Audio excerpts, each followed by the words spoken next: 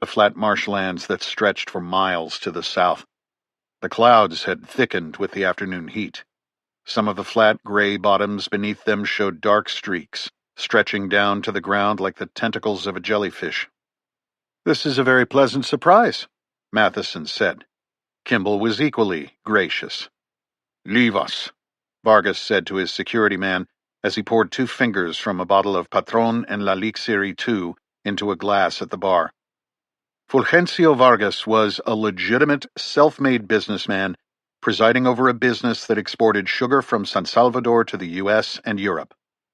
He was also an increasingly ruthless drug boss who went by the name Cuchillo.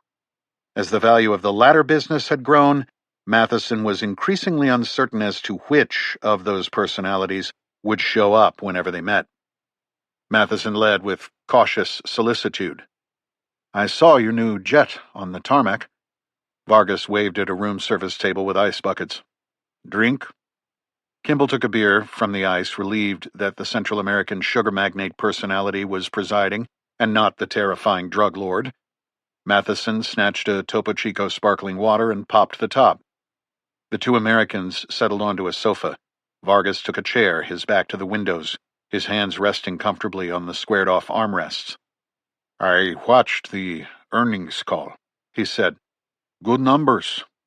"Not bad," Matheson said with obvious satisfaction. Kimball stepped in.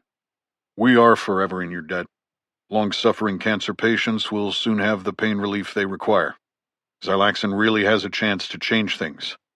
I stopped by the Tulane wing," Vargas answered, his face shadowed and hard to read against the white sky behind him. "My mother." "She's on the Xylaxin protocol," Matheson said. He received regular reports on Vargas's mother, one of the first to get the treatment during the clinical trial phase. "I think I can honestly say she's getting the best palliative hospice care in the world." Vargas sighed. "She's dying.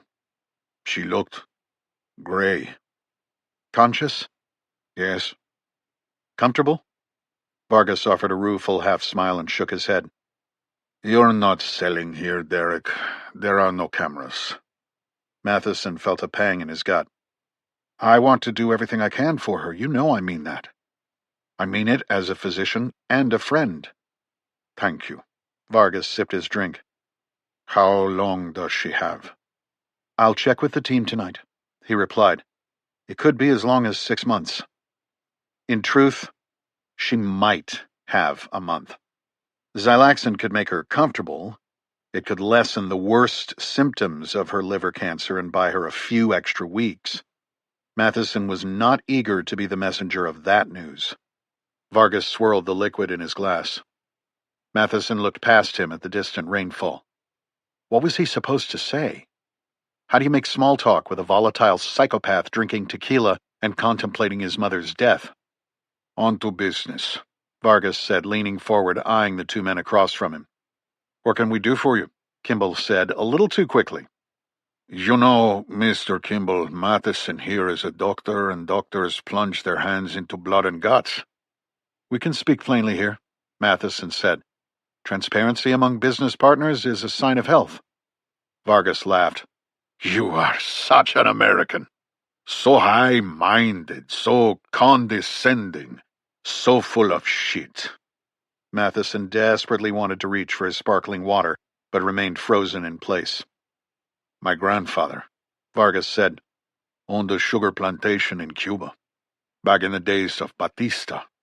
Fulgencio Batista, my namesake. Did I ever tell you that?" "I thought your family was from San Salvador," Matheson replied. Vargas tossed back the remaining ounce of tequila. "No. My father lost everything when Castro came to power. He held on for a long time, fighting for his land. He thought the Americans would save us. They hate the comunistas and the Marxistas, he told me, but the Americans didn't come. Castro's people did. They took the cane fields, killed my grandfather, many of our family. My parents made it to Nicaragua, and there my father said, 'The Americans will protect us here. They love Somoza.'" He stood, re-upped his drink at the bar cart, and sat back down. In 1979, when I was 11 years old, Somoza fell. We crossed the border to El Salvador, fleeing the Sandinistas because once again the Americans didn't come. Instead, they were pouring money and guns into El Salvador, letting the Contras do the dirty work. I see, Matheson said, desperate to offer some understanding. So that's how your family ended up in San Salvador, my father had learned. It wasn't so much that he hated communists or even the Americans. He now saw them as two sides of the same coin. The ideological struggle of the Cold War was really just a fight over money.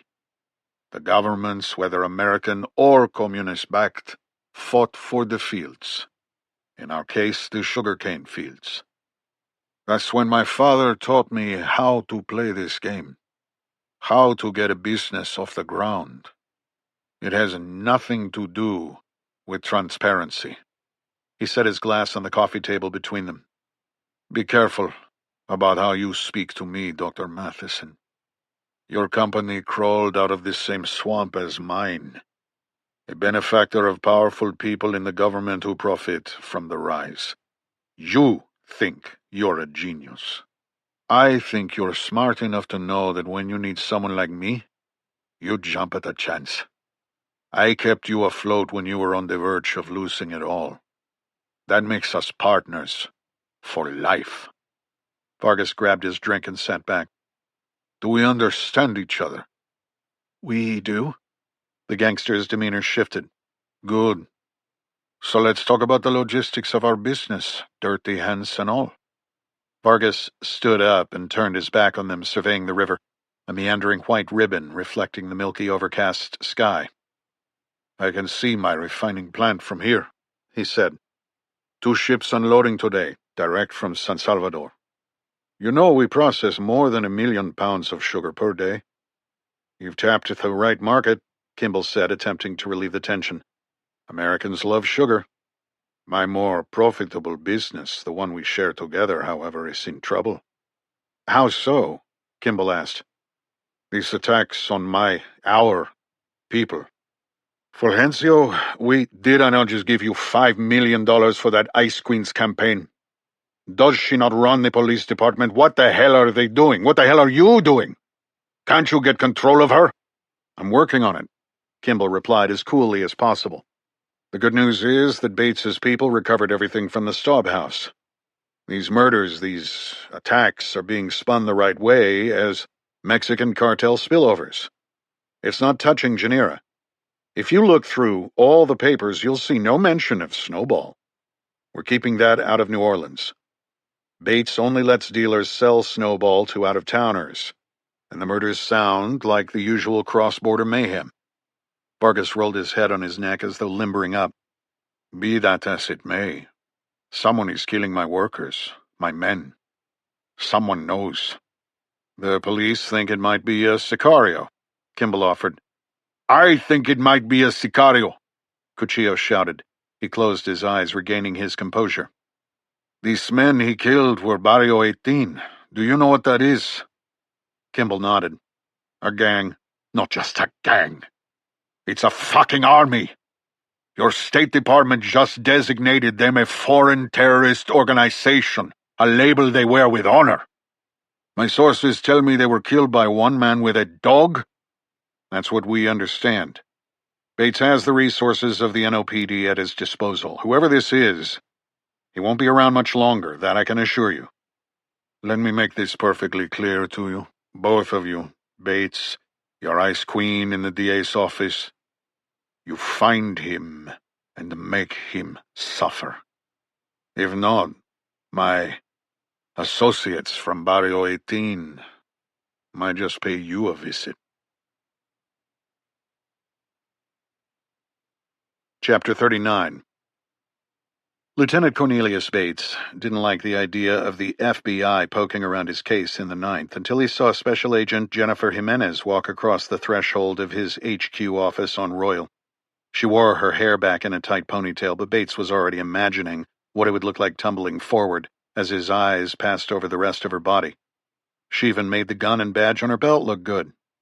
To what do I owe the pleasure? he asked, approaching her from around his desk, smoothing his tie over his snug shirt. He reached out to shake her hand, firm. Thank you for meeting with me, Lieutenant Bates. I have a few questions on the murders in the garden and any connection to those last night in the 9th. Bates returned to his position behind his desk. She took the chair facing him, jazz drifting in through the open window behind her. Royal Street was 1 block over from Bourbon, and it was nearing twilight, which meant happy hour was in full swing. "What's the FBI's interest in my case?" he asked. International drug trafficking. He knew the superintendent would play this however icy wanted. The DA did not like the idea of runaway crime on her watch. But if a drug war was heating up, she intended to lay that culpability on the feds. Bates needed them to stay out of his way, chasing shadows, especially after his recent call with Walt Kimball. "What are you offering?" he asked. The Bureau can lean in with federal resources. "We've got adequate resources on this thing. We know the area. And I don't have to remind you, we lost 2 of our own." She nodded, her hands resting on her knee. Sincere condolences on the loss of your men. After a respectful beat, she added, You think this might be spillover international cartel activity? "I would work with the DEA on that," Bates said. Over the years, he had discovered a little trick when dealing with the feds. He could play one off the other when he needed to. We're discussing a task force, she responded. Pooling resources from DEA, FBI, ATF, and NOPD to explore any cross-border connections. She was good, Bates thought. She recognized his tactic and had countered it with the right bureaucratic maneuver. "We appreciate that, but it may be premature. Task forces make a lot of noise. Let my people work their sources. We're stalking, not flushing. Give me a few days," Bates said.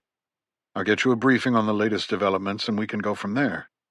Maybe we could meet up and discuss it over at the Carousel Bar?" Bates jerked his bald head toward the Hotel Monteleone. There was no ring on her finger.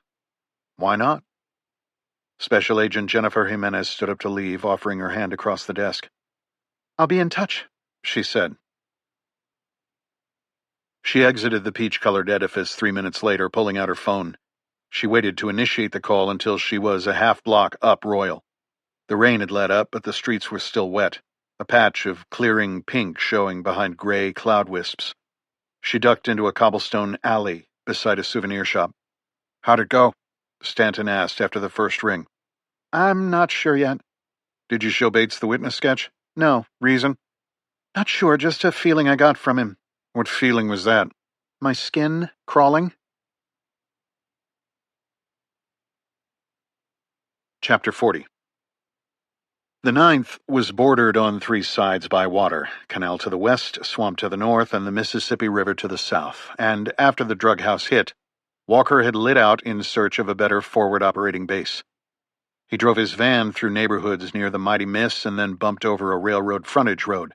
Killing his lights and investigating with the monocular nod on foot, he found a long-forgotten, meter-wide, litter-strewn trail, overgrown with buttonbush shrubs and cattails. It led to the river, where the ground turned muddy and lumpy with sinewy roots fighting to push clear of the damp soil. An oak grove stood in silence, rings on the trunks marking the river's seasonal reach. For Walker's purposes, it was perfect. He had killed 2 cops, and, dirty or not, the counterstrike would come. Walker was on the clock. It was only a matter of time before they found him. Maybe the cops would do the job of his 1911 pistol for him, though they might do it out of rhythm. Either way, his fate was preordained. Suicide by cop or by his own hand. He spent the day comparing Connor's journals with the take from the trap house to piece together the network that the young man had been investigating. In the SEAL teams and in the CIA, he would have turned everything over to a team of analysts. Here, he was the analyst. He left the 2 dead officers' phones behind so the police or another federal agency couldn't track them, but he had grabbed their badges and wallets, which now lay on the van's retractable table. Officers Tom Rain and Keith Hendrick. He matched Rain to Connor's code. Slate. Hendrick was a match for Chestnut. Connor had used off colors with the requisite number of letters. He tied both officers to trap houses in the 9th and documented that they were part of the Cope unit. As the sun neared the horizon, Walker called Belle and arranged to meet her at a pickup location about a mile from his current position. As much as he hated to admit it, he needed a computer. He then showered with sun-heated water from tanks replenished by the Mississippi and did his best to trim his hair and beard. He changed into a set of fresh clothes, stuffed his dirty ones into a laundry sack, and locked the van. With Paladin at his side and his Glock tucked in its holster, he walked over the train tracks to the position he had passed to Belle. The sun cast long shadows across the cracked pavement, and gnats swarmed as Walker watched the sparse traffic on Almonaster Avenue. Nothing seemed out of place. With the BMW possibly burned, Belle told him that she would borrow her grandmother's car. When he asked what it was, she just said he would appreciate it. Walker was watching a container truck bang along toward the city when a dark blue AMC Eagle wagon with wood paneling rolled to a stop on the shoulder. Walker opened the rear passenger door, and Paladin jumped inside, leaning forward to lick Belle's cheek. Walker slid into a cracked but still plush leather passenger seat. "What do you think?" she asked. "A wagon queen family truckster on steroids." "I don't know what that means," she said. "Never mind. It's an 80s classic. I can see Grandma has taste." "Her name's Gloria," Belle said as she merged back onto the road. Rolling at 60, pointing into the setting sun, Belle glanced sideways at him. "You clean up nice. I didn't realize you had a neck under there." "I didn't want to scare Gloria." Belle smiled. "She doesn't scare easy." Gloria Travois lived in a weathered Creole cottage on Kellerac Street, a half-mile from the French Quarter. The house, built in 1910, wore its age well. Its white clapboard siding had faded to a soft gray, and the wrought iron railings on the porch bore flecks of rust, but the windows were clean. The shutters freshly painted, and the flower beds were well tended. Every third or fourth house on the street was run down. One was boarded with vines crawling up the siding. Another had a tarp for a roof. Belle parked the AMC on the cracked driveway. "Where's the Beamer?" Walker asked. "Garage." They climbed the steps, and Walker looked around while Belle worked on the keys on the iron security door. "Half the block's gone to hell," she said, noting Walker's apprehension. Inside, the floorboards groaned beneath their feet, the sound echoing faintly through the quiet house.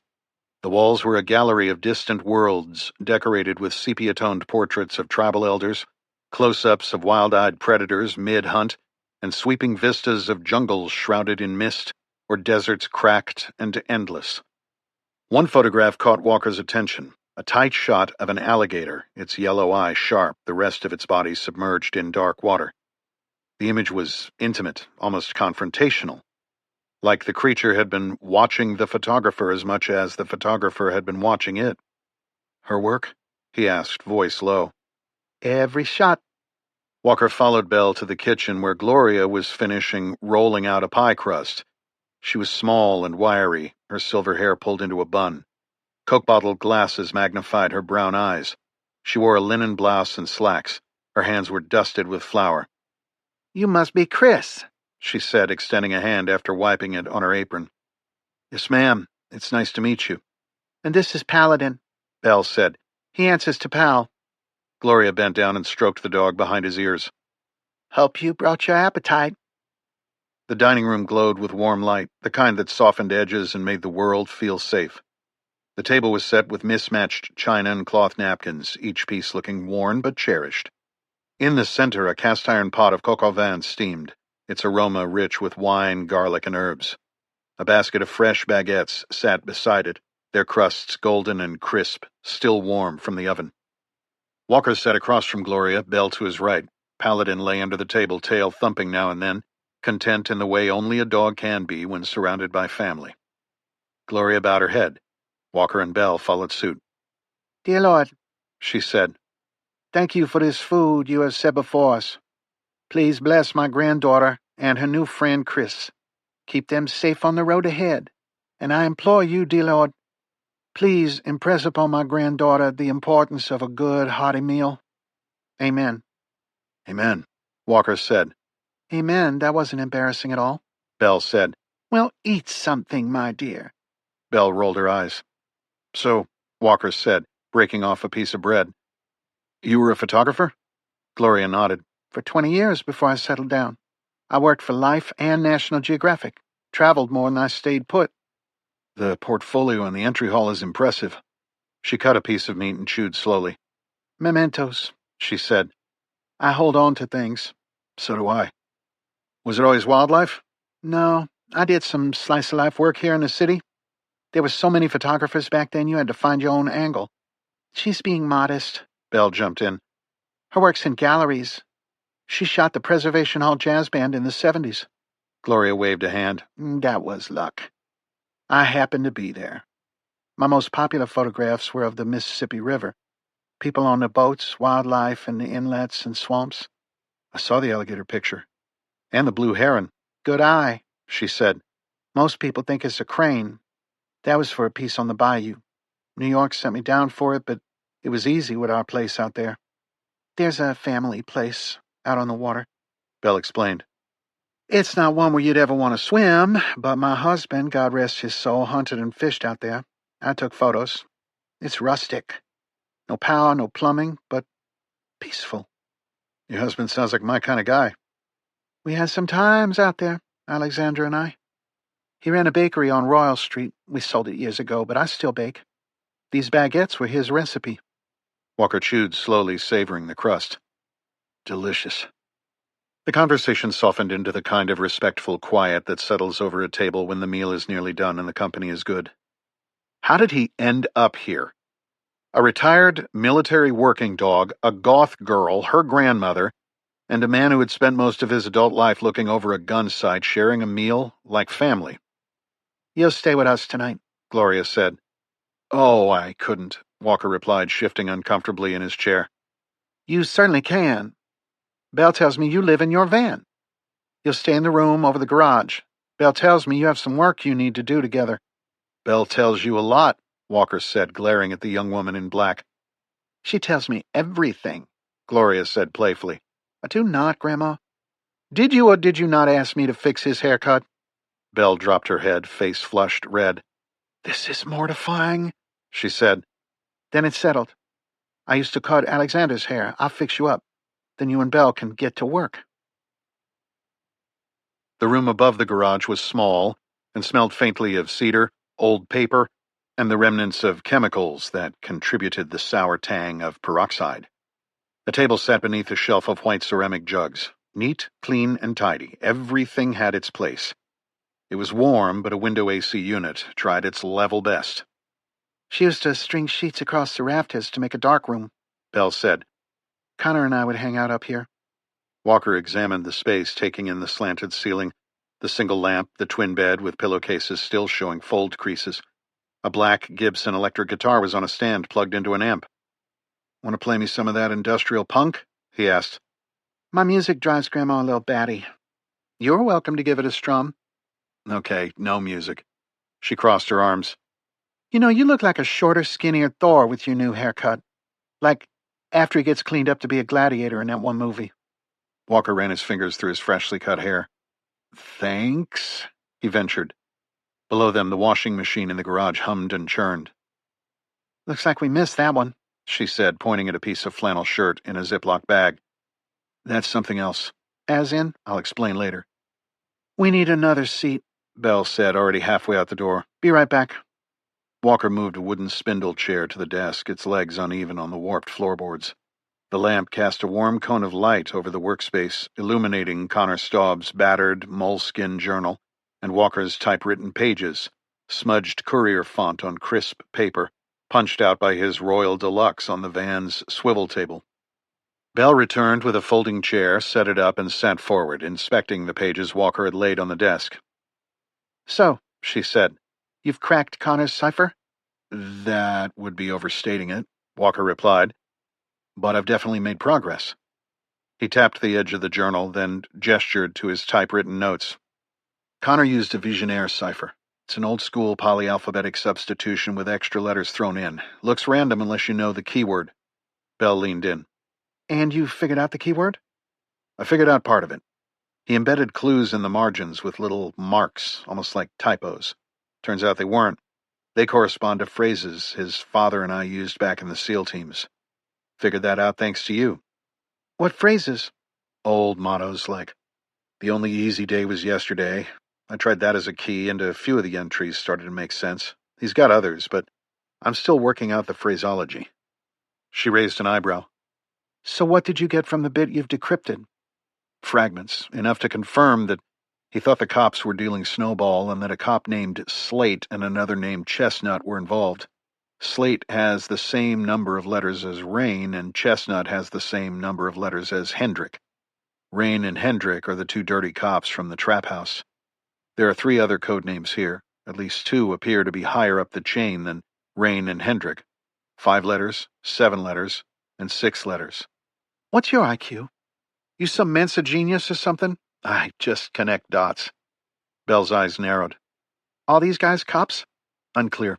The cipher's still holding back the rest. I think Connor layered it by using multiple keys, maybe even used a book cipher on top of the Vigonaire. He was smart. You mean paranoid? Not paranoid enough. Belle dropped her head. I'm sorry, Belle. That didn't come out the way I intended. Forget it. So, we have the names of 2 dead cops who we confirmed were the 2 Connor had identified as being tied to the drug trade. For now, Walker said.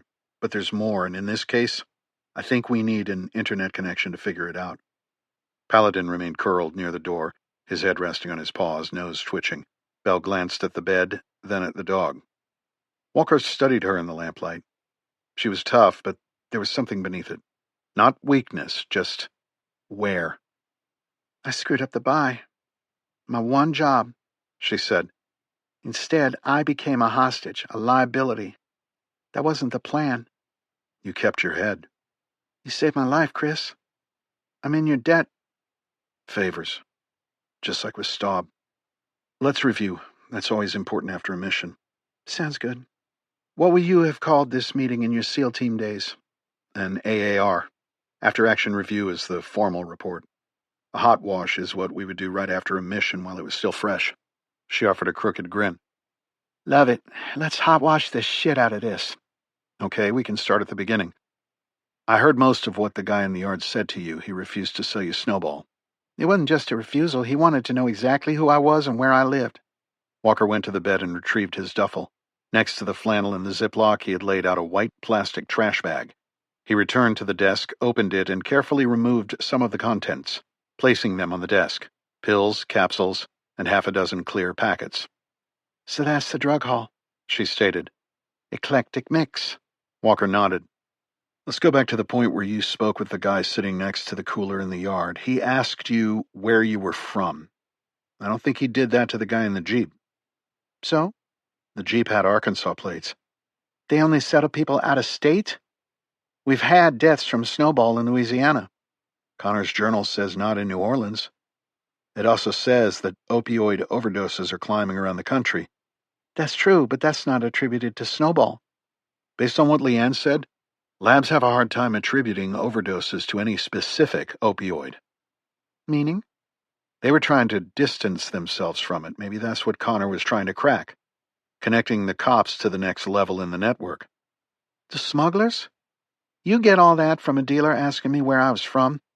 He sold to someone with out-of-state plates and not to you with Louisiana plates. I'm just saying, I think that could be significant. Maybe he was just sexist. Money has a way of overcoming prejudice. Belle picked up one of the packets, turning it in the light. The label was as plain as a condiment package. Fentanyl. I didn't realize until recently that fentanyl is an actual drug name, she said. I thought it was some deadly poison the Chinese make.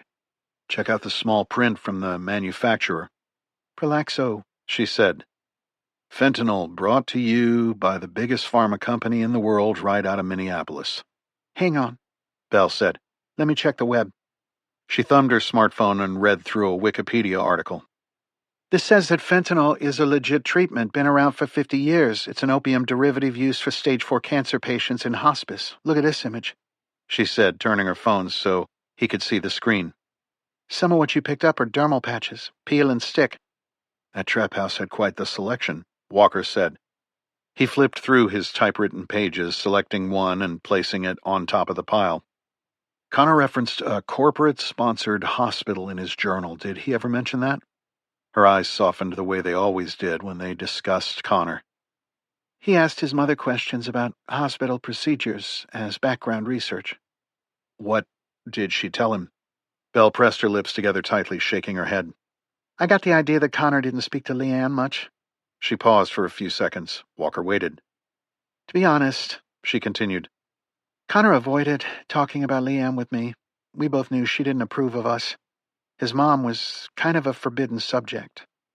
Well, what we know for sure is that Connor wanted to expose opioid abuse. Maybe he was starting with fentanyl origins in New Orleans? Like, who's really behind the trafficking?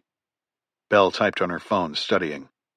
Connor might have been trying to protect me, but he didn't mention fentanyl often, and according to this, fentanyl-related OD deaths are down over the past year. Connor would have known that. After reading her phone for a few more seconds, she went on. I got the sense he was tracking an emerging epidemic. That was more his style. That would be Snowball, which isn't fentanyl. Drugs get laced with fentanyl. Maybe Snowball did too, Walker said. They looked at the fentanyl packet on the desk, a narrow strip of foil wrapper separating them from the contents. Quite the selection, she said. Yeah, I guess the white pill packets are Snowball. Belle frowned at her phone screen, still reading.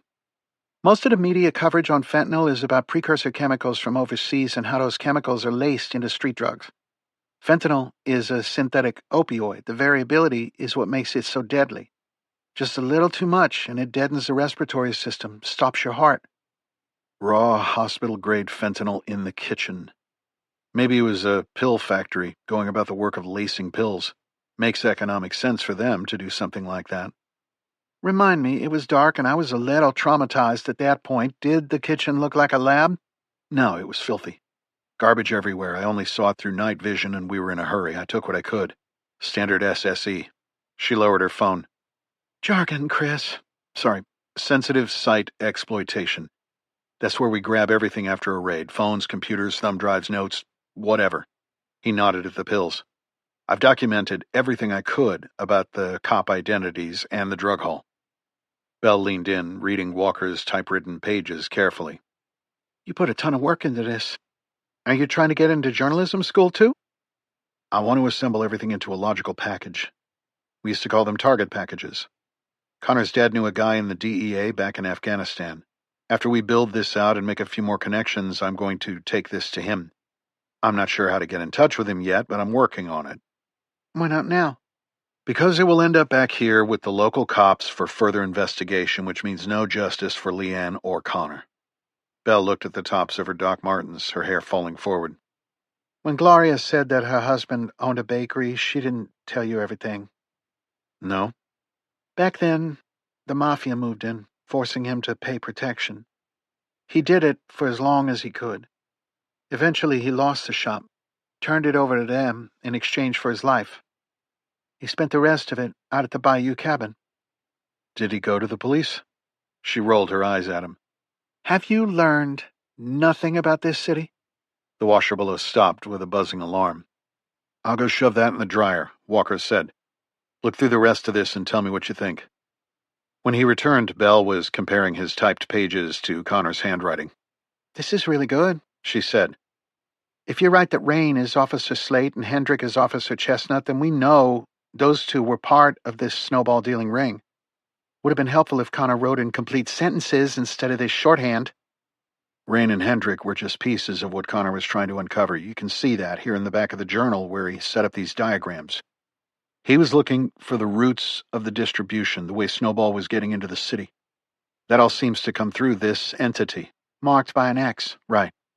Either he didn't know what the name was yet, or X is the code name he gave it. Doesn't help us much either way, as it's just a letter. Or a symbol. See, the one over here is a plus sign. Belle pointed to another mark on the diagram. I think that the plus sign is likely a medical cross, Walker said, lifting one of his typed pages. Earlier in the translation, I came across this reference to Corp Hosp.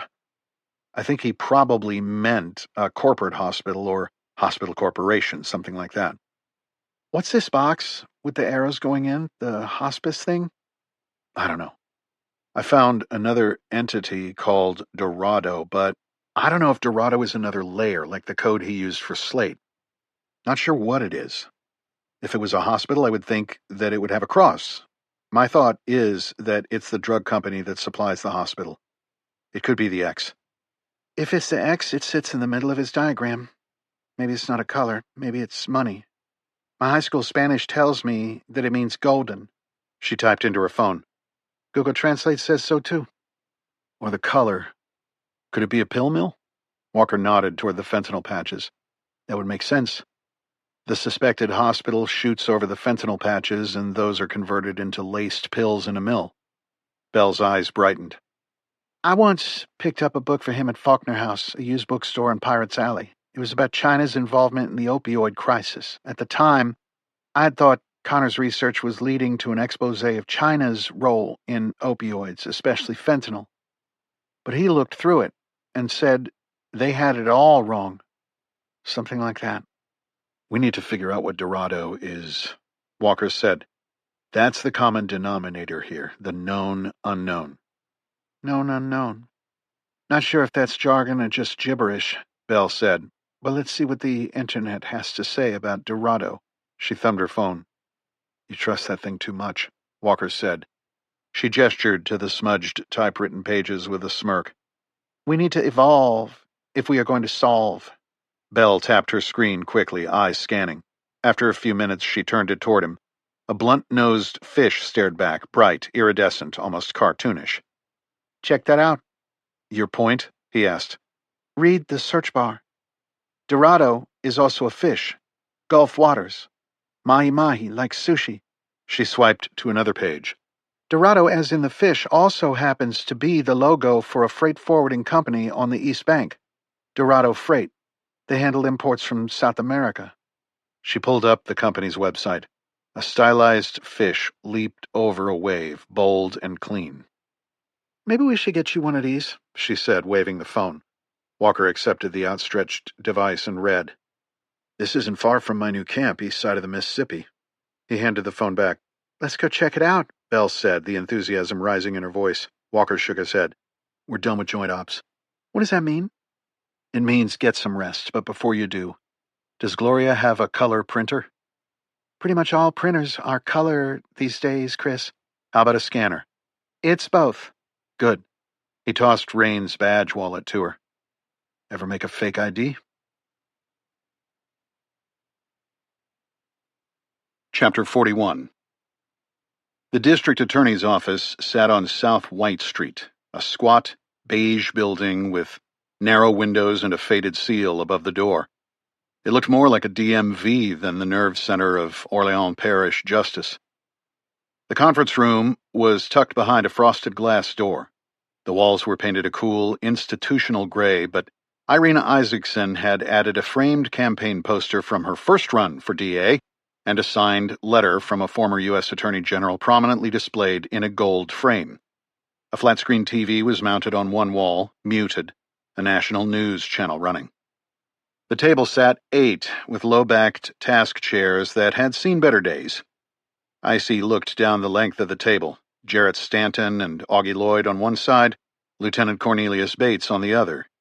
She wore a cream pantsuit, her hair down, tapping a handcrafted NOLA pen made of reclaimed wood from the historic St. Charles streetcar on a yellow legal pad. Bates sat under the clock, a thick case file open in front of him. He wore a tailored navy suit for the occasion made of stretch fabric, athletic cut, tight at the shoulders. Let's start with what we know. The NOPD officer began flipping a page in his thick file, one of 2 murder books he had brought with him in a silver aluminum briefcase. First scene, Garden District. Homeowner and victim is Leanne Staub, a charge nurse at Tulane Medical Center. Cause of death, blunt force trauma to the head, likely with a claw hammer that was used to torture her. 3 unidentified Latin males, also deceased, shot with 9mm rounds. 1 additional deceased unidentified Latin male. Cause of death, a combination of blunt force trauma to his head and sharp force trauma to his neck, likely from a shovel recovered next to the body. No signs of forced entry, no witnesses to the crime, but a neighbor reported a white male and a dog in the area at the time of the murders and a Ring doorbell Has a person of interest matching that description leaving in a blue VW camper van that was parked a few blocks away. He looked up, letting the silence settle. Stanton sat with his back straight, hands folded, a manila folder in front of him on the table. Lloyd leaned back in his chair, his expression appropriately somber. Bates slid the first murder book aside and opened the second. Second scene, 9th Ward. 2 of my Cope Unit officers were surveilling a suspected drug house. He paused and looked up. Officers Rain and Hendrick. Killed by someone using a rifle chambered in .300 blackout. Also found 1 black female, killed with a shot to the head from a .38 caliber revolver. Were drugs recovered at the scene? Icy asked. Opioids? The place was cleaned out. You said it was a known drug house, Stanton observed. You must have records that suggest who the dealers were and what they were dealing. That's exactly what Rain and Hendrick were investigating, Bates replied. He paused as if conducting a moment of silence for his fallen officers. Continue, Icy said. Early read from ballistics is that we are dealing with 1 shooter. 1 shooter? With a .300 blackout and a .38, that doesn't seem right. The rounds extracted from my officers appear to have come from the same rifle. The .38 is anyone's guess. That could suggest another shooter, Stanton offered. Anything's possible in the 9th. And the killer? Icy leaned forward, her fingers steepled. You must have a theory, Lieutenant. Bates nodded. We think this is a cartel war. The 2 crimes are linked by this single shooter and the drugs, the Staub's residence connection through Connor Staub, and the 9th, well, we all know the 9th. I'm not buying the drug connection in the Garden District, Icy said. Ma'am, the principal victim was Ann Staub. Her son, Connor Staub, died a month ago of an OD. That suggests a drug connection. Looks like the kid was doing more than using. The amount of drugs found in his vehicle suggests he was dealing. We think enforcers from a cartel were looking for money or drugs that Connor owed them when a hitter from a rival cartel showed up. Gunfight ensues. The place was ransacked. They were looking for something. And that led to the 9th?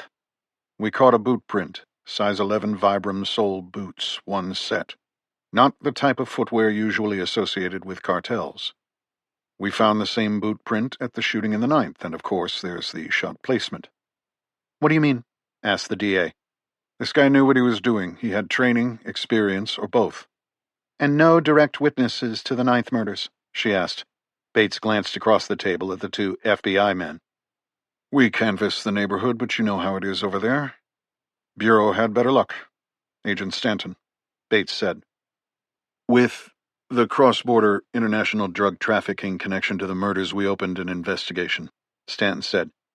Special Agent Jennifer Jimenez found a witness who had fled the scene in the 9th, a homeless woman suffering from the effects of drug addiction. EMS took her to the hospital where she offered information. What kind? She claims to have been present in the drug house at the time of the murders, claims that the shooter also murdered her 2 friends she called Gremlin and Playboy. Did she get a good look at the shooter? Special Agent Jimenez requested a bureau sketch artist. Stanton turned his folder so Isaacson could see the composite sketch. The witness called the shooter Cyclops. Icy shook her head. Is that a suspect or a hallucination? That could be a monocular night vision device on the shooter's head. The place had no power, so it was dark. The sketch in the witness's description of the shooter as a Cyclops makes sense in context. But no good in court, Icy said. Any snot-nosed public defender in this building could get that testimony tossed. Stanton nodded. We agree, ma'am, Bates interjected. However, if the sketch is accurate, it illustrates the sophistication of the shooter. Based on the earlier point about this being rival cartels, we're thinking this might all be the work of a sicario. An assassin, Icy said. Yes. These hits were likely part of a special mission in whatever cartel war is going on. Shooter was possibly trained by some of our ex-Spec Ops boys, now selling their training and experience on the open market. A specialist.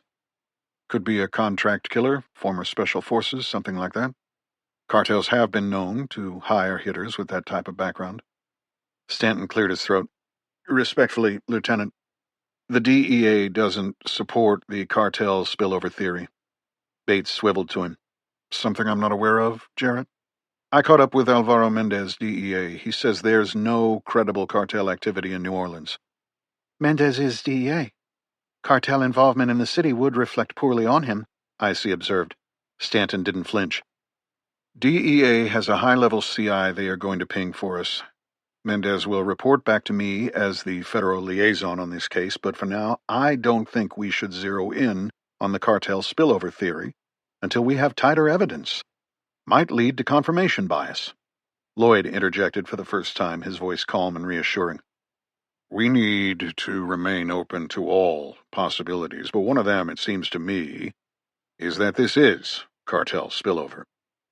DHS thinks they have the Gulf locked down. Border Patrol and ICE have stepped up enforcement on infiltrations from the south, but like Lieutenant Bates said, this might be a contract killer. The shooter could have already been in the States. On edge, Stanton glanced at his boss. The narrative was forming. The facts were secondary. How many times had Alma told him that if he wanted to make SAC, he had to play the game? And here he was, witnessing Lloyd make everything fit the story Icy wanted to hear. Connor Staub was found with heroin in the trunk of his car. There's our lead, Bates said. Lloyd shifted in his seat. I agree. Sounds like the Staub family got in the way of a cartel. The mother was caught in the crossfire. Whatever ring the younger Staub was involved in was related to the activity in the 9th. Or that's just a coincidence, Stanton said. Icy's eyes narrowed at him. Prosecutors don't believe in coincidences. You don't believe in them, do you, Special Agent Stanton? It's not a matter of belief, ma'am, he said. Sometimes facts just coincide. Correlation is not causation. In other words, post hoc ergo propter hoc, she replied. Exactly, Stanton said. After this, therefore, because of this. Logical fallacy. These are two events, not necessarily related. Are you a lawyer? Icy asked. Auburn Law. All right, counselor. Let's review the facts. We have a lone wolf killer who has come out of nowhere, offing people connected with a drug ring associated with Connor Staub. We have a gunfight at the Staub home with 4 unidentified Vics. That puts the Staubs at the center of this thing. Now, Agent Stanton, you're the ASAC for the criminal. Lloyd cut in. Actually, Special Agent Stanton is filling multiple ASAC roles. He cast Stanton an appraising glance. He's running my criminal and national security branches, heading this investigation for the district precisely because of the dual roles. He was on the task force that investigated foreign links after the New Year's Day terror attack in the quarter. Well then, Icy responded. Sounds like you're well equipped to check out foreign links here, Agent Stanton, and not just the narratives that the DEA might want to provide. Careful, Stanton thought, thinking of Alvaro Mendez's take on Icy. Stick to the facts and data. With his face neutral, he replied, I will acknowledge it sounds like the work of a lone killer. But at this point, we don't have enough indicators of a cartel infiltration. I'm on it, though, ma'am. And if that's the case, we will liaise with DEA and NOPD to shut it down. And you'll keep this office informed, she added. This is sounding more and more like a federal case, but this office still has jurisdiction on the murders. Stanton nodded, realizing she had just maneuvered him into an accountability trap. With a federal case, he would either solve it or look incompetent. If he made arrests, the narrative would be that it was done in partnership with the DA and NOPD. If not, he would be hung out to dry. He could see Bates across the table looking down, hiding a smirk. We know about the Staub's son, Lloyd offered, breaking the silence. What's the deal with the rest of that family? Father, siblings? Connor was an only child, Bates reported, flipping through the files. His father, John Staub, was killed in Afghanistan 5 years ago. Was he in the Army or something? Icy asked. Navy. SEAL teams. Switched over to the CIA. Detective Gormley hit a wall looking any deeper into him. Relevance? It's not beyond the realm of possibility for servicemen or contractors to smuggle drugs back into the U.S., Bates replied. Brits have the same issue. It's almost always heroin. Back when Cope was first cracking down on drug infiltration, we saw packages that originated from Afghanistan. DEA confirmed it. He glanced at Stanton. Did Mendez happen to mention the Central Asian angle? No, Stanton admitted. Well, Bates continued. Could be that when Connor's father was over there, he set up a drug ring. That's how the kid got the heroin. Could be he recruited some of his operator buddies to work for the cartel. Maybe one of them is our Sicario. Pays well enough, and God knows those boys got screwed working for Uncle Sam in that shithole. I'm surprised we don't see more of them going rogue. Stanton looked at Bates in disbelief. John Staub died in 2021. Could be an associate. Why else would the killers at the Staub home have sacked the place the way they did? I'm just saying. Seems like an angle FBI ought to pursue. Like you said, Jarrett, keep all angles open. Post hoc ergo propter hoc. He smiled. I never heard that one before, but I wrote it down. Worth looking into, Icy agreed. We're on it, Lloyd said quickly. He turned from Icy to Stanton. Dust off your CIA contacts and see what you can find. Alma's voice rattled through Jarrett's head. You need to learn to play the game. I'll circle up with the agency and check on the Afghanistan angle, he said. Thank you, Agent Stanton, Icy replied with a pleasant smile. That will help the parish a great deal. Please make sure the Bureau keeps Lieutenant Bates informed. You need to learn to play the game. Chapter 42. Detective Howard Gormley nosed the black Dodge Charger over the railroad tracks, his headlights sweeping the trees. Night had descended on the river like a curtain falling on a stage. The boat traffic had stopped. There were no cars parked along the road. Even the freight trains were quiet. This was the spot, Gormley thought as he put the Charger in park. This was where they said to look, down there in those trees. The NOPD's tip line had gone digital and was state-of-the-art. Calls that came in were recorded and summarized by an AI agent in a speech-to-text procedure. The transposed data was then housed in the cloud, available for detectives' queries.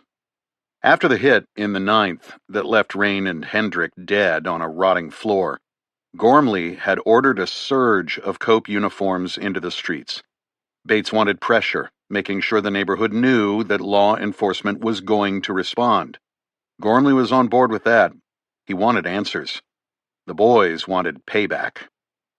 Most of the COPE officers were straight arrows.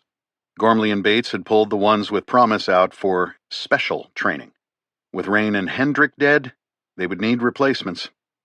Sure enough, one of those candidates, Officer Paul Nickerson, found a man with stitches in his face who admitted to trying to rob someone in what he described as an old shitty camper by the swamp, only to turn around and get his ass kicked.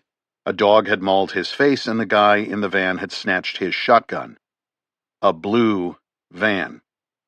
Gormley then set up an evergreen query in the NOPD automated tip line system with search words equating to van plus blue plus white male plus dog. His phone had beeped a few hours later with an alert. The system was as good as advertised. Somebody walking along the river had seen a blue van in the trees and called it in as a homeless person setting up camp. The caller did not like the idea of homeless running roughshod over the river. Gormley didn't mind homeless camps. They kept the drug trade going. Job security. A blue van down by the river, he chuckled, thinking of the old Chris Farley Saturday Night Live skit. 10 minutes after the alert, Gormley logged into the system and marked the tip as cleared. No threat, no follow-up required. He might mention it to Nickerson to test how he responded, see if he wanted in on a little extra money in the future. Gormley killed the Charger's engine and stepped out, careful not to scrape his rubber-soled Oxfords on the railbed gravel. The river whispered beyond the trees. He moved slowly, his Glock drawn and low. If the dog was still around, he would be ready. He tightened his grip on the pistol, thinking of that dirt bag with the hole in his face. The pre-dawn air was cool, with a slight breeze. Gormley paused, listening. No voices, no footsteps.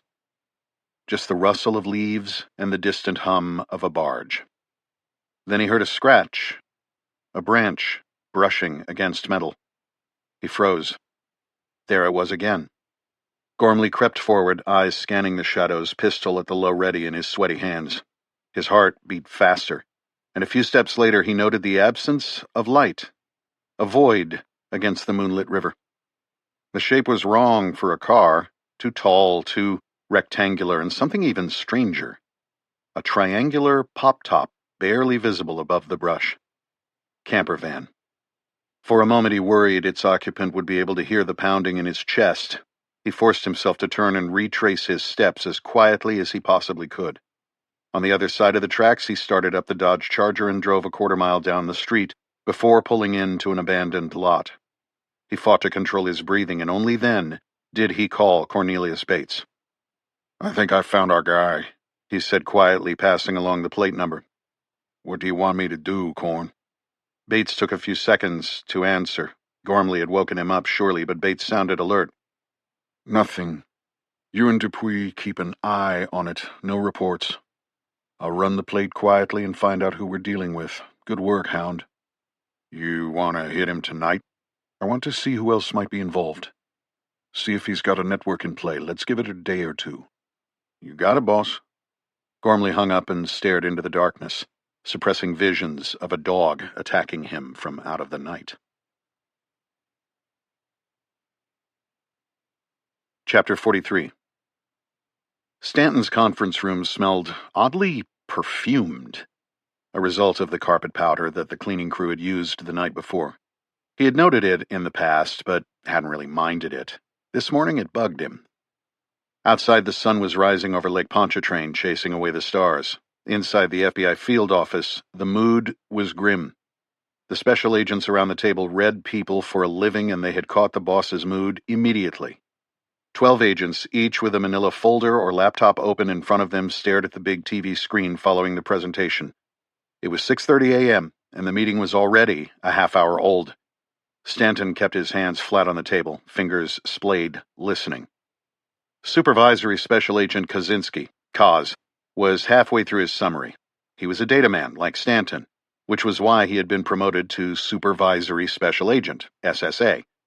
Kaz was putting together probabilities based on data, forecasting crime trends, his eyes flicking between his notes and the screen behind him. "You're saying opioid trafficking has actually been declining across the district?" Stanton interjected. The supervisory agent nodded. "Yes. Overall, opioid deaths from fentanyl-laced drugs are down nationally. My forecasting model suggests the trend will continue." Stanton glanced around the table. "You're not looking closely enough," he noted, flipping through the document Kaz had prepared in support of his presentation. "Fentanyl deaths are down, yes, but that's off a ridiculously high peak. Opioid deaths are rising." He made his agents write their presentations out in a Word document no longer than 6 pages. He had found that too much could be hidden in a PowerPoint. Kaz nodded again. "We're down 16% this year, 40% from the high. I'm looking at the national chart in the appendix," Stanton said. "Down from the peak, yes, but rising. Within the standard deviation," Kaz offered. "Data smoothing suggests it's an anomaly." "Not so." Kaz blinked. "I'm sorry, sir?" Stanton held up the report. "I'm looking at your overlay, national versus our district. Our trend is outside the deviation band. Barely, but it's there. General overdoses are ticking up. Appendix D." Chairs shifted, pages flipped.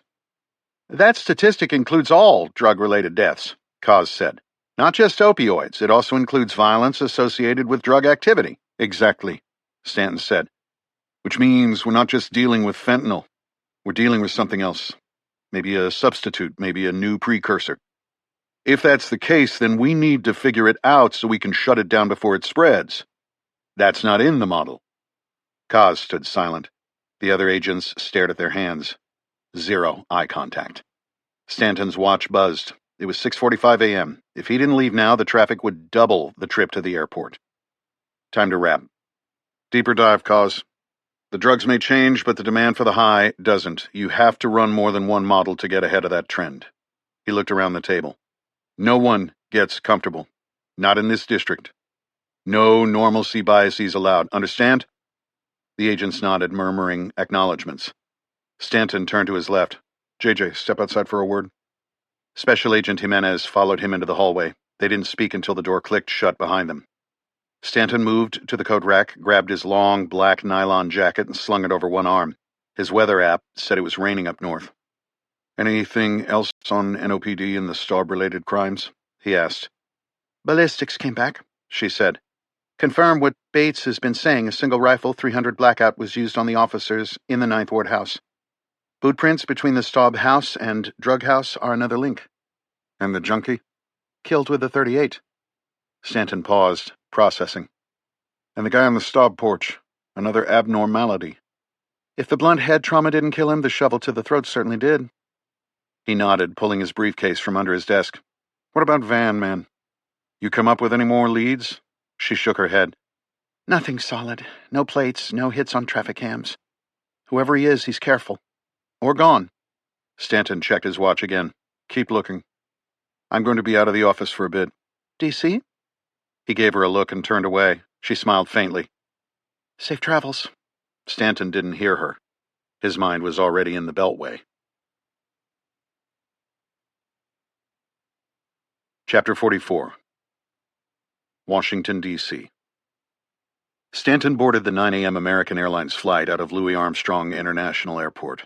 His bureau credentials got him through a side door at security with his pistol on his belt. There was a form to fill out so the plane's captain was aware. Stanton was familiar with the protocol. The plane touched down at Reagan National just after noon. He moved fast, skipping the cab line and sliding into a waiting bureau sedan. The driver knew the route, straight to a nondescript federal building near Foggy Bottom where Leonard Fisk, his contact from the Joint Terrorism Task Force days, was waiting in the lobby. Fisk was in a fitted suit and striped tie, his hair trimmed and slicked back, looking like a mid-level business executive aiming for the top floor. Fisk, good to see you, Stanton said, extending his hand. Better circumstances than the last time, at least I hope so. So far, Stanton said. Fisk did not offer any background on his latest assignment in D.C., and Stanton knew better than to ask. The CIA man led them through a labyrinth of hallways and buzzed them into the skiff. Put your phone in the box, he said. Stanton slid his phone into a small locker and took the key. The room was bare and boring, consisting of a few chairs and a table. So, Fisk said, settling in. Trouble in the Big Easy? Our guy from the New Year's Day attack have associates looking to repeat? Something else has come up closer to your world. Important enough for you to fly all the way up here. There was a natural rivalry between the FBI and CIA. Stanton respected the agency and its people, but not its style. There were too many instances where the intelligence service had blurred the lines not just between right and wrong, but between legal and illegal. From past experience, Stanton knew that Fisk liked to hang back and hold on to information. As a data man, Stanton found that counterproductive. Play the game, Alma's voice whispered. A name came up in the federal employee database on a person of interest in an investigation in New Orleans, drug-related. He happens to be a former CIA contractor. That's so. When I dug into his background, I ran into a brick wall. A file that was there but not there. Redacted. A faint expression of amusement curved Fisk's face as if he was relishing the idea that a senior FBI sleuth had been frustrated by agency protocols. And, Fisk asked.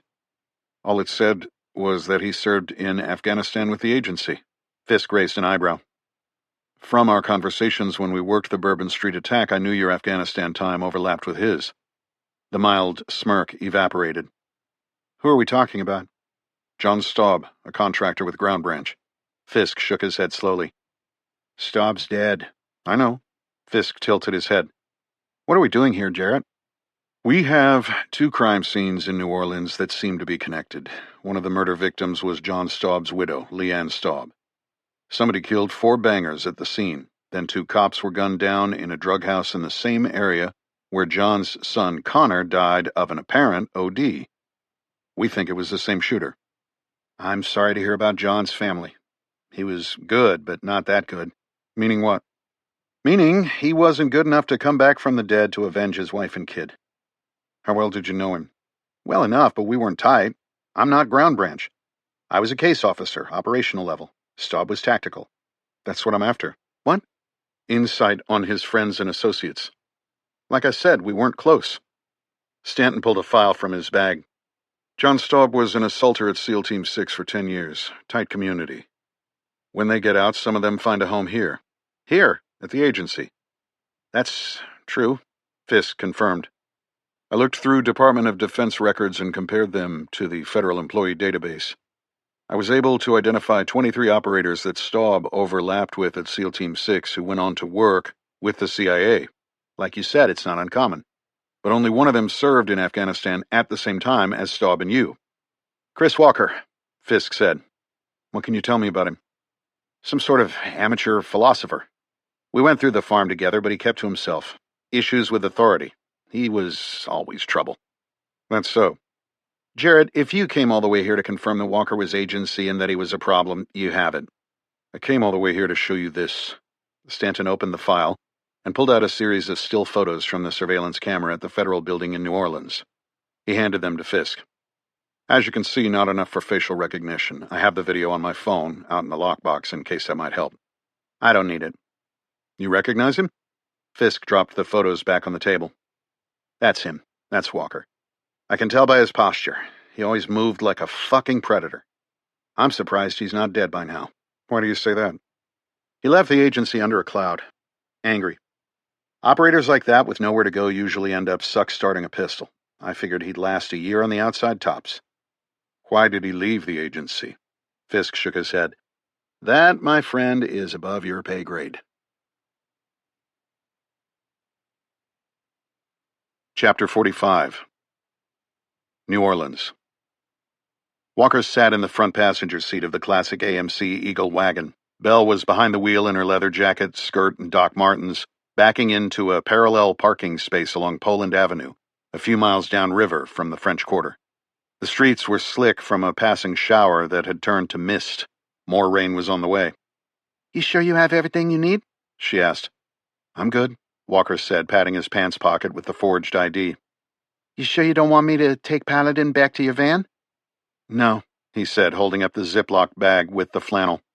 I want Paladin to sniff this out. If he gets a good read, we'll know that this is the Dorado we're after. I might not even have to use the ID. The fake ID, Belle reminded him. Right, the fake ID. Now that she was in the parallel slot, she threw the lever in park. You never told me how you got that. It's from one of the guys at Leanne's. I cut off a section of his shirt. They all had a weird smell to them, something dark under the fingers. If that smell is here, Pal's going to know it. Isn't that right, boy? Paladin barked once from the back seat. Belle tilted her face toward the chain-link fence topped with concertina wire. Dorado Freight was tucked into what used to be a busy naval facility. It was abandoned in 2011. It featured wide concrete aprons and tan buildings, some with broken windows. The federal government had recently leased sections to the city, which then sublet a few warehouse buildings to companies, one of which was Dorado.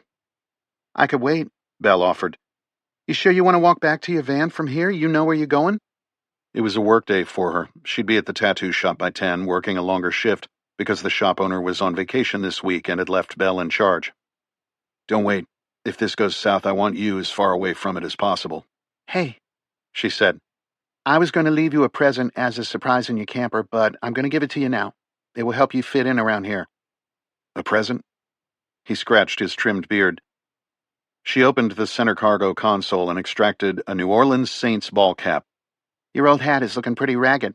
I'm actually a Seahawks fan, he said. Now you're a Saint. Oh, yeah? He said, trying it on. Yeah, the patron saint of lost causes. Before moving through the gate, Walker stopped at a bank of freight trailers without trucks in an asphalt parking lot. Some of the containers bore the names of shipping companies like Costco and APL. Others were blank. Life, Walker commanded Paladin. The dog sat on his haunches. He climbed onto the rear hinges of a cargo door to reach the corrugated roof of a freight trailer. From this vantage point, he had a clear view of the far edge of the former naval base. He lay on his stomach, pulling a set of small vortex binoculars from his coat pocket for a quick reconnaissance. 90% of the former naval base appeared abandoned. He saw hangars with broken windows, concrete overrun by weeds, and familiar painted lettering that had faded over time. All empires eventually fall, just ask the Stoics. He shifted for a better view and surveyed stacks of containers. They called them Connex boxes in the teams, a term left over from Connex, a militarized abbreviation for Container Express. In addition, beyond the containers, the facility had 3 wheel-mounted cranes along the wharf. In his earlier SEAL days, Walker had learned a lot about ports. The wharf-side equipment also included reach stackers and straddle cranes. He focused on the river and noted a protruding pier. There were no cargo ships there, but he saw a pleasure craft, a 40-something-foot sport fisher with a tall conning tower. Someone at the facility liked to fish the Gulf. Maybe that's why the place was called Dorado. He moved to his side, checking on Paladin. The dog sat like a palace guard. He pulled on the lanyard around his chest, freeing the slender plastic dog whistle. He scooted himself to the edge and hopped down. "Blythe," he reminded Paladin. After walking 100 yards down the street, he blew the whistle 3 times. Paladin sprang up and ran to him. As soon as he was at Walker's feet, Walker blew the silent whistle twice. He then turned his back and moved another 20 yards down the sidewalk. Paladin remained in place. Good to go. That would have to do for the rehearsal on this reconnaissance op. He blew the whistle 3 more times and continued forward with Paladin on his left side. By the time Walker reached the road gate along Poland Avenue, the rain had started again in earnest. He pulled his Saints cap lower. Would a cop wear a Saints hat? Yeah, he thought. Probably. People in this town were nuts for sports. The road narrowed, squeezed between another parking lot filled with empty trailer chassis and a building just around the corner that looked like the main office, hidden among dozens of Connex boxes and pallets. He pulled out the Ziploc from inside his coat and opened it. The shirt fragment was a foot long and 3 inches wide. Walker knelt beside Paladin, carefully unzipping the plastic bag. The piece of fabric inside still carried the strangely sweet smell he remembered from Leanne's. He held the cloth to the dog's nose. Paladin sniffed, nostrils flaring, ears twitching forward. Walker pulled the cloth back and pointed toward the darkened wharf. Zook. Search. As Paladin started to search, Walker's eyes caught the rear license plate of a Ford F-150 parked outside a construction trailer and amended the command. Sit. Paladin sat, awaiting his next command. The specialty plate featured a bronze redfish arched across the left side, frozen in a splash of coastal blues. Its tail bore the signature black spot, and the water around it shimmered with hints of marsh grass. Above the plate number, the word Louisiana stood boldly, while a small line beneath read, Support Wildlife and Fisheries. He thought about the boat at the otherwise empty dock. Could it belong to Dorado's owner? Stop, look, listen, smell. He heard the hum of a forklift 50 or 60 yards away, out of sight. 3 separate naval warehouses sat with open doors. A stray voice, and then another. At least 2 male workers inside the warehouse. The air smelled of diesel and the thick tar between the concrete. He scanned the rest of the area. This was a reconnaissance. That's all. Get in, observe, get out. Walker moved to the edge of the windowless construction trailer. From this angle he could see what was on the pallets. Piles of burlap sacks. Coffee? That made sense. Dorado's site had said it handled food cargo. New Orleans was a major port for goods coming up from Latin America. Blythe, he whispered. Time to adapt. He walked around the trailer and knocked on the door. A man in his mid-60s with a hefty gut opened it. He was bald with a gray beard, wearing Carhartt pants and a plaid shirt. Walker flashed the NOPD badge. Sorry to disturb you, sir. Investigating a crime and hoping I might be able to ask you a couple questions. What kind of crime? A kid robbed a house 2 blocks in from Poland Avenue. What's that got to do with me? It was a few hours ago, before sunrise. We have officers canvassing the streets up there.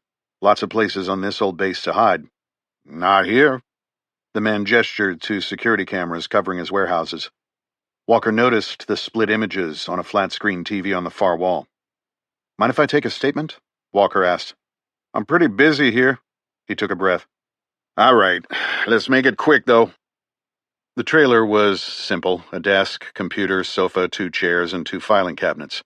Walker took in the disorganized state of the desktop piled with papers, 3 used coffee mugs, and a Saltwater Sportsman magazine opened and folded back on an article featuring marlin. Beyond it, on a card table, he spotted a radio on a charger and a pair of clipboards. The interior walls were paneled in faux wood. Walker flipped open a pad and hit the plunger on the end of his pen. "Name, sir?" "Charles Babineau," the man said, perched on the edge of his desk. "Where'd you park?" "Outside the gate, searching the perimeter. Your role here, sir?" "I'm the owner and president of this company, Dorado Freight.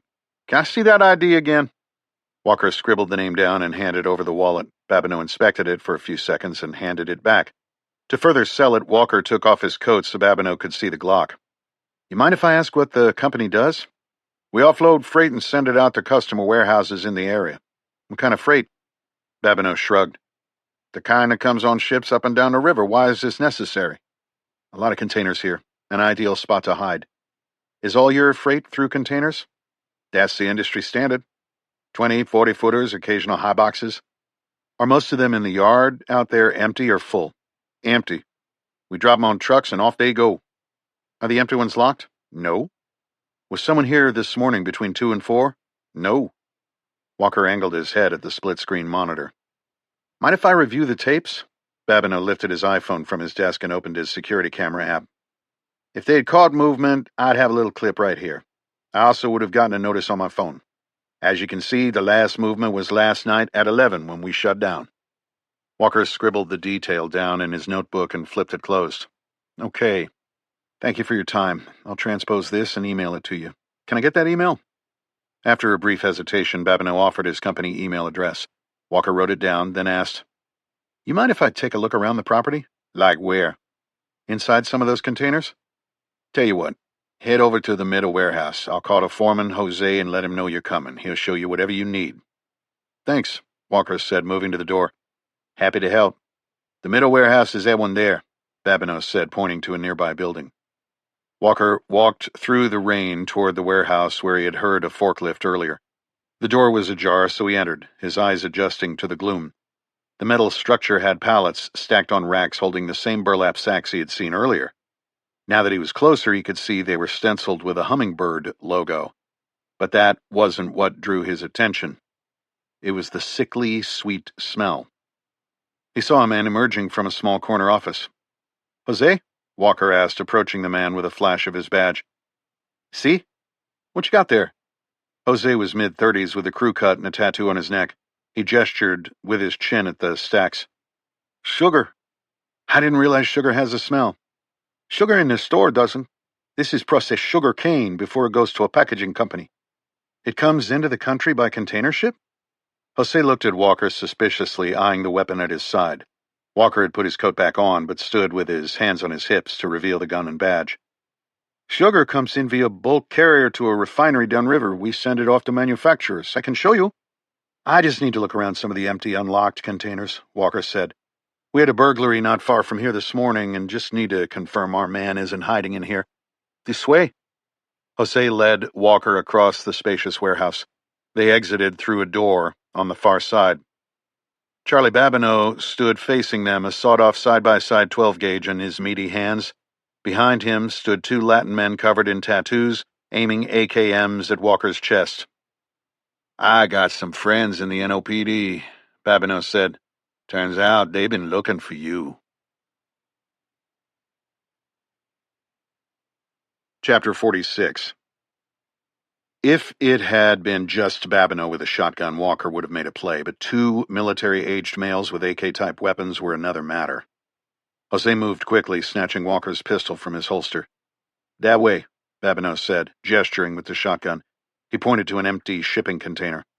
"Want us to tune him up?" Jose asked. "Bates said not to get close to him. He's some kind of badass. That right, buddy?" Walker remained silent. "Bates." "Move, hero," Babineau said, chuckling. One of the riflemen had maneuvered to the edge of the Connex box, letting his weapon hang on its sling so he could wrestle with the notoriously difficult handles of the container. "Get in the box," Babineau ordered. "I'm not getting in that fucking thing," Walker replied. The butt of the AKM connected with his lower back, dropping Walker to his knees. As he doubled over in pain, his left hand went to the lanyard at his neck, moving to the silent dog whistle. He blew 4 quick blasts. Attack. His other hand went to the regiment blade in his waistband. "Come on, Paladin, come on." "Get in," Babineau ordered again. Walker's back was to three of them. The man who had opened the Connex box stood by the door, ready to close it once Walker was inside. The SEAL turned his head slowly toward his aggressors, his empty left hand indicating that he was getting up. Beyond Babineau, 50 yards away and closing like a torpedo, came Paladin. Walker struggled to his feet, still bent over in pain, his left hand now on his lower back where the AK had connected. "Don't fuck with us," Babineau yelled. "Get in a damn container." Walker faked a stumble, hesitating, drawing the man who had hit him with the AK closer for another blow. He saw him turn the rifle around and rear back. Walker met Paladin's fiery eyes. The dog ran silently at full speed, mouth open, tongue flapping. Fur missile inbound. 3, 2, Paladin was airborne.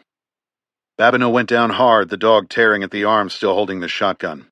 Walker spun, knocking the butt of the AKM offline and thrusting the curved blade into his captor's stomach, then quickly extracting it and punching it in and out of his body, working his way up his torso. 3 quick punches pierced his heart. 2 more to the throat finished him, covering Walker's face in blood as he severed the carotid artery. Trained to eliminate the next threat, Paladin was off Babineau and ripping the arm of the man with the AKM at the Connex box door to shreds. Jose was raising the Glock he had taken from Walker when the blade sliced across his wrist. As the pistol fell to the ground, Walker reversed the direction of his attack and sliced through Jose's bicep, cutting to the bone. Jose's working arm flew to the site of the pain, leaving him defenseless. Walker jabbed twice. The knife was designed to function as a natural extension of the hand. The weapon punctured Jose's neck. He opened his mouth to scream, but his larynx was already separated. Walker's hook, which sliced across his bloody throat, finished him off. Jose was dead moments after he toppled to the ground. Babineau was in bad shape, bleeding from his arm, chest, neck, and face. What was left of the skin on his jaw barely covered the bone beneath. He writhed in pain, reaching for the shotgun as Walker passed him, kicking him full force in the head with the toe of his Iron Ranger boot. Paladin continued to maul the man by the Connex, who was doing his best to fend off the Belgian Malinois, intent on subduing him. "Los," Walker ordered as he approached. "Let go." Paladin stopped immediately. "Fas," Walker said, pointing at Babineau, telling the dog to bite the fat man on the ground. Walker knelt and jabbed the blade into the AK man's lungs, heart, and throat. He was dead in seconds. He stood and turned back to Babineau, who less than a minute earlier had held the upper hand. "Los," he ordered. Paladin took 2 steps back, mouth open, panting. "Good dog," Walker said as he knelt and switched his attention to the wounded man. "Tell me about Bates." "Fuck you, soldier boy." "I'm going to make this easy on you, Babineau. Tell me about your arrangement with Bates and I'll let you live. If not, I'll do something our Afghan friends used to do to prisoners when we turned our backs. Do you know what that was?" Babineau spat blood. "They would put a blade, not dissimilar to this one," Walker said, holding the regiment blade up for Babineau to focus on, "up to a prisoner's cock and balls. If they didn't get a coherent answer, they would slice them off and go to the next guy. He was usually more cooperative. "Cops will be here in moments. You're done, asshole." "All the more important for you to talk quickly if you want to keep your stones, that is. Now, what are you importing, and what is your arrangement with Bates?" Babineau spat again. "Fentanyl? Snowball?" At the mention of Snowball, Babineau's head jerked up. "You are going to talk to me," Walker said, kneeling down, blade in hand. As Babineau opened his mouth to speak, his body spasmed and his eyes rolled back in his head, foam mixing with the blood coming from his mouth. Heart attack? Stroke? Did he choke on something or bleed out somewhere? Walker checked for a non-existent pulse. "Fentanyl, Snowball, you got off easy, you son of a bitch." He stood and surveyed the scene. 4 dead bodies. Bates was on his way. How long did that give him? 5 minutes? 10?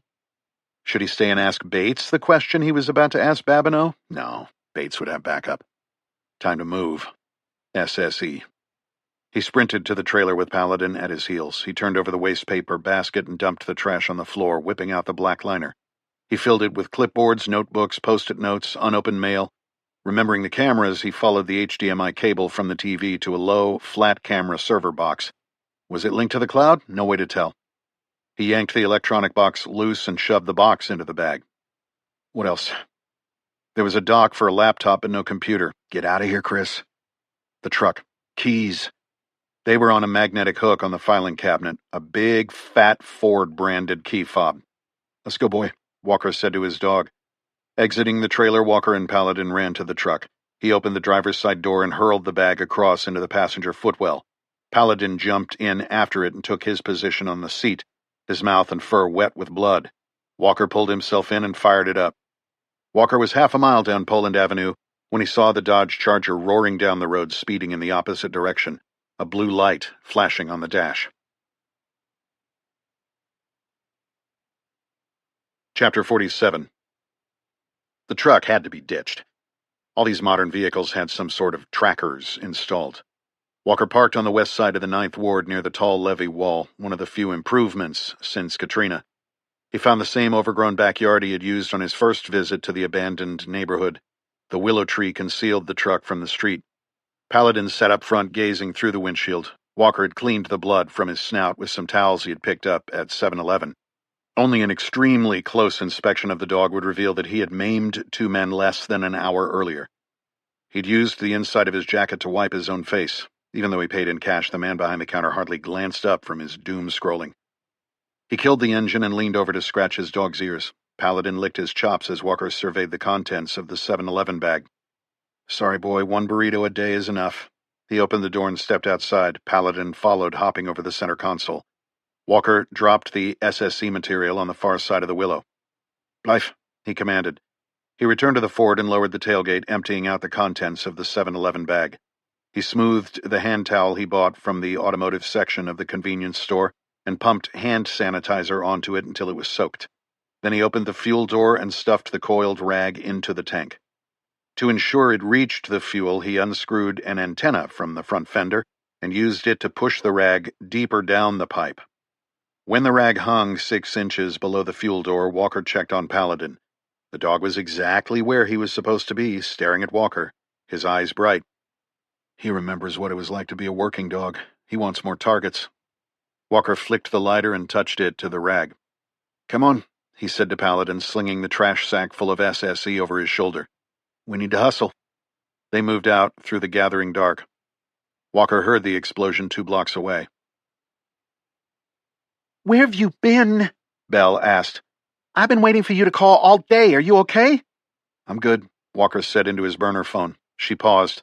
"Well, what happened? Did you get anything useful?" "I think so. Sorry I didn't call sooner. I had to take care of a few things. I could use a lift back to my van."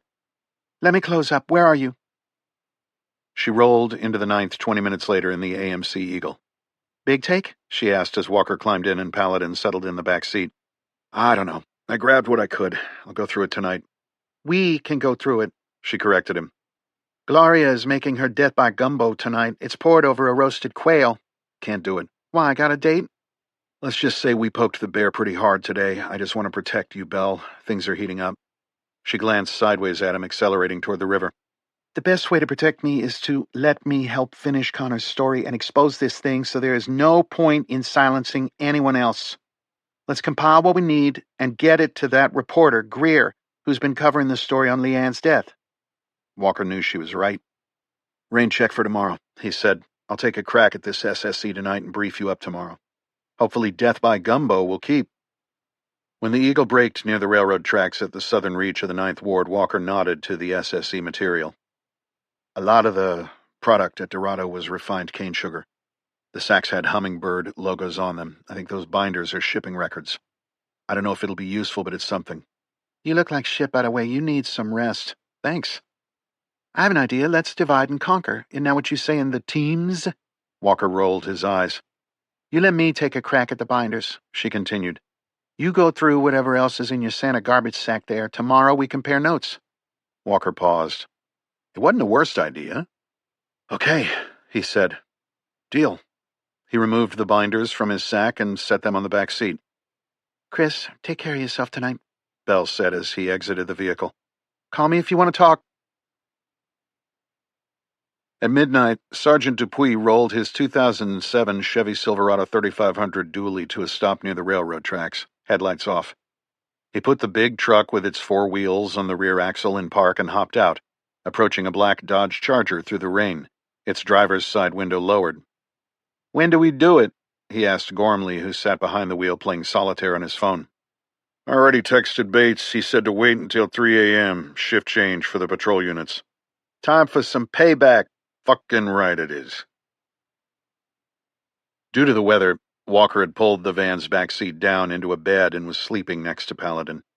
The river passed by off his starboard side, unencumbered by the events of the day, or any day. Walker had not gotten much from his SSE haul, nothing he would have considered actionable intelligence in his former profession. A lot of bills and unintelligible notes and phone numbers on yellow stickies.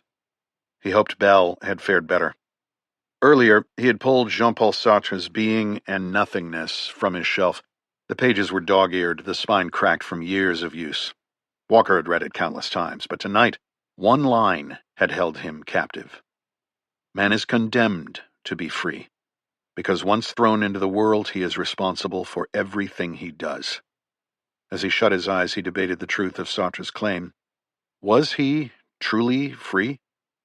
Or had his path been carved by trauma, war, the ghosts of men he had killed and those he had lost in battle? Men like John Staub. Man is condemned to be free. He thought of Paladin's utter lack of conscience. Was that what separated man from beast? The dog snored softly next to him. It was then that his mental debates segued into determinism, the idea that every action was inevitable, shaped by prior causes.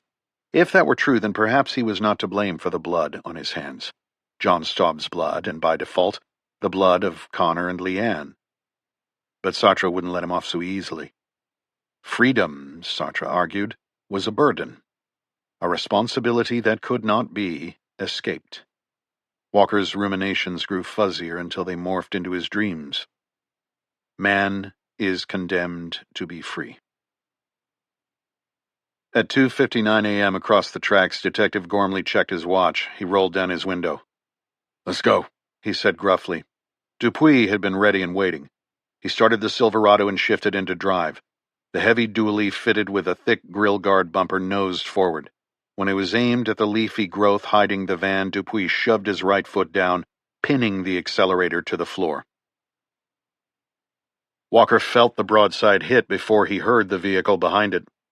His VW Westphalia van toppled sideways, slamming him against the sliding door's rectangular glass window.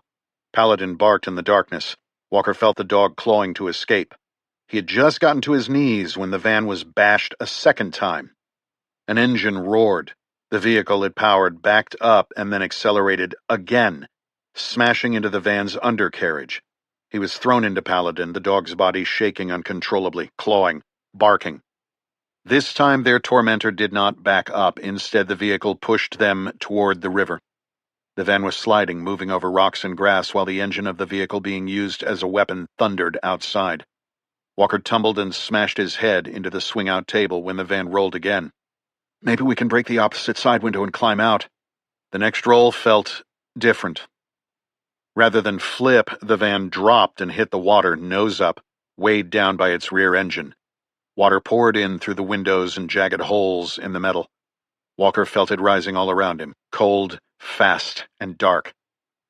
The van rolled again before it submerged, becoming one more wreck headed for the bottom of the mighty Mississippi. Part 3. Justice is the constant and perpetual will to render to each his due. Ulpian, Roman jurist, 3rd century A.D. Chapter 48. Coronado, California, 2005. Chris Walker's heart pounded against his ribs as the SEAL instructors splashed into the combat training tank. Less than a mile away, tourists sipped Bloody Marys at the historic Hotel del Coronado, while toddlers built sandcastles, kids skimboarded and surfed in the Pacific, and couples lounged on beach towels soaking up the Southern California sun. Inside the enclosure of Naval Amphibious Base Coronado, a young Chris Walker, barely out of high school, stood on the pool deck with his scuba rig next to him, hoping he wasn't about to drown. If Hell Week was the crucible that tested a candidate's mental fortitude, Pool Comp further culled the herd and tested their ability to remain calm in the water under stress. a hallmark of Navy frogmen. After nearly 4 months of basic underwater demolition SEAL training, he was lean and strong, his damp brown cotton t-shirt, a sign of completing the arduous Hell Week, clung to his taut, muscled frame. He was in the most uncomfortable shorts ever designed, known as UDT shorts. They had not evolved since the early days of World War II, when the predecessors of today's SEALs had worn them on beach reconnaissance operations off Normandy, North Africa, and islands in the Pacific Theater. Walker had survived first phase of what was touted as possibly the toughest training ever devised by a modern military. Surf torture, log PT, life-saving, underwater knot tying, drown-proofing, freezing swims, long, soft sand runs, the obstacle course, and the infamous Hell Week. But this was different. The second phase instructors did not care that you were tough enough physically and mentally to graduate from first phase. They did not care if you were a great leader or if you had the team ability so crucial to success when operating as part of an elite unit. They did not care about your resilience. They cared only about finding out if you had the trait that differentiated the SEAL teams from every other special operations unit in America's arsenal. They needed to find out if you were comfortable in the water. In an enemy harbor in the dark of night, when placing a limpet mine on the hull of an enemy ship, could you deal with a malfunction in your rig, no light, no air, in the unforgiving medium of the ocean? Would you blow the mission and kill yourself and your swim buddy, or could you problem solve in the most dire conditions? Pool comp was that test. It determined if you would continue on to learn combat diving with a Draeger LAR-5 rebreather and then move on to the land warfare phase of training, or if you were packing your bags for the fleet. Master Chief Clay Harlan stood at the end of the line of SEAL candidates, arms crossed, his face shadowed by the ball cap Walker had never seen off his head. Gear up! The SEAL candidates donned their fins, hoisted the buoyancy compensators, twin 80 tanks they had been told to call cylinders, with hoses onto their backs, then tugged their masks into place, performing buddy checks and then dive supervisor checks. First 3, prepare to enter the water, Harlan said. Walker and 2 candidates made their way to the edge of the pool and placed one hand against their masks and regulators. Enter the water! Walker stepped forward and splashed into the combat training tank, entering another world. The tank had a military-sounding name, but in reality it was just a big swimming pool, one where the candidates of Walker's Buds class would prove they had what it took to become frogmen. 12 feet down, the world was blue and cool. He calmed his nerves with slow, deep breaths of the nitrogen and oxygen-mixed gas. If all went well, he would be under for about 15 minutes. He settled on the bottom and began his crawl, focusing on the objective and concentrating on the rhythm of his breathing. Rhythm. Then came the first hit. An instructor slammed Walker into the bottom of the pool, ripped his mask away, and yanked his regulator from his mouth. Remain calm, think about your procedures. Another instructor tore his fins from his feet and then delivered 2 swift uppercuts to Walker's abdomen, forcing the air from his lungs. Walker forced himself to relax as an instructor spun him around and slammed him into the deck, while the second one delivered another punch to his gut. Then it was quiet. Procedure. This was the test. If you can't get comfortable under the water, Harlan had said, then you've got no business being a frogman. Panic is the enemy. Panic is the enemy. Then don't panic. Air, that's the priority. Walker moved to his knees. Without his mask, his sight was blurry, but he could go through the correct procedures in the right order with his eyes closed. He reached back for his hoses to find that they had been tied to the manifold at the top of the tanks. That was to be expected. He felt his heart rate slowing to conserve what little oxygen was left in his lungs, his body constricting the flow of blood to his extremities and directing additional blood to his vital organs. He unclasped the nylon that harnessed the tanks to his back, reached behind his head and grabbed the mess of hoses and manifold, pulling it over his head in front of him. Work the problem. He concentrated on the knot. Some instructors saw their jobs as gatekeepers to the SEAL teams. Others saw themselves as mentors. Master Chief Harlan was the latter. It was from Harlan that Walker first learned that the word panic was derived from the Greek god Pan, who was associated with nature, wild places, and sudden, uncontrollable fear. Every Friday and before each major evolution, Harlan addressed the classes that passed through his phase of buds. He was a warrior poet passing along what wisdom he had acquired via life experiences to the next generation of frogmen. He told the class that the Greeks believed Pan inflicted irrational fear in soldiers, so much so that the words panikondeima meant fear of Pan. Panic, he had told them, was not just fear. It was primal, internal, a fear of fear. Panic was the enemy, and that enemy came from within. After that Friday sermon, Walker had taken to the web to research psychologists who had studied panic. He initially came across Freud and Jung, who explained that the physical symptoms, a rapid heartbeat, cottonmouth, and tingling, were a response to unresolved trauma and a confrontation with what they called the shadow self. Did panic come from within or without? Walker found that Stoic philosophers Epictetus and Seneca declared that panic was a failure of reason. If panic was a failure of reason, then reason was the antidote. Trust in the procedure. Trust in reason. Walker untied the knot, brought the regulator to his mouth, and sucked. Nothing came. He felt his carbon dioxide levels rising, his brain telling his body to breathe. If he succumbed to that instinct, he would take water into his lungs. Here at Bud's, it meant failure. On a mission, it meant death. Reason. He reached for the valve knob and twisted. Chapter 49. New Orleans, present day. Darkness. Cold. Pressure. The river pressed in from all sides. Paladin clawed at his back. Objects tumbled, striking his head as the van rolled. It was not so different from the test in the combat training tank when he had employed his reason to visualize the problems and solve them step by step. He learned to prioritize, trust the procedures, work the problem, and fight the forces of irrationality. His success in the pool that day kindled a lifelong passion for philosophy. It had also become a weapon. Black water and chaos. The van was still moving, tumbling, scraping, groaning as it was dragged down by the current. Panic is the enemy. Walker was upside down, his shoulder jammed against the ceiling, water rushing past his ears. Paladin beside him thrashing, claws scraping at the walls, barks turned to bubbles, a piercing whine as the water filled the last pocket of air. Reason, then move. The van's interior was a tangle of blurred shadows and shifting debris. Scrapes, bumps, and bashes echoed through the metal shell as it slammed against the massive, jagged rocks lining the river like the teeth of a bear trap. The Army Corps of Engineers had placed them there to armor the shoreline, to keep the Mississippi from swallowing the city whole. Now they were tearing Walker's van apart. The van pitched again, tumbling over the underwater slope of stone and concrete. Glass shattered. Bent like a crushed soda can, Walker's vehicle rolled nose first into the dredged channel, where the river ran deeper and faster for the shipping lanes. Get Paladin out of here. Walker grabbed his dog by the collar and found the edge of the sink. That meant that the sliding door should be to his right. He pushed off the refrigerator and propelled himself toward the door, felt for the handle in the dark, found it, and pulled. Nothing.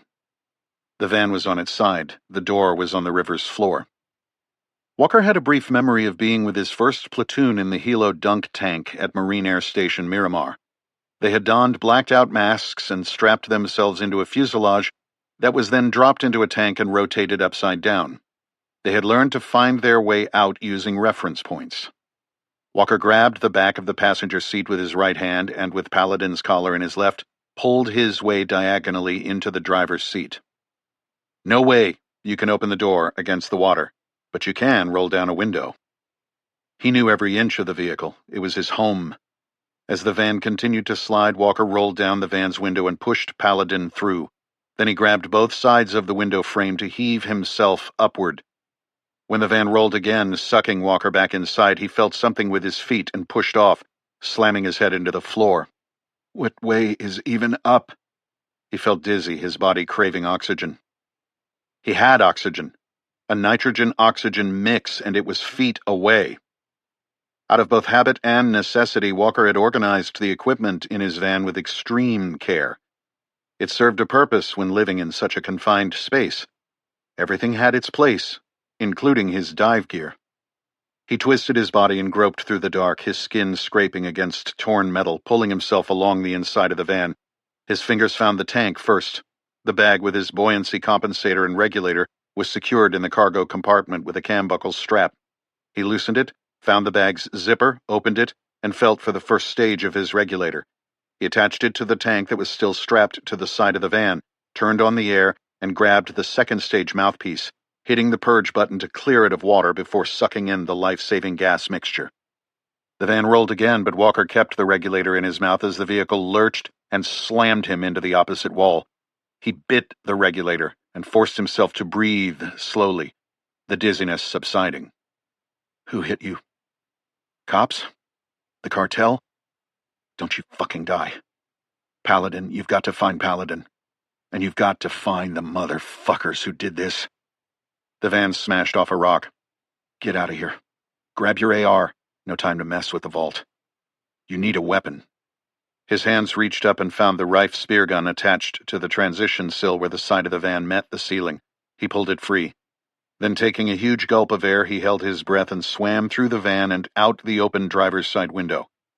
Once clear of the watery tomb, he blew bubbles and slowed his ascent as much as possible to avoid the dreaded bends. He surfaced 70 feet offshore, sucking in the humid night air, frantically searching for Paladin, looking for a splash, listening for the familiar bark. Nothing. He was drifting in the current at what he guessed was about 7 knots, the lights of the riverbank sliding past, like passing ships. Ahead, the Dorado Pier loomed, the pier where Paladin had saved his life. With his spear gun in hand, Walker began swimming for shore. Chapter 50. See anything? Gromley asked, peering into the darkness, rain soaking him to the bone. No, that piece of junk sank fast as fuck, Dupuis replied. Don't you have any night vision in that truck of yours? You spent enough on your arsenal in that thing.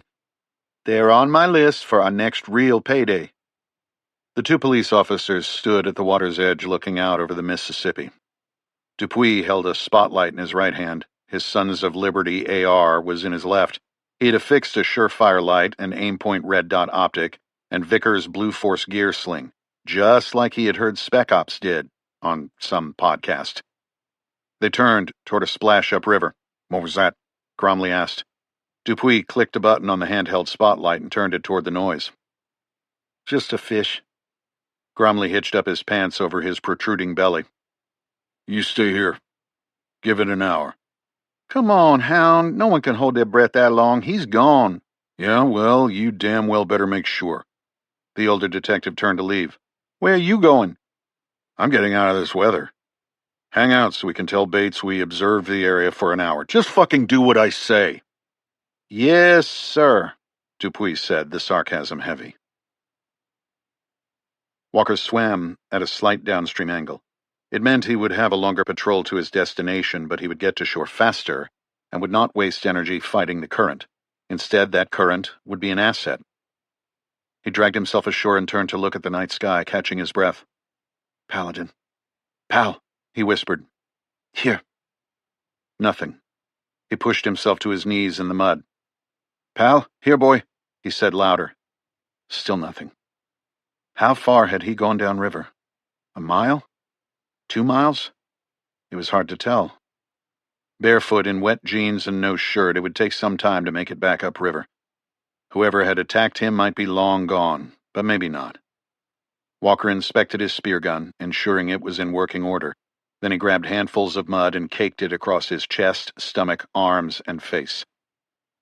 It was time to go to war. Sergeant Dupuis leaned against the brush guard of his Ford F-350, smoking his second Hooten Young cigar of the night. He had heard that Delta Force operators smoked them. His rifle was on the hood. Every few minutes he would hear something and shine his spotlight in that direction. He hit the light button on his Casio G-Shock, the same watch he had read that Spec Ops guys preferred. It had been 45 minutes. Did he really need to wait 15 more? Who would know? He had grown tired of practicing his quick draw with his new Staccato C4X and the TXC waistband holster on his belt. He had a Vortex red dot on it, Only old-timers still used iron sights. A buddy who had stayed in the military had told him the most elite units were using these exact pistols, as were top tactical teams of federal law enforcement agencies, so, of course, he had to add one to his collection. The 4-inch compact compensated pistol even took his Glock mags. Now he was waiting and checking his watch every few minutes, thinking about the night vision and helmet he wanted to buy. Maybe he should try out for SWAT. That had been his goal before Bates recruited him for Cope. Kicking doors, executing high-risk warrants, and rescuing hostages sounded more high-speed than rolling through the ninth. But the extracurricular activities of Cope sure paid better. If he wanted to keep building his arsenal, he needed to stick with Cope. Besides, at this point, he doubted that Bates would even let him leave. He was dreaming about nods and L3 Harris next-generation laser-aiming devices when he heard a whimper. He turned the spotlight downriver into the brush. Then he heard it again. What is that? A fucking animal? Dupuy grabbed the rifle off the hood of his truck and made his way downriver toward the source of the noise, sweeping the path ahead with the spotlight, cigar clamped in his teeth. The whimpers were getting weaker the closer he got. He stepped over rotting logs and moved past cypress and oaks until he found the source of the noise. A fucking dog? Dupuy looked down, recognizing it as a Belgian Malinois. The fucking thing escaped? Bates would not be happy to hear that. It looked dead, but Dupuy could see a slight rise and fall of its ribs. He could also see where it had thrown up. Should he just pop it in the head and toss it back in the river? It might wash up somewhere, but who the fuck cared? Gators would probably get it anyway. Dupuy adjusted his grip on the spotlight, sweeping the powerful beam on the river and through the trees and bushes around him. Fucking creepy. It's about time anyway. Pop this dog and get the fuck out of here. The creature whimpered again. He would be putting it out of its misery.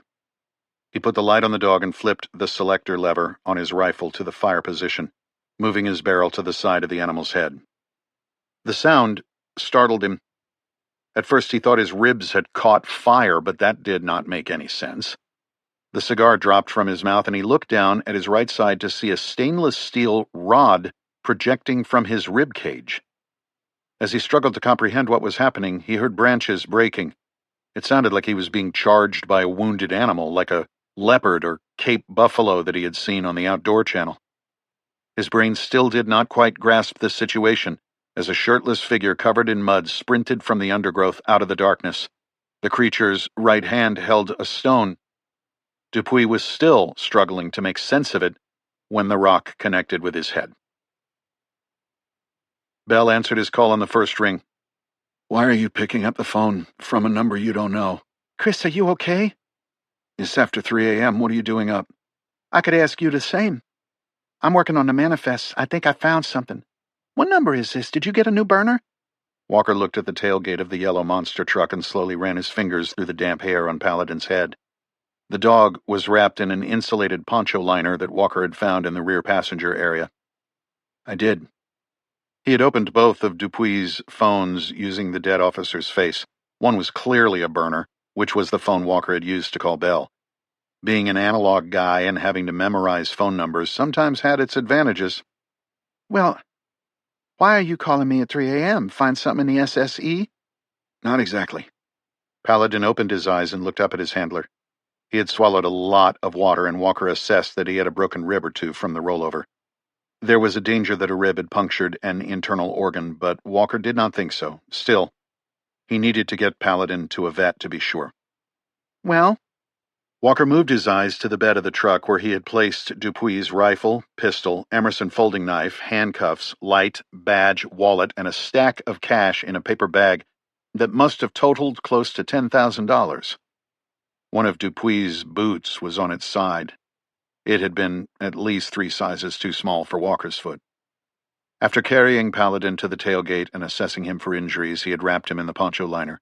He had then retrieved his spear gun from where he had dropped it after sending the shaft into the dirty cop and returned to where Dupuy lay face down in the mud. He extracted the shaft from the officer's body, threw on the dead man's rain jacket, and dragged him back to the truck, hoisting him into the passenger seat. I'll explain when I see you. Do you remember where you dropped me off? Yes. Can you be there in 20 minutes? Of course, Chris. You're scaring me. I'm okay. See you soon. He disconnected the call and continued to rub Paladin behind the ears. It's okay, boy. You're going to be okay. He then lifted Paladin from the tailgate and gently laid him on the ground next to the AR and bag of cash. Then he clipped Dupuy's folder to the right pocket of his own jeans, slid the staccato into the holster, shoved it inside his waistband, and ensured the clips were in place over his belt, just behind his right hip. The handcuffs went in Walker's back left pocket, the badge and wallet in his front left. He then moved to the driver's door and opened it, looking across at the corpse slumped in the passenger seat. Walker slid into the driver's seat and started the vehicle, its heavy engine roaring to life in the darkness. He experimented with buttons and knobs until a light illuminated that indicated the car was in low four-wheel drive. He took an ASP baton he had found in the side door compartment and stepped from the vehicle, using the adjustable seat to wedge the baton against the gas pedal. He then reached across and put the truck in one low. It lurched forward slowly in its lowest gear setting, one made to pull it from mud, sand, or snow. Walker stood silent in the falling rain and watched it roll into and submerge beneath the waters of the Mississippi. Chapter 51. From the 12th floor of One River Place, Derek Matheson watched the Mississippi crawl past, a slow-moving leviathan. The river was high this morning, swollen from spring runoff. The barges moved sluggishly through the current. Matheson liked the height of his perch. It gave him perspective, distance, safety. Even Cuchillo couldn't reach him up here. The apartment was all glass and steel, minimalist and cold. A single espresso steamed on the marble counter. The news played on mute with footage of a teen who had OD'd, a high school football star with a bright future. A scrolling chyron warned of rising opioid deaths across the southeast. Matheson frowned. The narrative was shifting again. The door chime rang.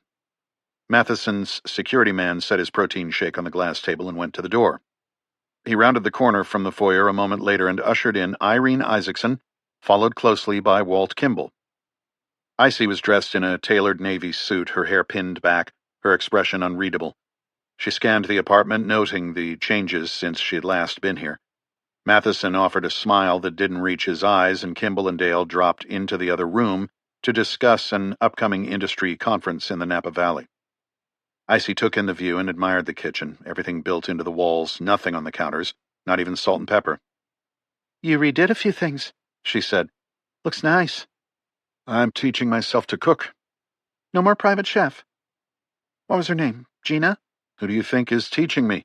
Icy nodded and forced a strained smile. My team is waiting downstairs in the lobby. We have an event this afternoon. Matheson led her to the low leather sectional in the main room. May I offer you a drink? I'm fine. I can only stay for a few minutes. Of course, you are a busy woman. The media had responded favorably to the PR blitz after the earnings meeting in New York, but now 3 kids had died at a pill party outside Chattanooga. Tennessee law enforcement, accustomed to detecting fentanyl in tox screens, hadn't found it. That set up a media narrative now echoing through Louisiana with the death of the photogenic athlete. Matheson's carefully plotted PR strategy was losing steam. Let's get to it, she said, her piercing blue eyes moving from Matheson to the view of the river behind him. Matheson remembered how she liked to gaze out over the Mississippi at night, glass of wine or champagne in hand, wearing only a thin silk robe. He gestured toward the window. $5 million buys a hell of a view, and I trust a little goodwill. It buys a meeting to say thank you. It is not a quid pro quo. I want to be clear about that, she said. Matheson nodded. Walt, please join us, he called to the next room. Kimball settled into the far corner of the sectional. We're not asking for much, Ms. Isaacson, just a little clarity in your messaging, Kimball began. The opioid crisis is getting worse, and we need to draw a line between what Genera is doing and what everyone else is doing. You can help with that, rather than just, bludgeoning big pharma to death. Xylaxin, Matheson interjected, savoring the word. It's not fentanyl. It's not addictive. We're starting to see local stories equating us to Purdue Pharma. Everyone associated with that company was an evil facilitator of the opioid crisis, from the CEO down to the lowest level slimeball lobbyist. Xylaxin is different. It wasn't that long ago that you helped me lobby the FDA. Icy crossed her arms. Is Xylaxin so different? It's still a synthetic analgesic with limited clinical trials. And a cleaner safety profile than anything else on the market, Kimball added. We're not asking you to endorse it, just to acknowledge the difference. Maybe even position Genera as a company trying to change things. Matheson leaned forward. You're running for governor, Irene. You want to be the face of reform. This is your chance to back a solution instead of only prosecuting symptoms. It's a smart play. Icy didn't blink. Tell you what, I'll review the data. If it holds, I'll mention something in the right context, when and if appropriate. There was a pause as Matheson evaluated the weakness of the offer, shaking his head. Kimball cleared his throat. There's also the matter of escalating violence. Icy's gaze flicked to him. Such as? Such as a drug murder in the Garden District, wholesale violence out in the Ninth, not a good look for the parish. He neglected to mention the multiple homicides at Dorado Freight, as that was being dealt with quietly. Irritated, she looked away from Kimball to Matheson. My office believes that's cartel spillover. What is this, Derek? Some kind of veiled threat? If I don't get in line with your messaging, then you flip the script? Get your PR girl to gin up a media campaign to hurt my run for governor? It won't work, and you know it. Nobody's saying that. I'm your biggest donor, remember? She shook her head. You think I need $5 million that badly? Your donation might just be the thing that taints my campaign and links me to one of the sources of the overall drug problem in this country, the very thing I'm trying to fix. Kimball leaned in. Let's all relax here. We can both play offense if we want to, but that wouldn't serve anyone's interests. We all get what we want if we proceed with a bit of détente here, don't we? Ms. Isaacson, we want you to keep the 5. There's more where that came from. All we want is a little softer, maybe even positive, messaging around Xylaxin. Perhaps a better way to do it would be to talk up the Genera wing at Tulane, where Xylaxin is relieving patients' suffering, Matheson added. Icy stood up and slung her bag over a toned shoulder. Thank you, gentlemen. I need to stay on schedule. What are you going to tell them? Kimball asked, laying it on the line. As you know, I can play it either way. Good day, gentlemen. Let me walk you out, Matheson said, getting to his feet. I remember the way, she said. When he heard the door shut behind her, Matheson sat back down. Vargas would lose his mind if he heard that conversation, Kimball said. He expects us to get her under control. Unrealistic, Matheson replied. I know her, and trust me, she'll throw us to the wolves if she thinks it'll help her campaign. I could leak some Oppo research. Matheson waved his hand in dismissal. What about our related issue? Charlie Babineau's dead. Vargas is sending some of his people in to take over the forwarding operation at the wharf. I'd normally tell you we should back off and lay low for a bit, but we just announced gangbuster numbers this quarter. We signaled to the street that we'd beat our revenue target for Q2 by 20%. We didn't announce it, Walt. I did. What the fuck happened at Dorado anyway? According to Bates, it was a guy and a dog. Single attacker killed Charlie, one of his foremen, and 2 of Vargas's enforcers. Jesus, who is this guy? You mean was? That's the good news. The problem has been eliminated. They got him? Bates confirmed it right before I walked in. It's not going to make the news, of course, but he's been taken out. Who the fuck was he? I'm not sure. That's for Bates to worry about. Vargas will get Dorado back open and we'll start moving product to hit our Q2 numbers. I don't understand how nobody knows who this guy is. I mean, was. Isn't there a body? The hit was a little more creative than that. As long as we won't be hearing from him anymore. No chance. Chapter 52. The DEA field office in New Orleans was a squat, windowless bunker tucked behind a chain-link fence off Tulane Avenue. It reminded Jarrett Stanton of the FBI's district headquarters on Lake Pontchartrain. It had the same brutalist architecture and the same institutional gray, but the vibe was different. The agents here looked like they had crawled out from under a bridge. Stanton clocked one after another, each with a badge swinging from a lanyard and a wardrobe that suggested they shopped at thrift shops.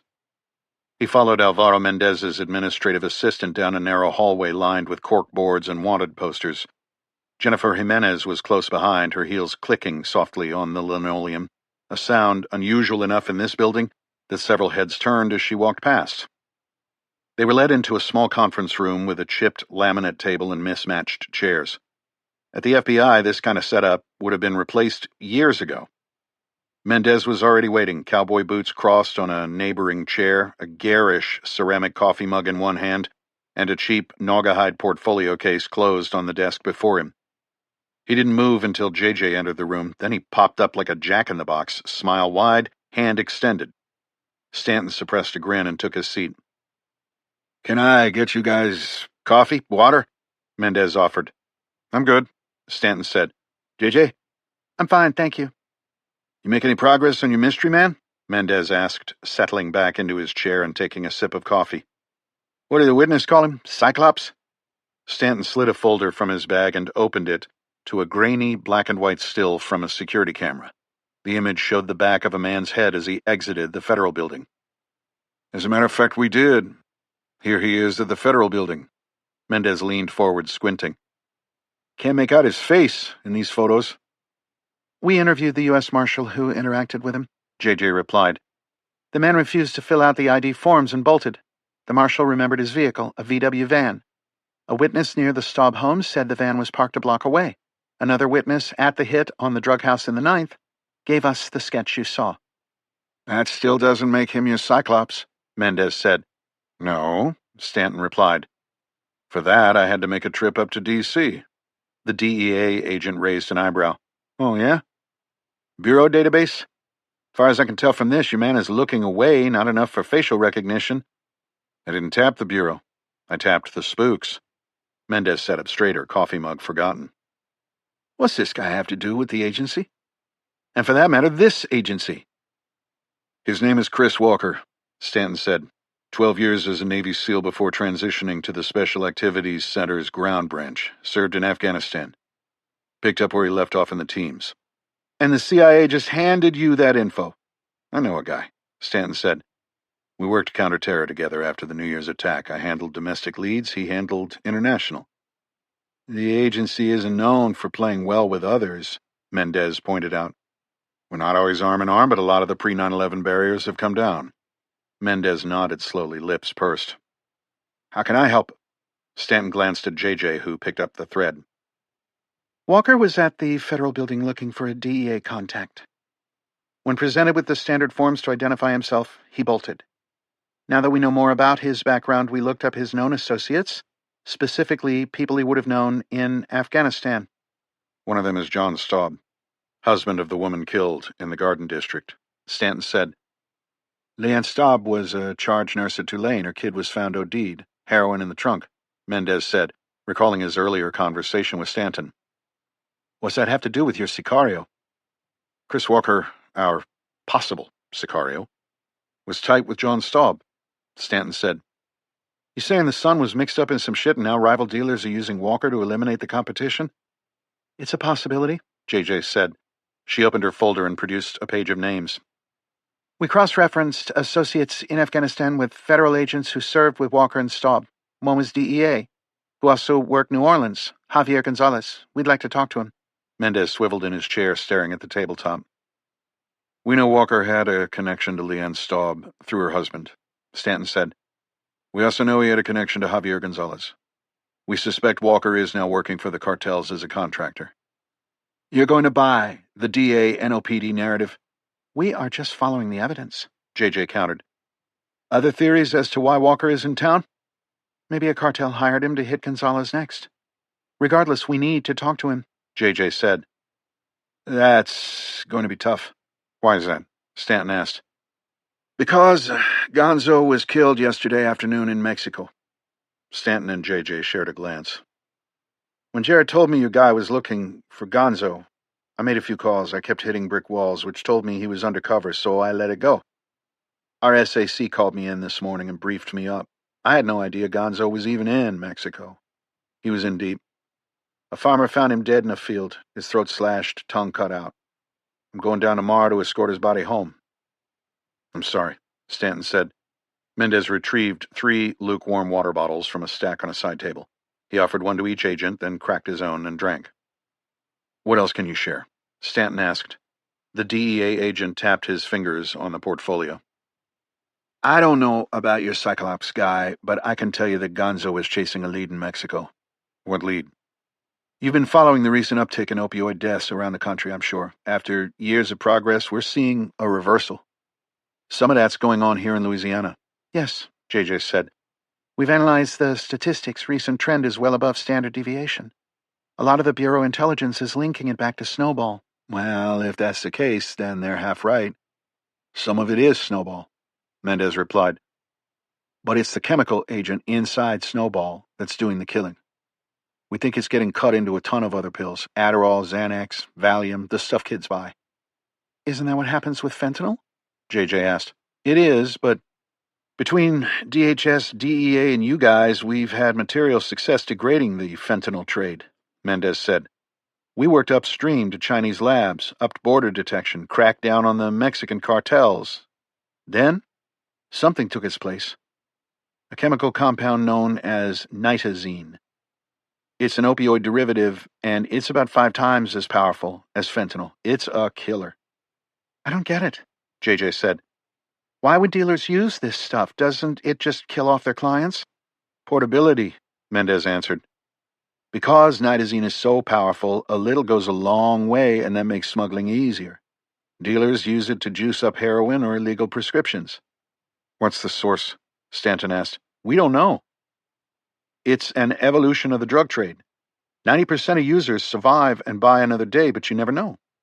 The juiced-up versions mix with other drugs and body chemistry. That 10%, their hearts just stop. We can't figure out where the hell it's coming from, other than the link to Snowball." "Snowball is a nitazene," Stanton asked. "Is that what you're saying?" "It is, but it's diluted.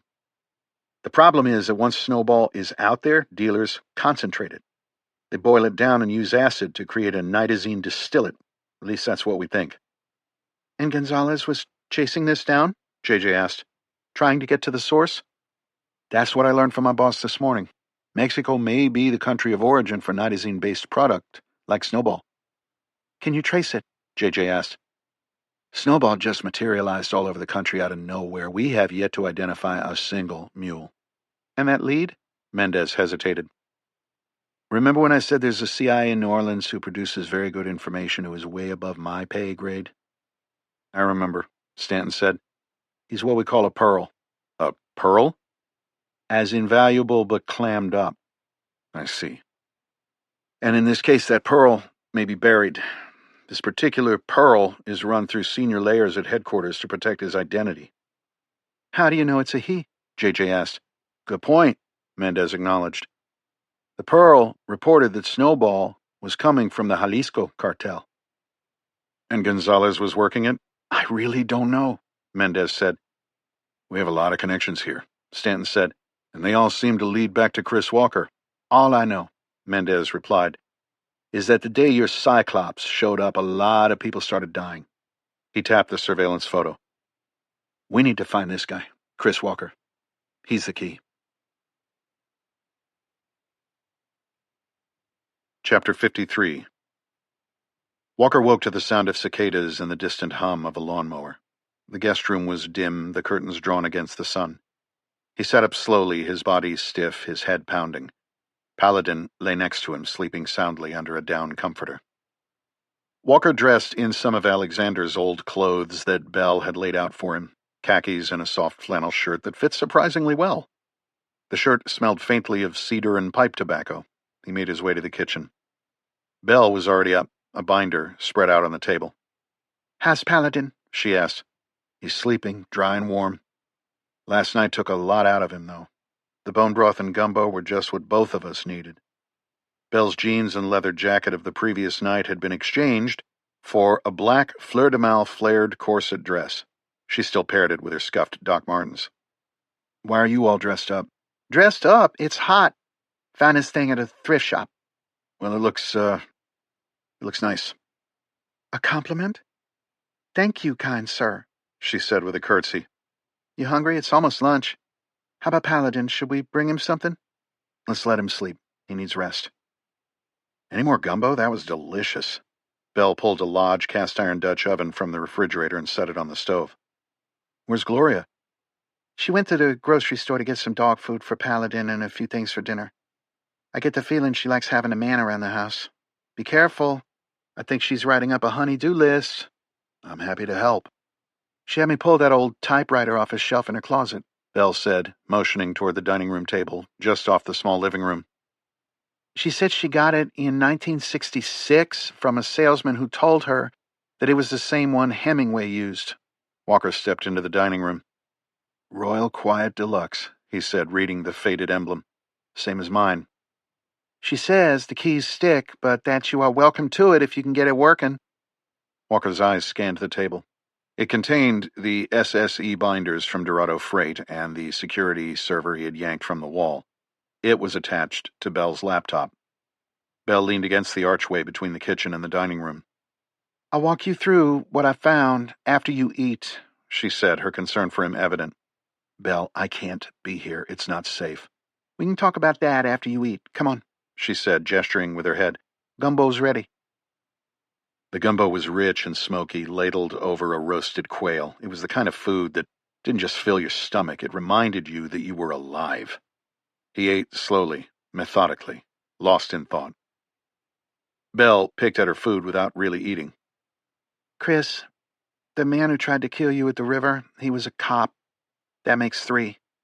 Walker finished his gumbo and pushed his plate to the side. He had given Belle the rundown last night on the drive to Gloria's. I know. They are going to find you. I know that too. That means they are going to find me. We are too connected now. I'm so sorry, Belle. We need to get this story out there with hard evidence that will blow this thing wide open. Get it to Greer, the reporter. If it's out there, then there is no need to silence us. There is another option, Walker said slowly. Why do I get a feeling I'm not going to like it? This stopped being about Leanne, Connor, or even John for me. Now it's about protecting you and Gloria. What do you mean? I mean that after we map out this organization, everyone who's involved, I can do what I do best. What's that? I can kill them all. She bit her lower lip and slid her hand across the table, resting it on top of Walker's. Chris. Like you said, I've already killed 3 cops. Dirty or not, they are not going to just let me walk, even if we expose this, and we don't really know what this is yet. And if we do figure it out, the guilty might walk between the raindrops. People get off on technicalities all the time. She squeezed Walker's hand. And are those books in your van on logic, reason, and meaning? I'm using logic. I have reason. And meaning? He paused. You've given me that. She brought Walker's hand to her lips, closed her eyes, lightly kissed it, and then pressed it against her cheek, her tough exterior melting away. Belle, Shh, give me a second. She held his hand to her face for another moment and then opened her eyes. Maybe one day you'll play a guitar for me, she said. Belle. Come with me, she said, standing and walking into the dining room, her emotional armor back in place. I think I worked some of this out while you were swimming in the mighty Miss. That's not funny. It's a little funny. Maybe a little. I've been working through these binders and cross-referencing them with Connor's decoded journal entries, searching for commonalities. She leaned over the table and flipped open a binder. Her dark nail polish painted index fingernail stopped at a line and tapped. Then she opened another folder where she had highlighted a line on another page. See these? They are different. They aren't letters, they're numbers. Okay. You said you saw sacks of sugar at Dorado Freight. I saw sacks. The foreman I talked with told me it was refined sugar cane on its way to distributors. Right. She flipped a page. If that's the main product at Dorado, you can see lots of activity, a bunch of repeating numbers in these notebooks. There was a railroad nearby, right? Yes, same line that runs along the river to the ports. Dorado is one of the port stops, probably dating back to the facility's Navy days. Well, if you look at most of the pass-through inventory flowing through Dorado, you can understand how they track it. See? The first 4 alphanumeric digits are coded the same. The next ones are 5-digit numbers. She tapped the relevant entries with her black fingernail. I'm not following. I thought you were a genius. What do they teach you guys in the CIA? Not whatever this is. She opened her laptop and angled it in his direction. I Googled the numbers. The zip codes: Baltimore, Philly, New York. Within each of those zips is a food processing center. When I searched for information on them, I found that their customers are food service suppliers. They deliver food to restaurants. So, if the bulk of the Dorado business is sugar, these were probably going off to those big consumer markets. That's legit freight. This set of numbers, she said, tapping one of her highlights, is different. Only 4 digits. And it happens at irregular intervals. Every now and then, it's there with the probable sugar shipments. In this case, it's not. Walker looked as she flipped through the various dates and coded outgoing shipments. I feel like I'm missing something. I told you, I'm working on my master's in management information systems, right? I still don't really know what that is. And I mentioned that I studied accounting at LSU? You did. Well, this structure suggests that the first 4 digits are a different skew, and that the lack of a zip code means it was either a local shipment or set aside to be picked up at Dorado. Where are you going with this?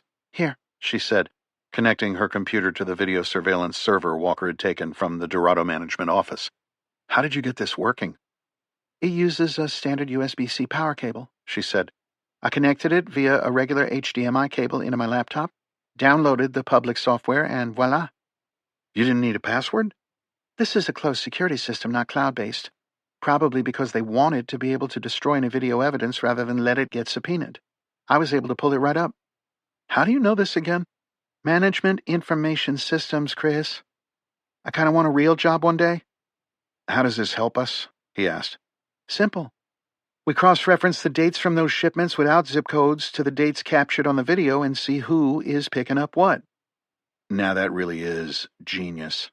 I already did it. Check this out. She tapped a date and then scrolled until she found a specific entry. Here's one of those frames. Walker watched as a yellow F-350 pickup with a brush bar drove up to a container. A man stepped out of the passenger seat and stood talking with Babineau, while a forklift entered the container, backed up, swiveled, and deposited a loaded pallet in the back of the pickup. Can we figure out who that guy is talking to Babineau? Way ahead of you. Bell paused the video. I went back and looked at the media reporting on the night of Leanne's murder. One of the police officers they interviewed was a Lieutenant Cornelius Bates of the NOPD. Is that Bates talking with Babineau? She moused to another browser tab. No, this is Bates talking to reporters. She paused the video. See the guy just behind him? That's the same guy who stepped out of the yellow truck. And let me guess. You have a name. She went to another tab that opened to the New Orleans Police Department COPE unit. Meet Detective Howard Gormley. He's in a bunch of other video cuts driving up alone in a Dodge Charger. Walker's eyes narrowed, and for a moment he was back on the banks of the Mississippi River, watching a yellow F-350 disappear into the current. It begs the question, Bell said. Why is a detective with the New Orleans Police Department picking up a pallet at Dorado Freight in the same truck that rammed you into the river last night? There's one way to find out, Walker said. What's that? We ask him. Chapter 54. Built in the 1920s, the NOPD building on Royal Street had survived hurricanes, riots, and 1,000 bad decisions. The walls were thick, the windows tall, and the floors were polished to a dull shine.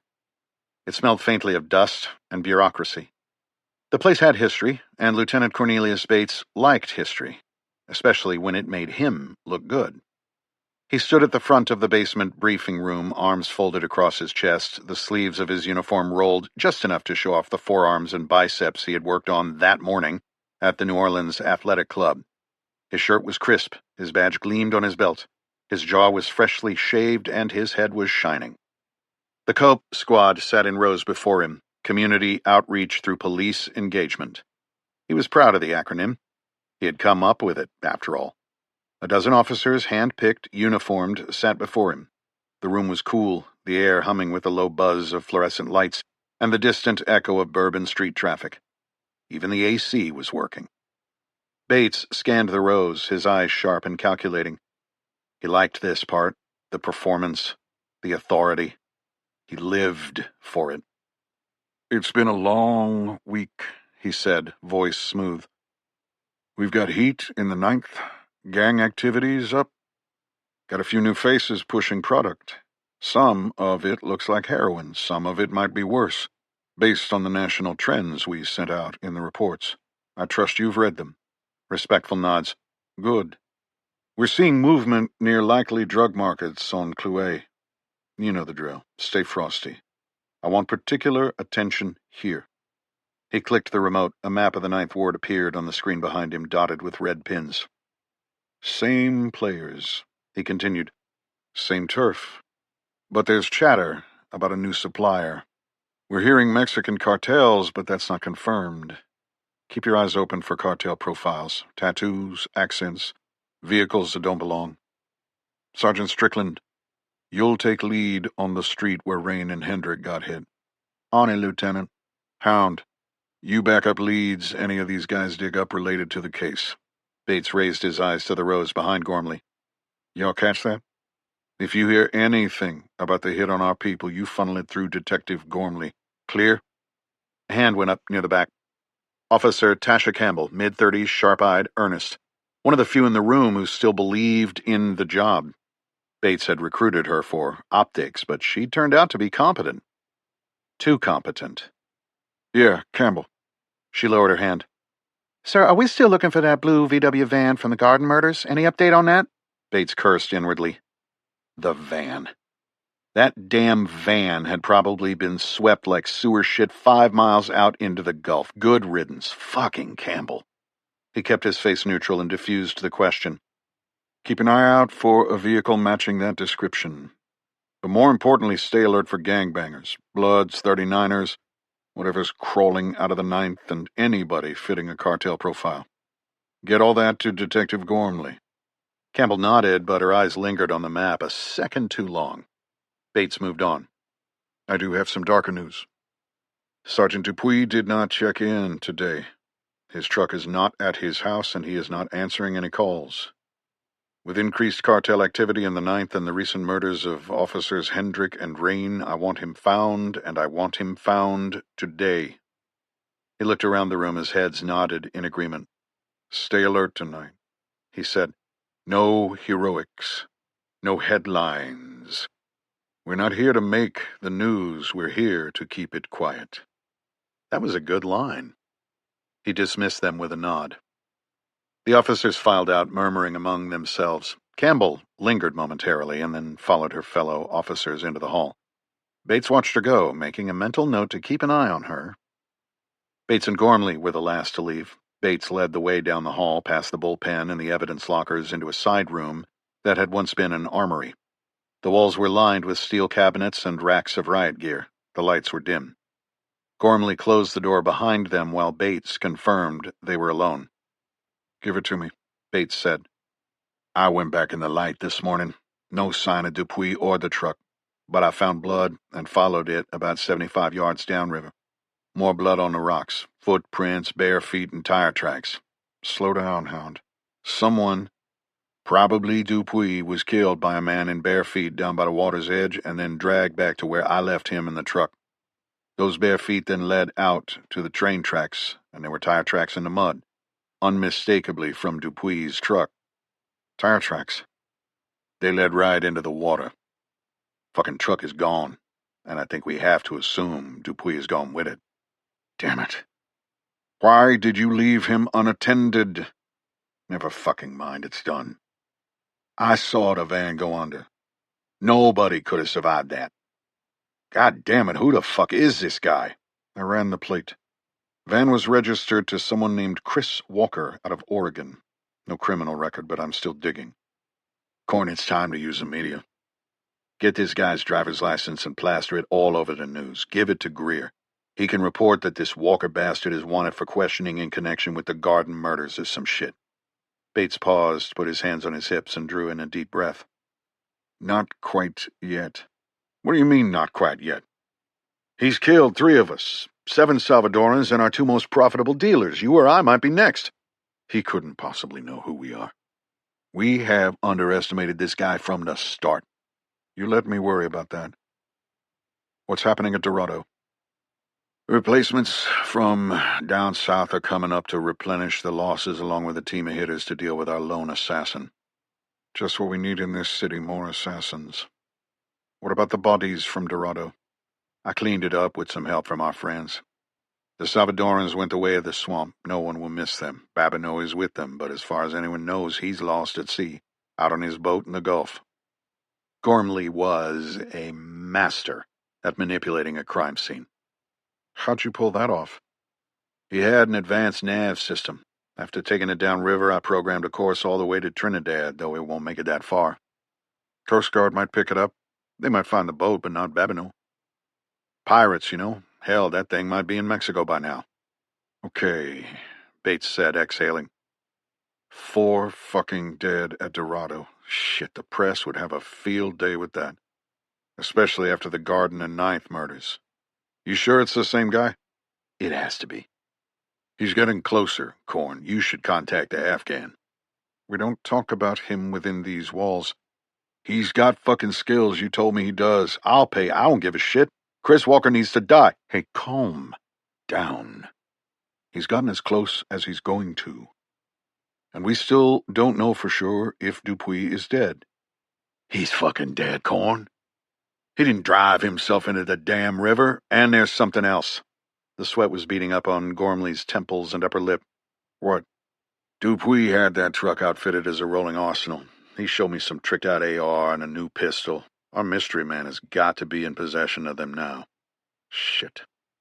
Just stay cool and keep your head on a swivel. You do the same. And promise me, the next time we find him, we don't set up surveillance. No tails, no arrest. There is something about this guy that's not adding up. He's a fucking ghost. On Avenging Angel or some shit. He's not right. Bates had never seen his lead detective so agitated. He's not a ghost hound. He's a man. He bleeds. You said so yourself. His vehicle is gone. He's just got the clothes on his back. The footprints indicate he doesn't even have fucking shoes. We'll find him. And when we do, he's a dead man. Chapter 55. The AMC Eagle rumbled through the late afternoon traffic on I-10, its engine a low growl beneath the hood. A canvas satchel filled with Alexander's old tools was in the seat next to Walker. It held pliers, wire cutters, the soldering iron, and a roll of duct tape so old it had yellowed at the edges. He thought of his conversation with Gloria out of earshot from Belle when she had insisted that he take the car. I have not seen Belle this alive in a long time. I love her, but I worry about her, and now I worry about you, too. I know that Connor and his mother were both killed, and that she wants to know why. I wish she would stop, but I know she won't. It's not our way. When you get as old as I am, you can sense things, and I can tell you are hurt. So is Belle. You take care of each other. I won't let anything happen to her. I know. Was that another promise he would not be able to keep? Belle wanted to go with him, but he would not hear of it. It would have been safer for him if he had given her a shopping list, but some of the items he needed were extremely specific. He told her she could help by taking care of Paladin. The dog was not getting any worse, but now preferred to stay in the guest room. Walker asked Belle to take Paladin to the vet and had left her $3,000 from Dupuy's truck to cover the expense. He hated to leave Paladin behind, but the dog needed rest, and Walker had a mission to complete. The Home Depot parking lot was half empty when he arrived. It was 30 minutes before closing. Inside, the aisles were quiet. A few last-minute shoppers wandered the rows, grabbing light bulbs and paint rollers. Walker moved with purpose, his ill-sized flip-flops slapping against the concrete floor. Alexander had small feet, and his shoes didn't fit. Walker would take care of that at his next stop. He started in plumbing. PVC pipe, 2-inch diameter. He selected 3 lengths cut to size, then end caps, threaded and smooth, a roll of Teflon tape. Next, electrical, where he added wire, switches, zip ties, and a pair of battery-powered timers. He added a spool of copper wire and a pack of crimp connectors. In hardware, he found nails, nuts, bolts, and a small pry bar. In outdoor power equipment, he picked up jerry cans. In doors and windows, he picked up the most inexpensive garage door openers he could find. Then came the chemicals. He moved to the garden section where bags of fertilizer lined the shelves like sandbags. He scanned the labels, found what he was looking for, and added two 50-pound bags to his cart. Then, from the paint aisle, he added a canister of aluminum powder, which was marketed as a metallic pigment. While in the paint section, he picked up a roll of plastic meant to be used as a floor covering for interior house painting. Finally, he turned into seasonal clearance. A bin of Christmas lights sat near the end cap, tangled and dusty. He picked out a jumbo string of 200 bulbs, multicolored and deeply discounted. He pushed his cart to the assisted self-checkout line, scanned his items, and then used the pay cash option, peeling off well-circulated 20s from Dupuy's stash and giving them to the plump young woman who monitored the self-checkout area to assist with transactions and provide change to anyone paying in cash. She was oblivious to the fact that everything in his cart was dual use. Components to make a bomb. Outside, the sun was low, casting long shadows across the parking lot.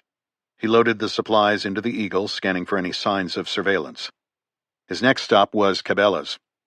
It was 10 miles north, just off the highway, its facade lit like a lodge, antlers and camouflage in every direction.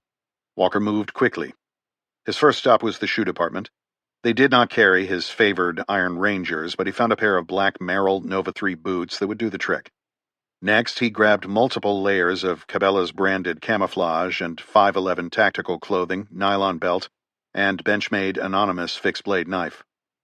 Then it was camouflage netting, a sleeping bag and tent, headlamp, carabiners, webbing, freeze-dried food, cooler, dive mask, fins, snorkel, wetsuit, dry bags, and a Nautica Navigator sea scooter. He paid cash again, declined the loyalty program, and packed up the Eagle. He quickly ducked into a mini-mart across the street for a couple gallons of milk before hitting the road. By the time he reached Chalmette, the sun had dipped below the horizon. The National Battlefield Memorial was quiet, the visitor center closed, and the last of the tourists had long gone.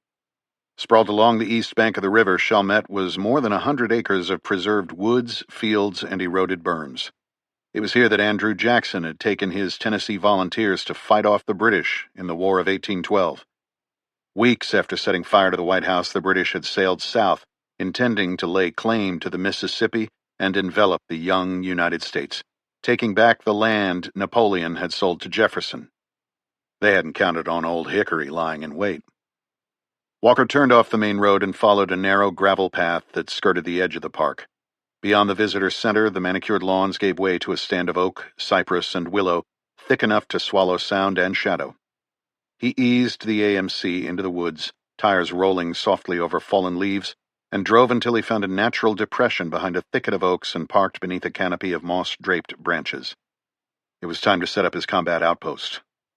He draped the camo netting over the Eagle, anchoring the edges with tent stakes and lengths of rope. He adjusted the angles until the vehicle vanished into the terrain.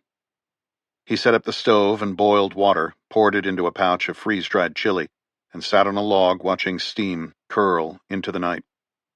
Nearby, a weathered sign caught his eye. It was half hidden behind a vine-choked fence post, its lettering faded but legible in the twilight. U.S. government property, no trespassing, violators will be prosecuted. He had killed and bled for his country, buried friends under its flag, and now, here he was, trespassing on a battlefield, setting up a hide site, and preparing for war. The irony wasn't lost on him.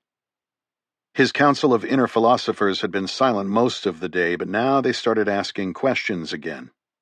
He thought of Heraclitus, who argued that no matter how much a man's circumstances might change, his nature would always draw him back to the same conflict.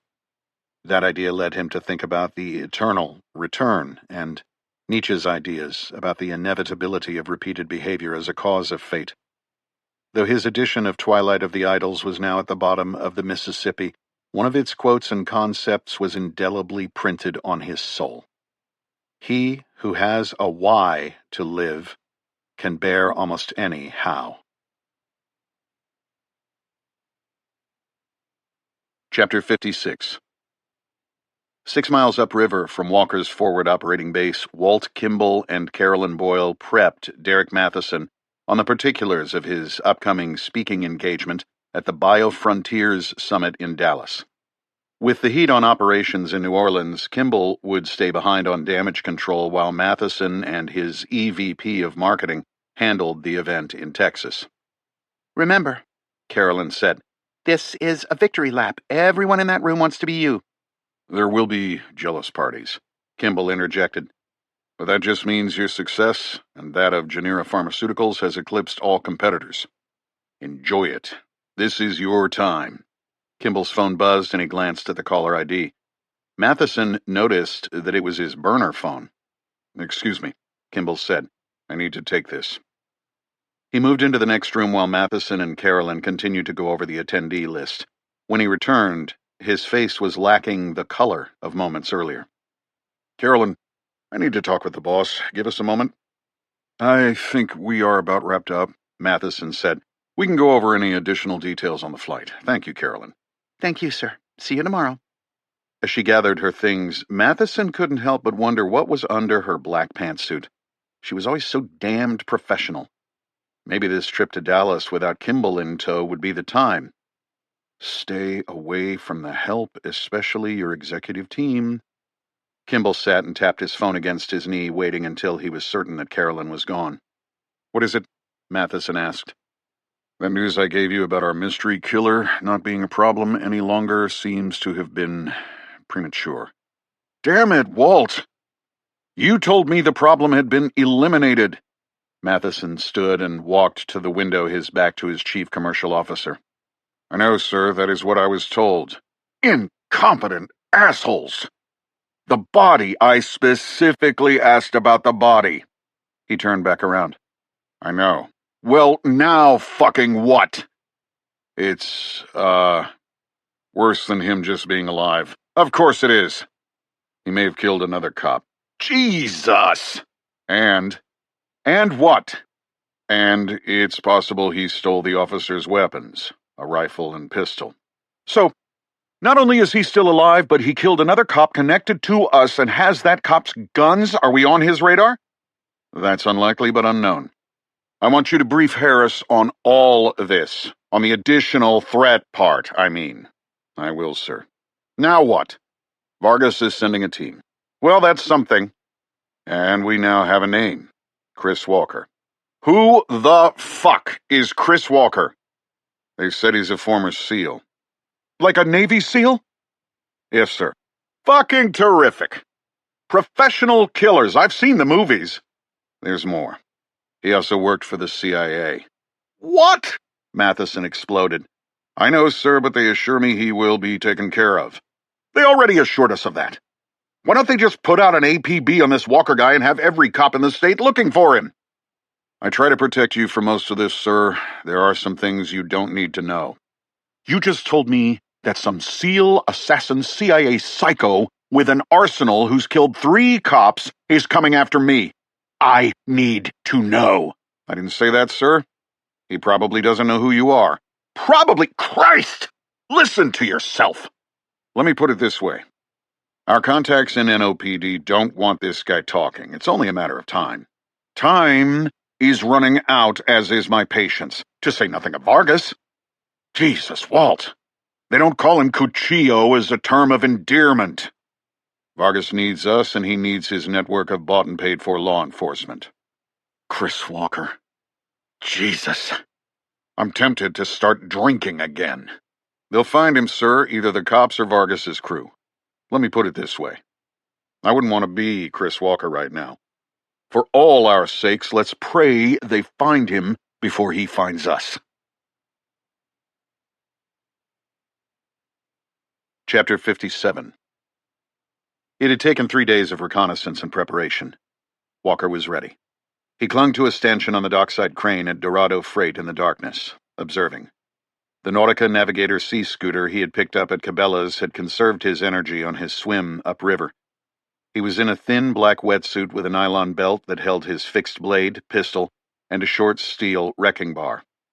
Back camo paint was smeared on his face and in his hair, and Merrill Nova 3 boots were on his feet. A Sea to Summit Big River dry bag pack was stashed ashore. It was empty now, but just over an hour ago, it had held his backup plan. In his hide site at Chalmette, he had mixed the fertilizer and aluminum powder in jugs and built detonators from rifle cartridges, combining hydrogen peroxide, acid, and acetone into a white powder after being filtered and dried. He had learned how to build the devices from the EOD techs in his SEAL platoons and development group squadrons. He had also excelled at the HME, Homemade Explosives course at Dugway Proving Ground in Utah, and gone even deeper studying the IEDs of the enemy in both Iraq and Afghanistan. He built upon that foundation in the CIA through advanced courses at Harvey Point, North Carolina, where he had perfected the darkest of arts. Now he was going to use that expertise on U.S. soil. He was ready. All that remained was to wait for Gormley. On his first day of reconnaissance, he was surprised that the area where he dispatched Babineau and the 3 henchmen was not a crime scene. Had they simply cleaned it up and continued with business as usual? Who can make 4 bodies disappear? Bell's video analysis indicated that Detective Howard Gormley met someone at Dorado Freight on Mondays, Wednesdays, and Fridays at midnight. Walker had confirmed it on Monday. He met with a man who Walker guessed to be Babineau's replacement. If the pattern from the hard drive Walker had liberated from the office held true, the detective would be there in an hour. Walker would be ready. The river lapped softly against the pilings. A barge sloshed in the distance. Walker adjusted his position and scanned the road. Headlights. A Dodge Charger. Same make and model as in the video. Why was Gormley early? Why had he broken the pattern? Should he wait until Friday to make his move? That would give the authorities 2 more days to tighten the noose. Walker needed answers tonight. The longer this played out, the greater the odds that the violence that found Connor and Leanne would also find Belle and Gloria. Walker climbed down from his perch on the crane, rubber soles silent on steel rungs. He moved quickly to the backside of a dumpster. Walker had 30 seconds before Gormley's vehicle would emerge from the other side of a row of containers. He slipped the DeWalt 24-inch wrecking bar from his belt, sprinted low across the dock, and took up his position behind a stack of pallets. Heart steady, breath slow. The cruiser rolled to a stop. The door opened. Gormley stepped out. Walker watched as he pulled up his pants, burped, and looked around. He reached back into his vehicle and extracted a long flashlight. He turned it on and shined it into the darkness. Don't move. Walker remained perfectly still. Movement would draw the eye. Gormley had never done that before. Maybe with Dupuis gone, he was being more cautious. The light passed over him once and then returned. Stay still, but be ready. Gormley turned off the light and threw it back into his vehicle. The detective grunted and approached the trailer. As he fumbled with his keys, Walker made his move, sprinting toward his target. The short crowbar connected with the base of Gormley's skull with a sickening crack that reminded Walker of a gunshot. The detective fell forward against the door and then back onto the concrete. For a moment, Walker worried that he'd killed him. He quickly checked for breathing and a pulse. Still alive. Walker slid the crowbar into his belt and frisked the downed officer, relieving him of his duty pistol and extra mag, his backup ankle gun, badge, wallet, and his car keys. Setting them aside, he removed Gormley's handcuffs and secured them around the man's meaty wrists, locking them behind his back. Then he grabbed him by the cuffs and dragged him toward his charger, feeling and hearing both shoulders pop from their sockets. It was a struggle, but he managed to work the larger man into the cage in the back of the police cruiser, locking him behind the partition that usually separated the good guys from the bad. He retrieved Gormley's personal items from where he had fallen and deposited those in the passenger's seat. Then he started the car and slowly drove down the pier, stopping about 10 yards from the end. He cut the engine. As he waited for Gormley to come to, he inspected the interior of the unmarked cruiser. No shotgun or rifle. He popped the trunk and found a medical kit and a Remington 870. Its tubular magazine was fully loaded, but the chamber was empty. He put both in the passenger seat and slid behind the wheel. Hearing movement in the back seat from behind the protective partition, he twisted in his seat. Gormley blinked, dazed, then attempted to push himself up, screaming in pain at the effort. I heard your shoulders pop out of their sockets, Gormley. Probably rotator cuff tears. Painful. A good surgeon could fix you right up, but after tonight you won't need a doctor. You'll need a mortician. Who? Who the fuck are you? Walker saw the recognition dawn across the detective's face, a recognition quickly replaced by terror. Please, Gormley gasped. Please, I'm not the guy you want. Who do I want? Fuck! Gormley strained and fought through the agony, positioning himself upright in the back seat. He was sweating profusely and breathing like he had just finished a marathon. It's time for a little talk, Detective. I took out Rain, Hendrick, and Dupuis. I'm working my way up the chain. Tonight you are going to tell me who else is involved in your little operation. If you are truthful with me, I might let you live. If you are not, well, Walker started the charger. We are going to see if your car here floats. Jesus, come on, don't do this. What do you want? Who hired you? The cartel? Cartel? That's not how this works. You don't ask the questions. You're in the back seat tonight. Okay, Gormley said, straining to catch his breath. What are you moving through Dorado? Sugar. Not the legal product, the stuff you personally move. In your partner's yellow truck, the same one I sent into the river. Pills? What kind? Jesus, man, they'll kill me. I'll kill you just as dead. Fuck. Snowball. How does it get here?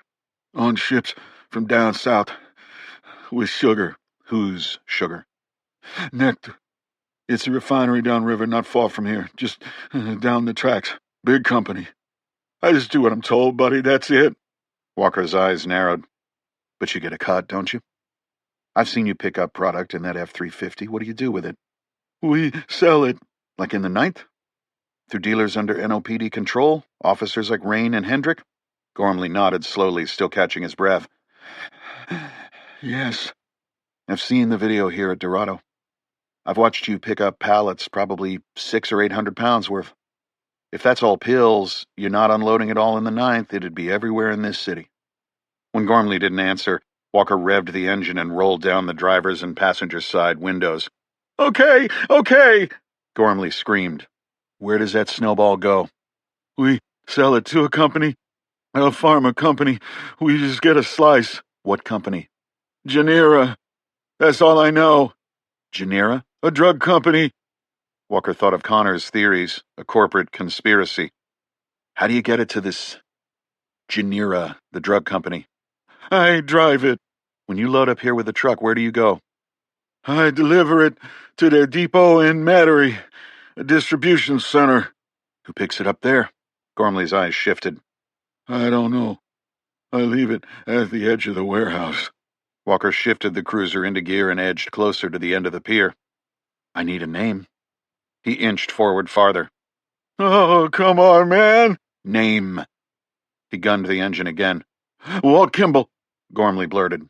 Who's he? Senior exec at Genera. Oversees deliveries. We code pallets for him. That's all I know. Does he work for the DA? The DA? Isaacson? Yeah. I don't fucking know, man.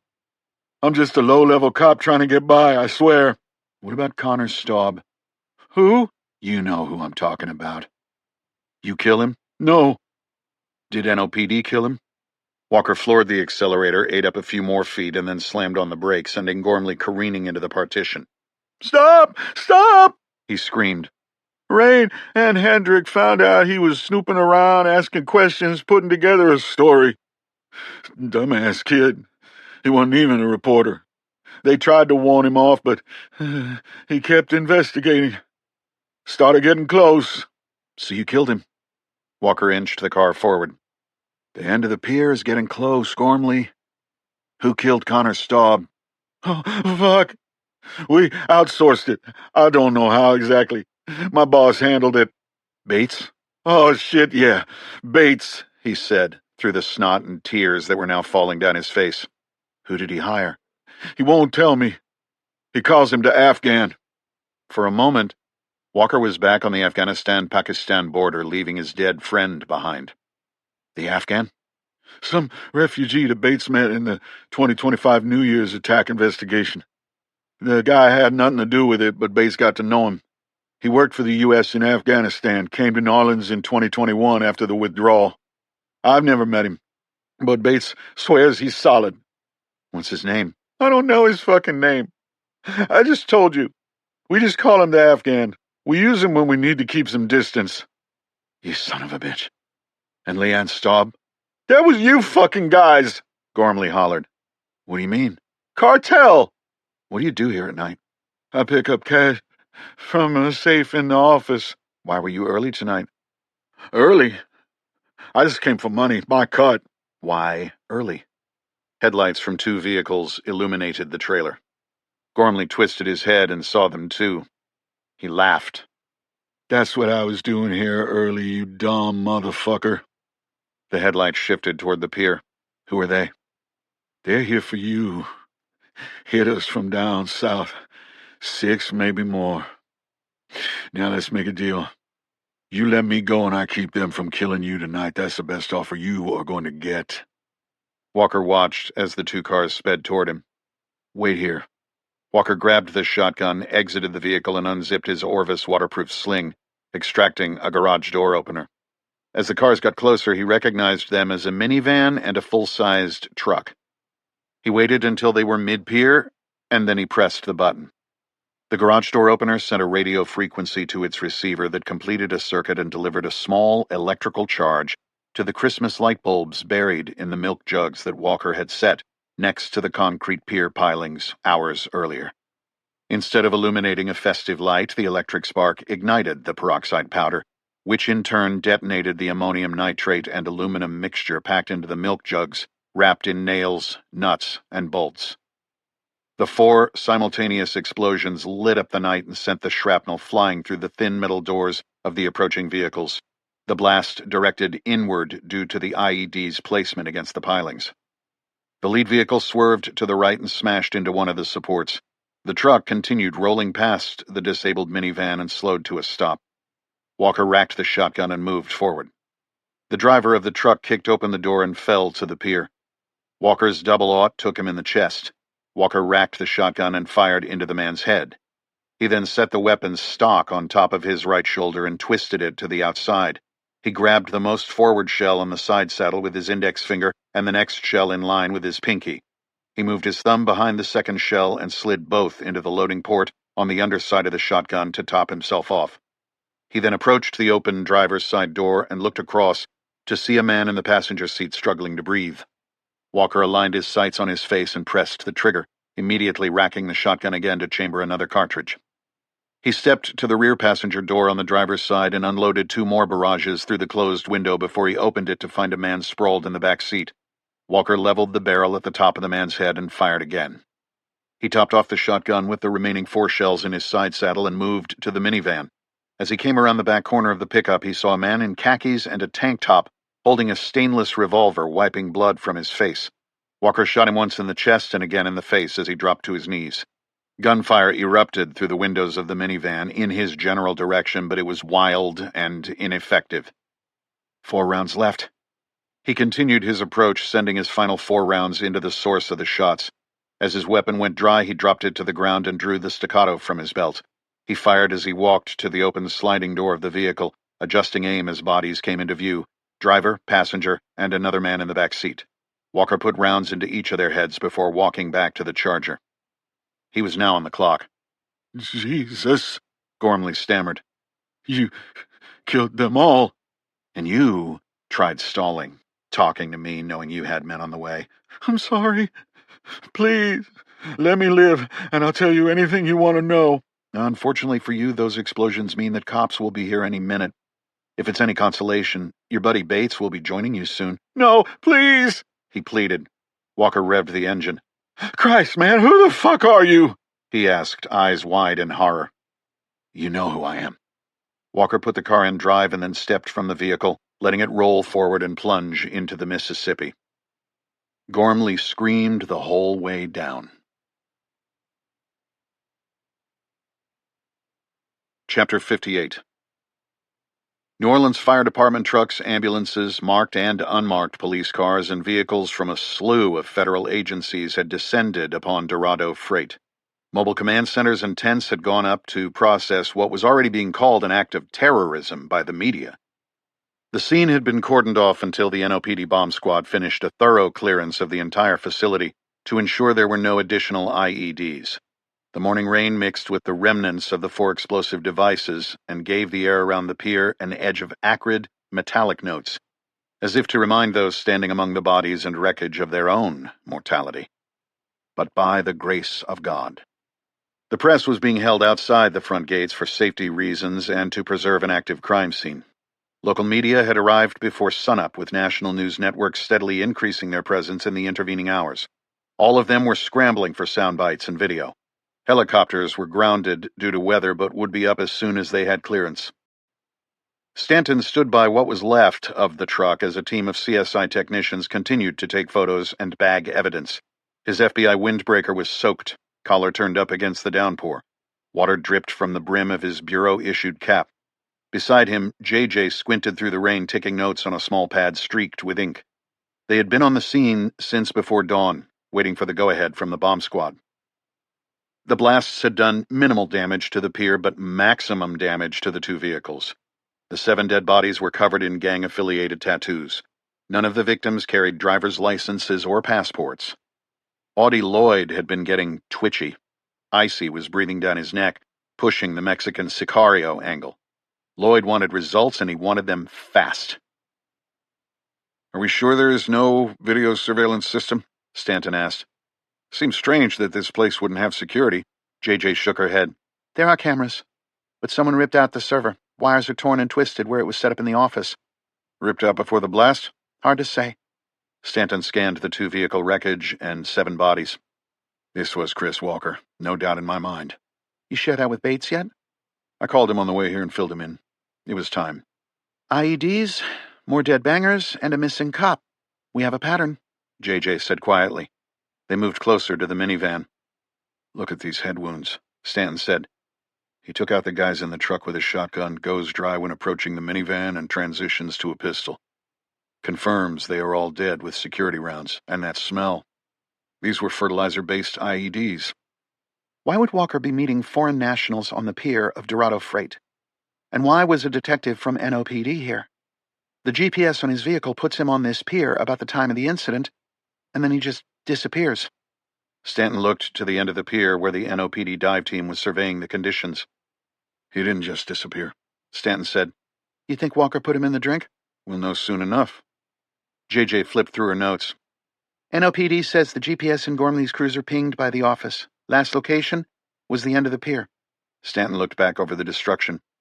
Are we sure one guy did all this? JJ asked. It would take serious skills to pull this off. The kind of skills they teach in the SEAL teams and in the CIA, Stanton said. She glanced at her damp notebook. According to what I've been able to put together, Walker was a philosophy major at NYU working on a doctorate. This doesn't seem like the work of a philosopher. My CIA contact said he was unstable, manic-depressive, possibly schizophrenic, maybe on the spectrum. He was drummed out of the CIA for reasons that remain classified. That's a big piece of this puzzle. It is. A theory, she said. Walker was working for the cartel. They somehow burned him or failed to pay him, so he ambushes them with these IEDs and takes off with the dough? How does Detective Gormley fit in? Dirty cop? There's more to it. They turned to see Lieutenant Cornelius Bates making his way down the pier, umbrella in hand, his stretch fabric shirt immaculate despite the weather. 4 uniformed officers followed, boots splashing through puddles. What a fucking mess, he said as he shook both agents' hands. Let me ask you respectfully to stay out of our way on this one. We've got IEDs and possible transnational narco-terrorists, Bates. This is federal, Stanton said firmly. I've got 2 dead cops and 2 missing cops. We've got a serial killer targeting my unit. Why would someone do that? Stanton asked. Who fucking knows? You share that you have a person of interest in the cases and that he just so happens to be a Navy SEAL. Now we have bombs going off and bodies stacking up in New Orleans.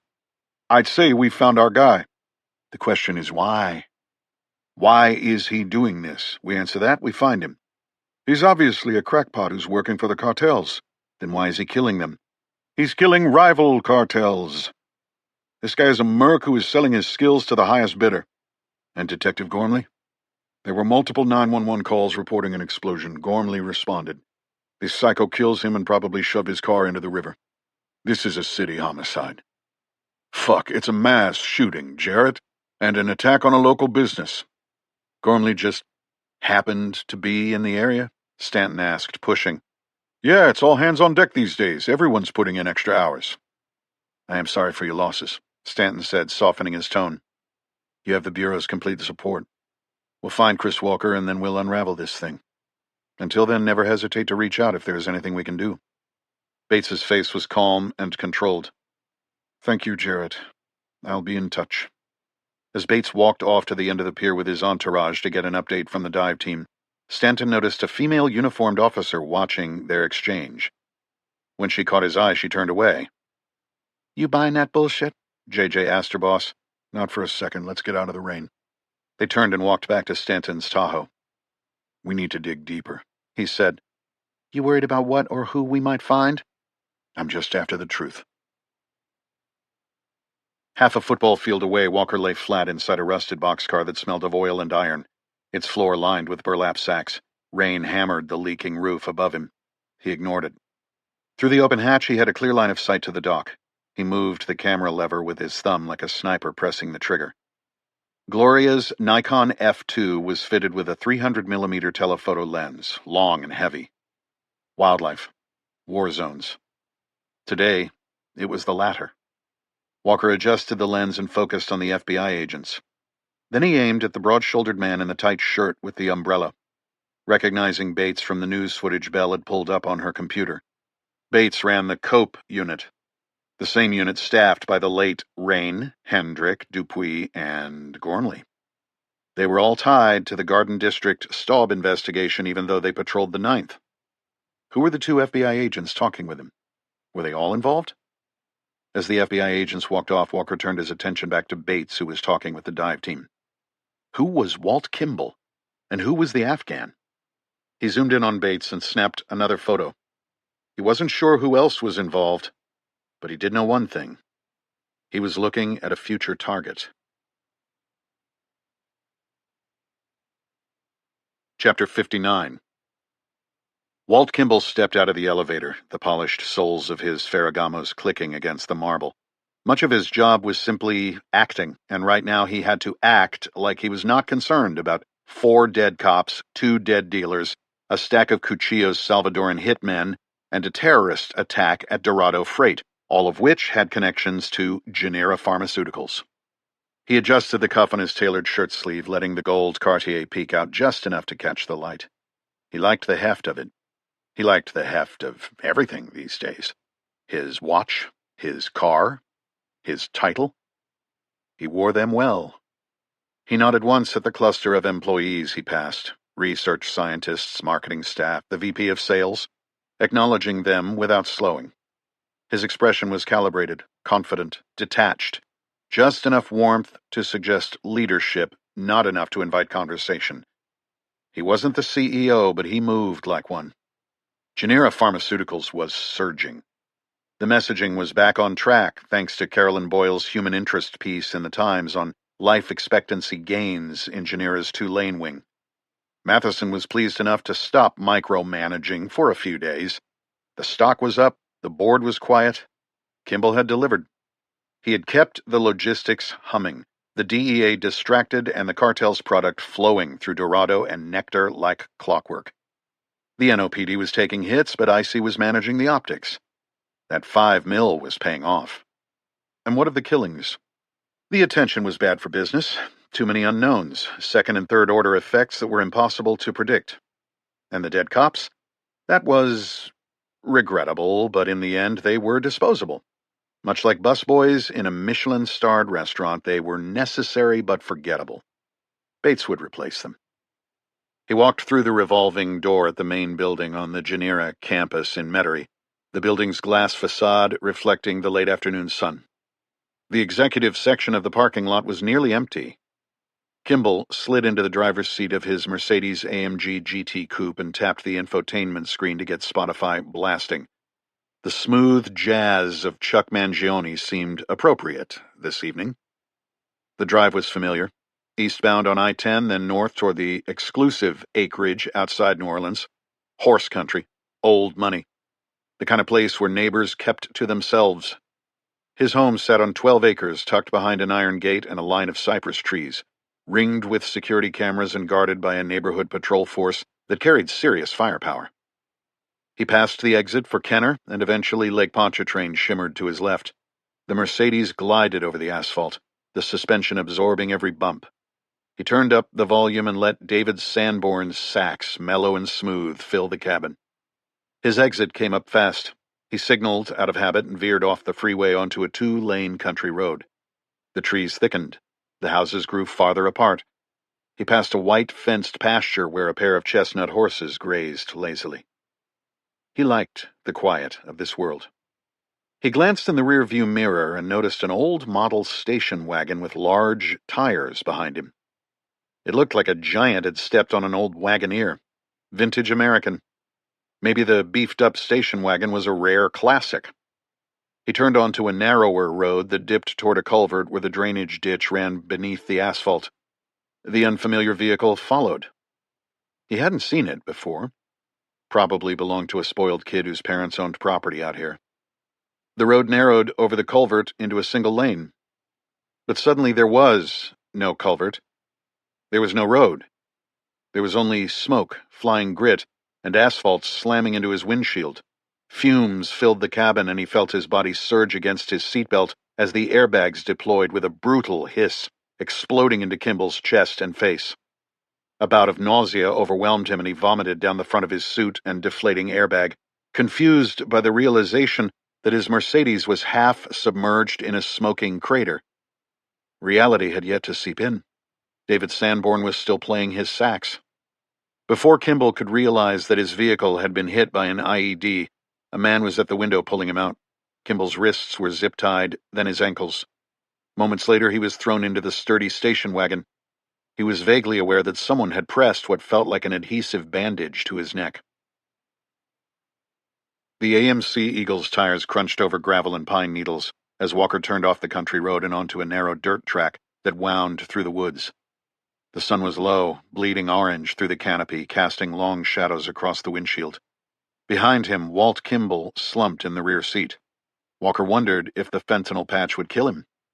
The former SEAL drove deeper into the trees, past a rusted gate and a collapsed hunting blind, until the road ended in a clearing surrounded by cypress and oak. He killed the engine and stepped out. The air smelled of moss and spring rain. He opened the rear passenger door and yanked Kimball onto the dirt. Kimball blinked at him, face pale, lips cracked.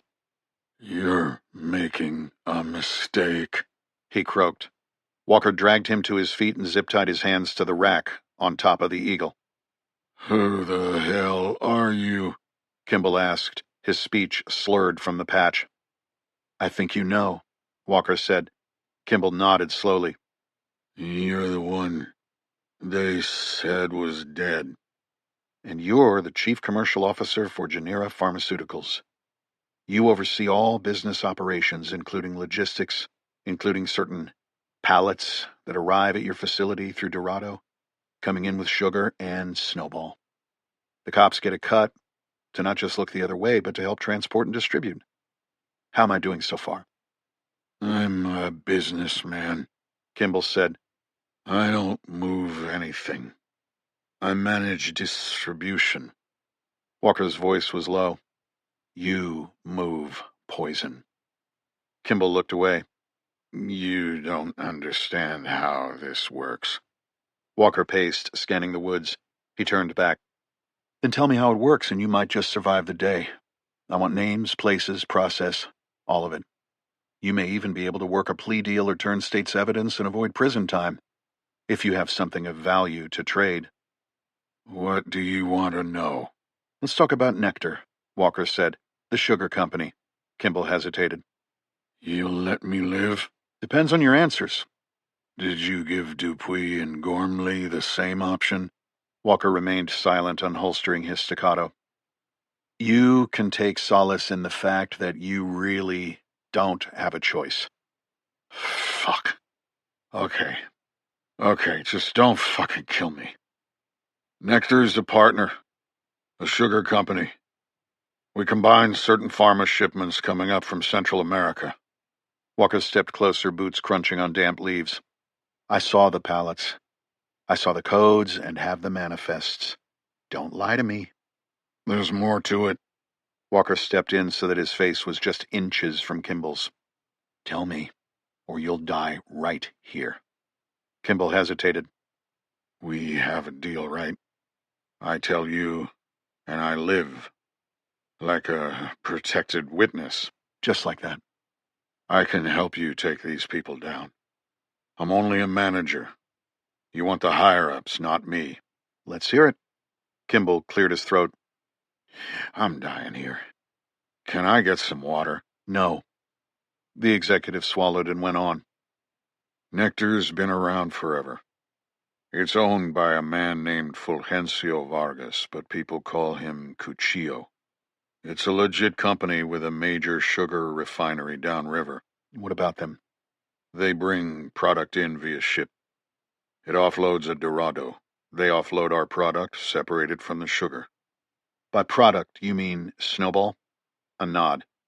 Pills from his factories down south. Who moves it at Dorado?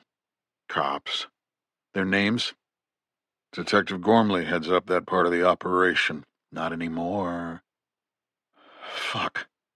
What about Bates? Bates. I never should have listened to that guy. Why? He said he could handle it, and now look at me. I want to know about Janira. I make sure the pallets end up in our warehouse in Metairie and are coded into the system for distribution. To where? To pharmacies run by Vargas.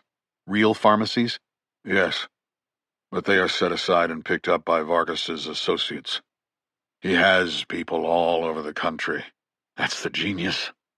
Using a legitimate distribution network to transport illicit product. And then those Snowball pills go to dealers? I don't know. I lose sight of it at that point. But you get paid for your distribution. That's the part where I can help you, as a protected informant. Walker stood, pacing again. You're responsible for the death of my friend's son. That's what this is about? That Staub kid? It's about more than that now. Listen, I'm responsible for keeping Janira profitable. That's my job. I do what Derek Matheson, our CEO, tells me to do. He partnered up with Vargas. My job is to pad the books. I can be a hell of a witness for you when you take this to law enforcement. In case you hadn't noticed, law enforcement isn't a lot of help around here. The feds, then. The FBI. Are they in on it, too? What? No. Fuck, they're just a pain in the ass. Walker stopped. What about the Afghan? The who?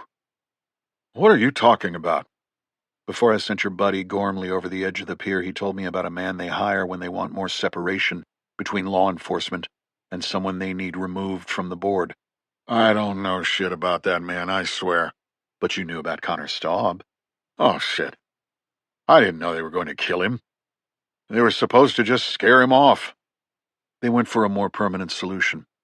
That fucking kid has caused us so many problems. Hey, I've told you everything I know. Let me live and I'll go with you to the DA. Isaacson? She's in on it too, isn't she? Kimball paused and gathered his thoughts. I really don't know. That's between her and Matheson. They had an affair, ruined both their marriages. I stay out of that part. I think I've got what I need from you. Walker held up a plastic bag and stood over Kimball. He removed a handful of plastic-wrapped drugs. I got these from that trap house in the 9th. Where you killed Rain and Hendrick? The white ones in the plastic wrapper, Snowball. Kimball looked away. That trap house had boxes of drugs. I grabbed these fentanyl patches when I was in there. I didn't know at the time that I'd actually use them. I can give you more. Yeah? They know who you are. Who does? The cops, the FBI, Matheson. Who am I? Some kind of commando or CIA or whatever. Some kind of mercenary, that's what the cops think. If I'm a mercenary, then who hired me? They think it was the cartels. That's from the DA. They think this is some Rival cartel beef with you taking out the competition. Walker opened the fentanyl derma pack. What did you call Connor again? What? You called him that fucking kid. That's just what he was, a kid. Just like thousands of other kids who die because of what you call a product. I want you to experience that same sort of high. Walker ripped Kimball's shirt open and slapped the fentanyl derma pack over his heart. Oh, hey, goddamn you! He yelled. He thrashed against the side of the Eagle in a vain attempt to knock the patch off. Walker stuck another one on his stomach. Kimball screamed, but the scream quickly turned to a whimper, his voice slurring in a way that made it hard to decipher. They don't get it, the cops, but I do. You aren't a mercenary, but you are a killer. Kimball stopped thrashing. His legs had given out and he hung against the side of the vehicle, hands stretched over his head to where they were connected to the roof rack. Walker put another fentanyl patch under Kimball's left armpit, then his right. He began to convulse and foam from the mouth. How's the customer experience? Walker asked. Kimball gagged on the fluid bubbling up from his lungs and attempted to mumble something. What? Have you no honor? The dying man asked. I left honor behind a long time ago, friend. You... What? You have no idea what you're up against. Kimball's head slumped forward. Walker felt for a pulse and looked for signs of breathing. He let Kimball hang from the rack for a few minutes as he went over all of what he had just learned. Then he cut the Genera executive from the rack and let him fall to the ground. One step closer. Walker shut the rear passenger door and got back behind the wheel, leaving Walt Kimball to rot on the forest floor. I left honor behind a long time ago. Chapter 60. Augie Lloyd had claimed one of the corner offices on the third floor of the FBI's New Orleans field office, overlooking Lake Pontchartrain. The building's upper floors were secured by keycard access and biometric scanners, but Lloyd's office felt more like a private club than a federal workspace. He sat behind a polished mahogany desk, eyes sharp behind rimless glasses that caught the morning light. Floor-to-ceiling windows framed a sweeping view of the lake, shimmering in the afternoon heat. Lloyd's walls were curated with precision. Framed commendations, photos of him shaking hands with senators and cabinet secretaries, and a shadow box displaying his bureau badge alongside a pair of brass handcuffs engraved with the FBI seal. Stanton stood with arms folded, his posture rigid. JJ stood just behind him, silent. Lloyd didn't bother to rise. He had summoned them to his desk like a principal calling in a pair of underperforming students. He tapped the printed police report on the Dorado freight attack, the bolded line referencing the suspected death of a law enforcement officer. The DA sent this over, Lloyd began. Wanted to make sure I saw it personally. Stanton gave a curt nod. This Sicario, this mercenary, the man you identified as Chris Walker, is starting to look more like a domestic terrorist, Lloyd said, voice low and deliberate. At minimum, he's a serial killer. And that's not a good look for the Bureau. You mean for Icy, Stanton thought, noting his boss's tired eyes. Please give me some good news. We just came from Dorado, Stanton said. Scene's a bombed-out mess, no video, no prints, but the blast was surgical. It only took out 2 vehicles of foreign nationals of unknown origin. Whoever did it knew exactly what they were doing. Lloyd didn't blink. Where are we with it? We're following the evidence, Stanton said evenly, not the optics. Your job is to produce results. And to get it right, Stanton retorted. The facts point to Dorado's involvement in something bigger. The absence of evidence is just as telling as the blast itself. What do you mean? Dorado looks less like a warehouse and more like a pipeline. Sugar, for sure, but something else as well. I'd like to loop in the Coast Guard to help locate the company owner, Charlie Babineau, with your approval. Lloyd leaned back, his chair creaking beneath him. Your job, Agent Stanton, is to find the Sicario, or contract killer, mercenary, or whatever the hell he is. Stanton's jaw tightened. We're trying to understand the whole picture, casting the net as wide as we need to. No. Lloyd's voice was calm, but edged with finality. You're chasing a killer. That's your priority, not corporate logistics, not sugar manifests, not cartel economics, and certainly not maritime manhunts for a guy who's out on his boat fishing. He paused, letting the silence stretch. A man is killing cops in this city, Lloyd continued. That's what matters. Stop the bleeding, then worry about what caused it. I want to know what you're doing now to nail this guy. Stanton held his ground. We're building the case. If we move too fast, we miss what's underneath. Lloyd's eyes narrowed just slightly. You've always been thorough, Jarrett. But the Bureau doesn't get credit for patience. It gets credit for arrests. I want one. JJ glanced at Stanton for the briefest moment. We're building a profile based on the information Agent Stanton was able to cull from the Office of Personnel Management and what he could extract from the CIA. Lloyd's eyes shifted between his two agents, landing back on Stanton. Your contact at the agency? Fisk? Stanton gave a single nod. JJ flipped a page in her notebook and continued, her voice steady. Chris Walker is a former SEAL Team 6 operator recruited into the CIA's ground branch, medically retired. Multiple deployments to Afghanistan with both the Navy and CIA. His last mission in 2021 seems to be the reason he parted ways with the agency. And the CIA won't give us details, is that right? Lloyd asked, his tone clipped. This was special access program level. Fisk wasn't willing to fill in the blanks, Stanton said. JJ pressed on. It took some digging through the Portland field office, but they were able to find early childhood records. He's adopted. The adoptive father split early on. Adoptive mom passed away from cancer when Walker was in his teens. Oregon State testing indicates he has a Mensa-level IQ, and OPM records confirm him as exceptionally intelligent based on all his military aptitude tests. He completed his degree right after leaving the Navy, then pursued a doctorate in philosophy at NYU. I spoke to one of his former professors. Lloyd raised an eyebrow. And? He said Walker was a brilliant thinker, obsessed with moral philosophy, as if he had seen too much war, too much death, and could not quite put it behind him. Well, his morality seems to have found a home with the cartels. Possibly, JJ said. But he's not sloppy. He's tactical. He's choosing his targets. Our interest in Dorado is to understand the motive behind those choices. That part's still unclear. Lloyd stood abruptly, the chair snapping upright.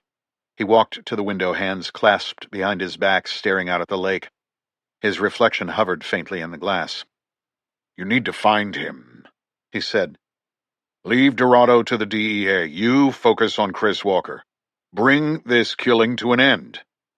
Understood, Stanton said. I've reached out to contacts at CIA and DEA as well. If they can shed any additional light, you'll know as soon as I do, Lloyd said. For now, I want you two bloodhounds to track down Chris Walker.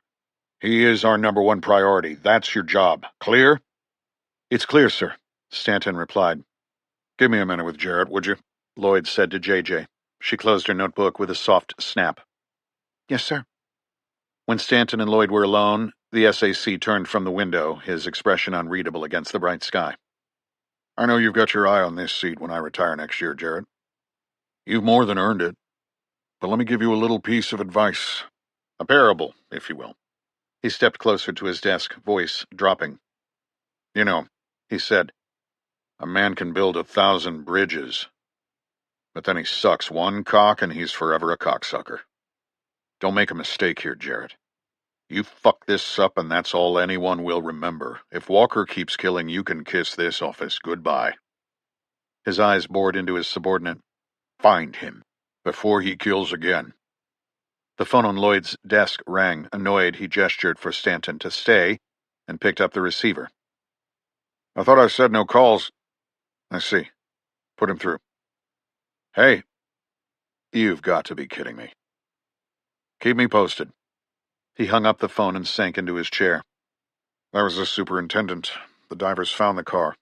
Detective Gormley's dead, drowned, locked in the back of his Charger.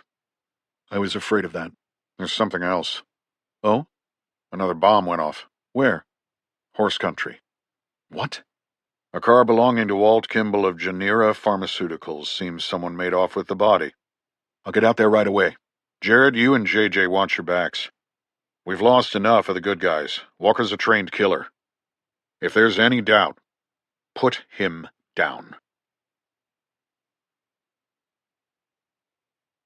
Chapter 61. The Mississippi River was quiet, calm after the earlier storm.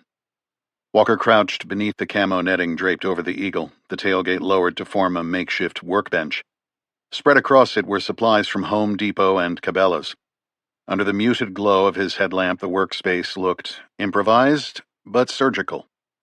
Tonight's charges would be heavier, made with more ammonium nitrate and additional powdered aluminum, mixed into 3 green Scepter MFC jerry cans. He had used garage door openers at Dorado and to trigger the Kimball ambush, but this was different. These charges were bigger, and he would need to be farther away when they blew. He remembered the lessons from his sensitive site exploitation courses at Harvey Point. Tonight he would put them to use. This mission was aimed at destroying the enemy's infrastructure, multiple charges, placed with precision, and synchronized to detonate in sequence. Walker checked the wiring one last time. Each jerry can was fitted with a mechanical kitchen timer wired to a 9-volt battery and an Estes model rocket igniter. When the timer expired, the circuit would complete, igniting a match head embedded in steel wool, a homemade fuse that would light the improvised detonator and provide the molecular shock to set off the main charge. Crude, but reliable. He packed the timers into waterproof Rubbermaid sandwich containers, sealed them with duct tape, and tucked them into the jerry cans. Then he placed all 3 into a dark green cooler, strapping it shut with paracord. The agency playbook was etched into his mind. First, find a source. The source would give up a name.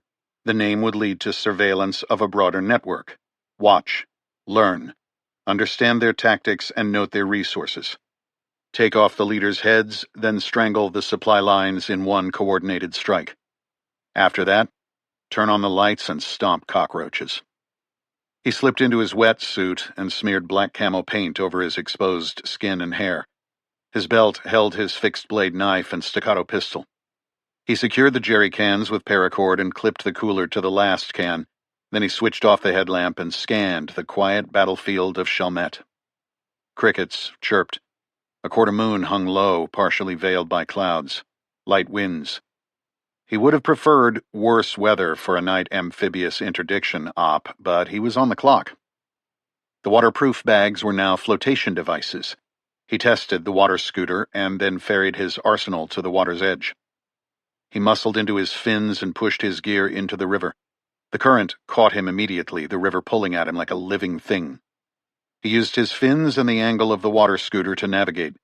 It took a while to adjust course considering the bulk of his equipment, but he would be coming back lighter.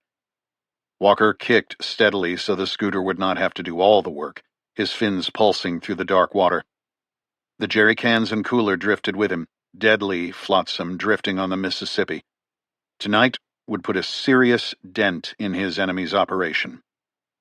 As he got closer to his target, Kimball's dying words echoed in his head. You have no idea what you're up against. Neither do they. Ahead, close to the steep shore, he spotted the first set of pilings beneath the pier. He cut the propulsion device and kicked against the current to remain stationary while reconning the target. The hulking silhouette of the Nectar Sugar Refinery loomed just up from the dock. The rust-streaked silos, skeletal catwalks, and the massive conveyor towers that fed raw cane into the processing lines were prominent against the night sky. Sodium vapor lights cast a jaundiced glow over the dock where a bulk cargo ship sat moored, its hull towering like a fortress wall. A hummingbird logo was stenciled below the bridge windows. The factory was feeding America's addiction to sugar, and something else. Opioids. Walker had the Dorado manifests and had seen the pallets. He had read stories in Connor's journals of kids twitching and dying on ER gurneys. Connor had been documenting all of it. He was trying to stop Snowball before it became the next fentanyl. Stay focused on the enemy's resources within tactical reach. There it was, right in front of him. He maneuvered beneath the dock pilings and waited. No movement, no sentries, just the low hum of machinery and the distant clank of metal. Walker removed his fins and clipped them along with the sea scooter to the piling with 1-inch webbing. The gear bobbed gently in the eddy, ready for exfil. He reached for the ladder, bolted to the dock's underside, and climbed with practiced efficiency. At the top he crouched low, eyes sweeping the refinery grounds. The air smelled of molasses and rust. At this hour the plant was shut down. A conveyor belt stretched overhead, designed to feed cane into the processing tower. Even now, at 0200, steam hissed from a nearby vent. He pulled on the paracord, bringing the jerry cans up to the dock. From there, he moved, quickly, low and deliberate, hugging the shadows between the silos. First target, the centrifuge building, where refined sugar was separated and dried. He placed Jerry 1 behind a steel support column, wedging it into a recess near the electrical conduit. From the cooler, he retrieved the timer and armed it, setting it to detonate in 10 minutes. Second target, the boiler house, a squat brick structure with aging pressure tanks and exposed piping. Walker ducked beneath a catwalk, climbed a short ladder, and placed Jerry 2 behind a rusted valve cluster. He set its timer for 12 minutes. Final target, the loading dock, where pallets of bagged sugar were staged for shipment. He crept past a forklift, parked and silent, and tucked Jerry 3 beneath the dock ramp, behind a stack of pallets. 14 minutes. Each placement was surgical, each timer staggered. The sequence would cripple Nectar's core operations, their refining, power, and distribution. Walker retraced his steps, slipped back to the dock's edge, and climbed down the ladder. He reattached his fins and connected the cooler to the dry bags. He then activated the sea scooter and kicked back into the current, moving into deeper water. He rolled onto his back. The refinery loomed behind him, a rusting beast of industry. He swam to a buoy, clung to the cable to steady himself against the current, and watched. The first fireball erupted from the centrifuge building with an orange bloom that lit the riverbank like a sunrise. Minutes later, a deeper explosion tore through the boiler house, sending a plume of steam and debris skyward. The final blast ripped through the loading dock, scattering pallets and igniting a brief inferno. Metal groaned. An elevator tore loose as a silo toppled, knocking another over like a set of flaming dominoes. Walker floated in silence, watching Nectar burn. Chapter 62. Dallas, Texas. Derek Matheson sat before his laptop in a sleek suite at Hotel Swexan, high above the Dallas Arts District. Windows beyond his screen framed the city skyline, bathed in golden haze. Reunion Tower blinked in the distance. The glass spires of downtown mirrored the sky. The annual BioFrontiers Summit Conference was in full swing downstairs, but Matheson had retreated to his suite, preferring solitude to schmoozing. He had left her downstairs to deal with the media. Though he had never been shy in front of a camera, the news that Walt Kimball had been murdered had sent shockwaves through the industry. The only good news was that the Metairie Police Department had kept the death by fentanyl details quiet. Matheson had learned of it from Icy. He wore a tailored gray Ermenegildo Zegna suit, looking every inch the man of the hour, but his posture betrayed him, shoulders hunched, fingers twitching at the edge of his desk. Vargas glared at him from the screen. Behind the drug lord, the Pacific glittered under the mid-afternoon sun as waves crashed against the cliffs below in rhythmic bursts that echoed through the airy villa perched high above the Salvadoran coast. The studio-grade webcam, rigged to track movement, followed him as he paced, shirt open, cigar unlit. His home office walls were lined with polished rosewood, gold-framed oil paintings. "You've lost control of your DA girlfriend," Vargas snapped, voice sharp with contempt. Despite the satellite bounce and the heavy encryption software running on both ends of the connection, Vargas's image was in high fidelity, which only made things worse. "Why hasn't this assassin been caught?" Matheson cleared his throat. "I assure you, no stone is being left unturned in the search for Chris Walker." Vargas stopped pacing and glared into the camera. "I don't want stones turned over. I want him dead." Matheson continued carefully. Ever since Irene pushed the cartel narrative, she's been at arm's length from the FBI, but they've assured her they're working on it. Killing an industry executive like this is beyond the pale. They will find him. Vargas turned the camera, tracking his movement. You lost your ace deputy. I lost an entire factory. Before Matheson could respond, a shriek pierced Vargas's home office. Matheson watched the scene unfolding 1,500 miles to the south as Vargas's daughter, no older than 4, burst into the room mid-tantrum. His wife, 20 years younger, stunning in a silk robe, snapped something in rapid Spanish. A nanny followed. It took Vargas 30 seconds to corral all 3 of them and send them out of his office. Ya basta! He barked as he shut the door with a sharp snap. As the tantrum behind him fell into muffled silence, Vargas returned to the camera, smoothing his shirt and compartmentalizing the domestic chaos. His face was taut, eyes glowing with restrained fury. How the hell are you going to get control of this? Matheson hesitated. I'll talk to Irene again. But it might not work. She's under pressure. It might be better to... Vargas's voice cut through Matheson's like a machete. To what? Give that bitch more money? She's taken in $5 million already. She's running for governor, not president, at least for now. Matheson swallowed. I wasn't talking about money.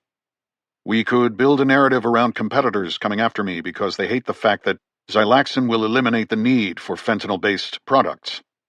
Vargas stared at him, then shook his head slowly. You aren't only a pharma CEO, Derek.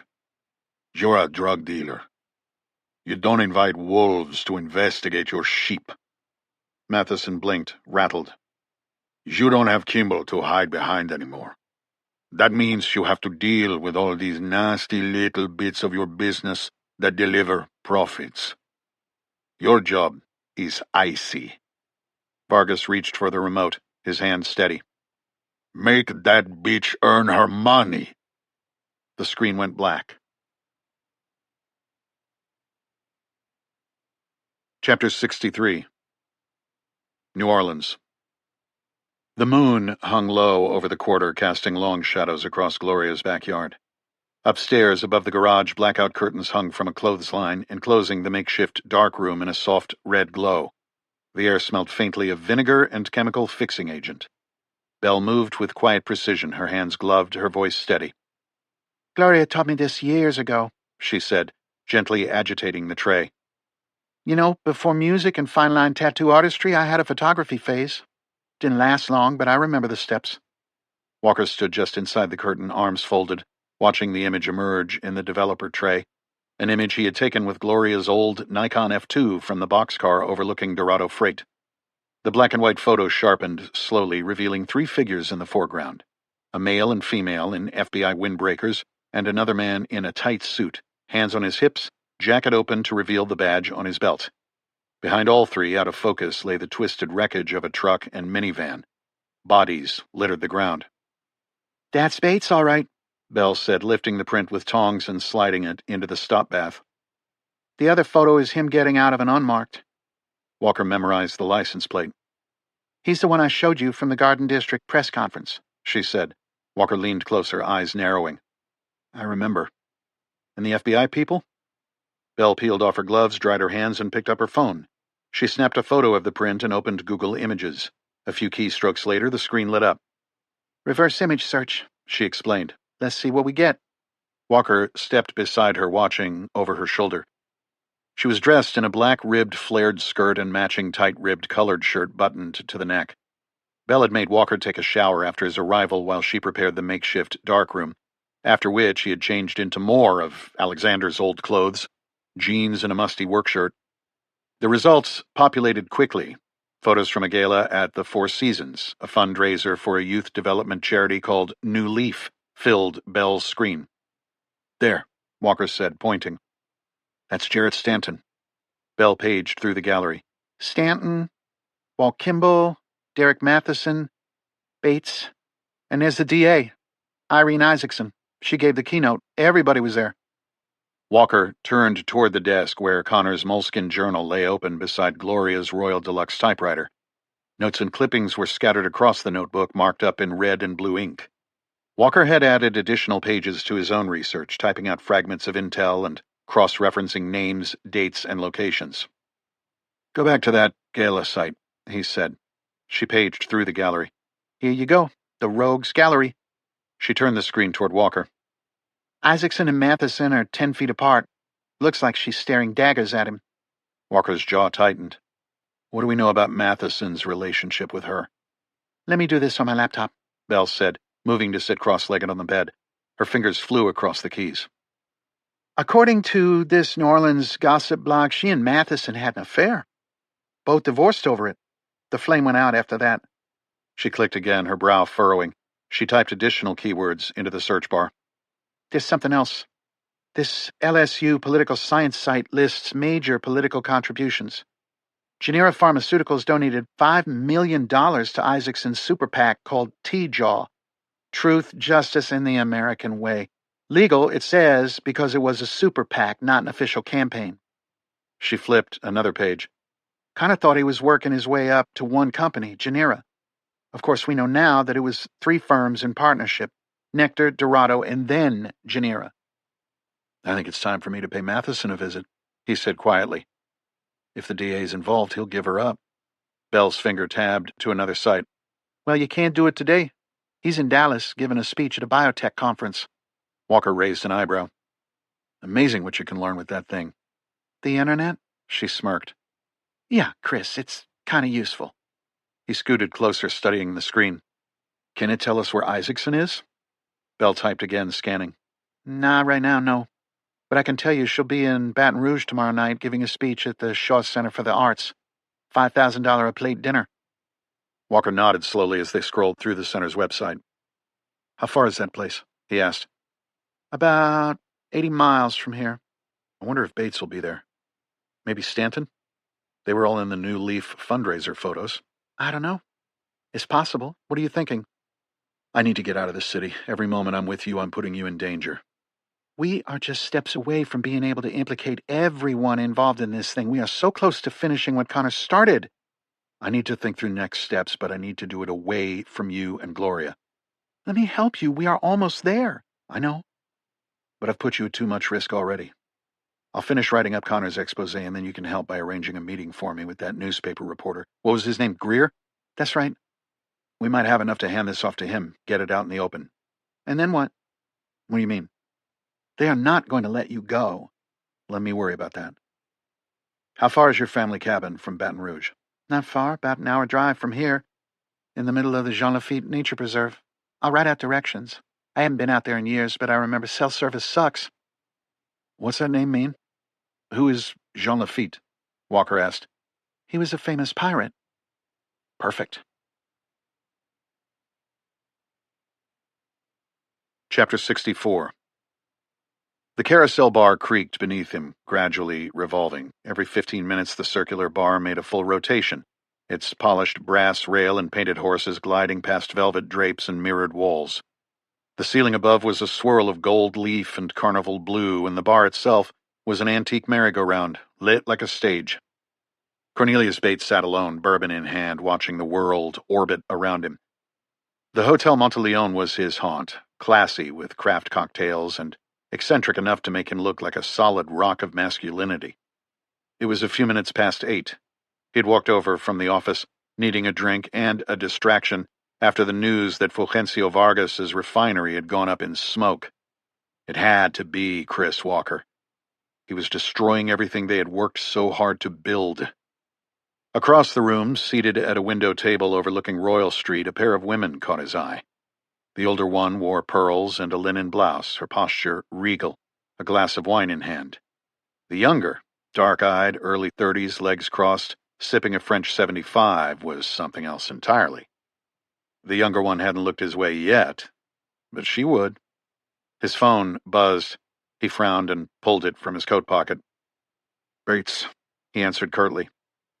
"Sorry to bother you, sir," came Sergeant Strickland's voice on the other end. "What is it?" "Traffic cam in Metairie picked up an AMC Eagle following Walt Kimball's Mercedes just before the murder. Male driver, ball cap, alone." "What the fuck is an AMC Eagle?" "I had to look it up." It looks like an old station wagon with wood paneling, except with a lift and bigger tires. Some piece of shit from the 80s. You get a plate? Yeah. Registered to a woman near the quarter, Gloria Travois, old lady. A widow, lives alone. An old woman is helping him? Maybe. Or he stole her car. Also more good news, Strickland continued. State Police just responded to the Metairie PD's alert. Vehicle with that plate passed over the Huey Long Bridge about 20 minutes ago, headed northwest. Bates felt the bourbon sour in his gut. He did not want other departments involved. This was his mess to clean up, his case. He stepped off the slowly rotating platform and into the hotel lobby. He's leaving town. Appears that way, sir. Call my contact at LSP, Bates said. Captain Haggerty. Tell him this is an undercover op and part of an ongoing interagency investigation. Location alerts go to me only. We need to eliminate this problem before it gets picked up by another department. Understood, Strickland said. You want to talk to this Mrs. Travois tonight? I am going to do a little background first. Let LSP know we want all locational data on that Eagle. Yes, sir. And Strickland. Yes, sir. Keep it tight. Bates disconnected his call and looked around. No one seemed to be paying extra attention to him. He slid his phone into his pocket and extracted his burner. It was time to call the Afghan. He dialed a memorized number. On the 5th ring, a man answered. Salam. Hello. It's me. I know who it is. The Pashto accent was heavy and guttural. That job I mentioned earlier, are you ready? Yes. I'm getting a location. It might be a ways outside of town. Stay by the phone. Khuda Hafiz. God protect you. Bates disconnected the phone and stared at the burner. Zarak Fazli. Bates had questioned him in the aftermath of the 2025 New Orleans terrorist attack. He and a group of Afghans who were resettled in New Orleans and Baton Rouge after the withdrawal from Afghanistan in 2021 were approached by law enforcement in the wake of the Bourbon Street event. Fazli was different. Bates had recognized a weakness and seen an opportunity. Fazli was having trouble with his special immigrant visa, even all these years later, due to the sensitive nature of his work for the U.S. government. Finding new work in this country was difficult. Bates had pressed and promised to help. Eventually, Fazli had confided to the lieutenant that he had been part of a Zero unit. When Bates pressed further, he discovered that the Zero units worked for the CIA. Fazli had skills useful to a man like Bates. He dropped the burner phone back into his pocket and debated returning to the bar to work his magic on the 2 women he had spotted earlier, but his mind was not in that game. It was in another. He briefly wondered if Fazli and Walker may have known each other, and if so, would that make it easier or harder for Fazli to kill him? Chapter 65. Jean Lafitte Nature Preserve, Louisiana. Walker's drive out of the city had felt like slipping through layers of time, leaving behind the neon pulse of the French Quarter for the shadowed stillness of the bayou. He kept one eye on the rearview mirror the entire way, watching for tails, police helicopters, and drones. The Travois cabin sat at the end of a gravel lane in a quiet bend of Bayou des Familles, surrounded by cypress and live oaks that leaned over the water like sentinels. The inlet was narrow, the water black and still, broken only by the occasional ripple of a frog or the distant slap of a fish. Technically, it was part of a neighborhood of vacation homes, but the trees and water had long since isolated each property into its own world. The cabin itself was rustic, built in the 1950s by Alexander as a retreat from the city. Weathered wood shingles, a screened porch, and a boat shed with a sloped tin roof turned to rust. Inside, the walls were lined with yellowed maps, faded photographs, and shelves of field guides. An old hand-crank telephone from the turn of the previous century was attached to a wall. Under the mattress, he found a Browning Auto 5 shotgun that was probably over 100 years old. The 5 rounds of double-aught made Walker think that Alexander kept it handy for more than just birds. He found Alexander's tools in the shed, rusted but serviceable. He would need them if he had any hope of repairing the old swamp boat that sat on a trailer covered in tarps. He spent the night on a creaky hospital bed in the back room, the windows open for airflow and so that Walker could hear the noise of an approaching vehicle.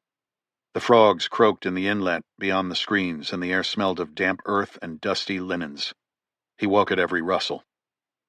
By morning, He was sitting in front of Gloria's Royal Deluxe typewriter. The pieces were there, but parts were still missing. Derek Matheson and Genera Pharmaceuticals, Fulgencio Vargas, Dorado Freight, Nectar Corporation, Cornelius Bates's Cope unit, and Irene Isaacson. This was big business. Would Matheson and Bates be at Isaacson's event at the Shaw Center for the Arts in Baton Rouge? Are you judge, jury, and executioner? There had been a change in his tactics, one he had been ignoring, but in the solitude of the swamp he had to confront it. He had no choice at the Staubs' home, or at the trap house in the 9th, his first visit to Dorado Freight, or with Dupuis. Those kills had been righteous. What about Gormley and Kimball? Did you have to kill them? It was justice, was it? Not according to Plato or Aristotle. I told myself I was doing it for justice, for Connor and Leanne, for John. You told yourself. What about honesty? Honesty? What would all your philosopher friends say about honesty?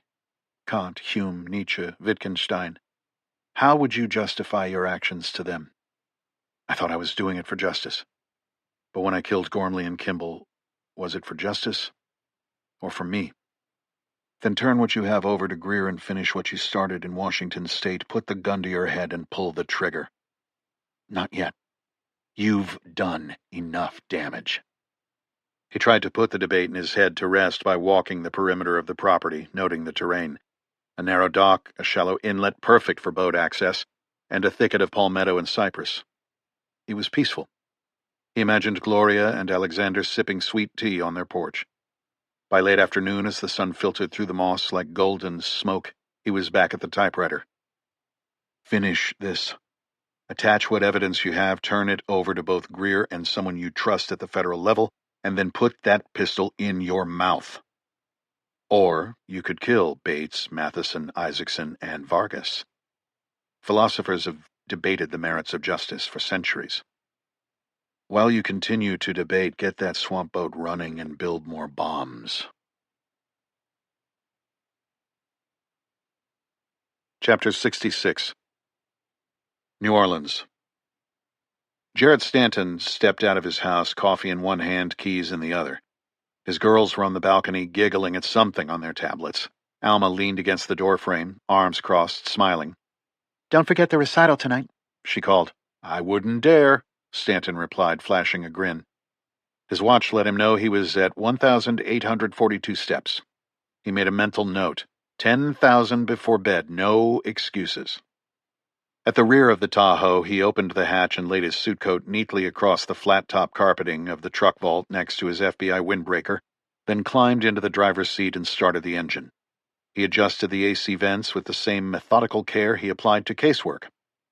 He had just maneuvered out of the parallel spot when his phone buzzed. JJ. He answered on speaker. Morning. Don't bother driving out to the office, she said. Stanton frowned. Why? Please don't tell me that something else blew up. 2 days ago, the Metairie police put out a bolo for a suspect vehicle in the Walt Kimball murder. Then, they abruptly pulled it. Why'd they pull it? According to the detective I interviewed, it was at the request of the NOPD. Specifically, Lieutenant Cornelius Bates, who said it was related to an undercover case. Stanton's grip tightened on the wheel. Is that so? You talked to Bates? I thought I should speak with you first. And the bolo? It was for an older vehicle, an AMC Eagle manufactured back in the 80s. Plates trace back to a house in the quarter, about a mile from your house, which is why I called. It's registered to an elderly woman named Gloria Travois. The Metairie detective said the suspect vehicle had been following Kimball's Mercedes just before the IED detonation.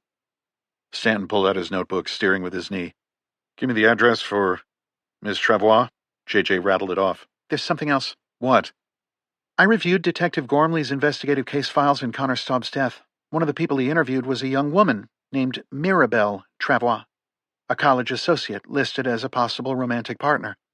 Daughter? Granddaughter? Looks like a granddaughter, I'll confirm. Let's keep that part between us for now. Meet me there, he said, accelerating down the street. The house was tucked behind a fence overgrown with laurel, shaded by crepe myrtles and live oaks. Stanton parked across the street and spotted JJ already waiting in her unmarked sedan. They walked up the drive together, keeping their voices low. No AMC Eagle in sight. Bates countermanding that bolo means he either found the car or didn't want anyone else to, JJ said. Or someone told him to back off, Stanton muttered. He paused to survey the front porch. This looked like the safe house of a CIA assassin turned cartel contract killer, JJ asked. Looks can be deceiving. Stanton reached the door, hand resting on the grip of the pistol under his jacket. He turned an ear toward the door and listened, hearing an older woman's voice muffled by the walls. The place reminded him of a Hallmark card version of Grandma's house. He knocked. A silver-haired woman answered the door. Yes? She stood in the entryway, dressed in a crisp blouse and slacks. Her eyes were sharp, her smile warm. Stanton flashed his badge. Ma'am, I'm Special Agent Stanton with the FBI. He gestured toward JJ, who had appeared beside him. This is Special Agent Jimenez. Are you Ms. Gloria Travois? Last I checked. We have a few questions for you regarding your car. Of course, Gloria said. But the police are already here. Police? And Officer Bates arrived just 5 minutes ago. Chapter 67. Stanton and Jimenez followed the old woman into the house and down a short hallway. The kitchen smelled of French roast and lemon polish. Coffee, Special Agent Stanton? You, Miss Jimenez? Stanton's jaw tightened. Yes, ma'am, that'd be nice. Bates sat at the table sipping from a porcelain cup. His suit coat hung over the back of a neighboring chair. Gloria moved with quiet grace, pouring coffee for the newcomers. I was just telling Lieutenant Bates that I haven't driven that old Eagle in over a year, she said. It's been parked out back. I suppose someone must have stolen it. Stanton and JJ remained standing, their eyes scanning the room. JJ raised an eyebrow. You didn't notice it was gone, ma'am? Didn't report it? I don't go out much these days, Gloria replied smoothly, setting the coffee pot down. My knees aren't what they used to be. Anyone else have the keys? Bates asked. Oh, no, Gloria said, shaking her head. Just me. Could we see them? He pressed. I don't know where I put them. At this age, things get, well, grayer. Stanton's gaze drifted to the walls decorated with wildlife photos, framed magazine covers, a signed letter from National Geographic.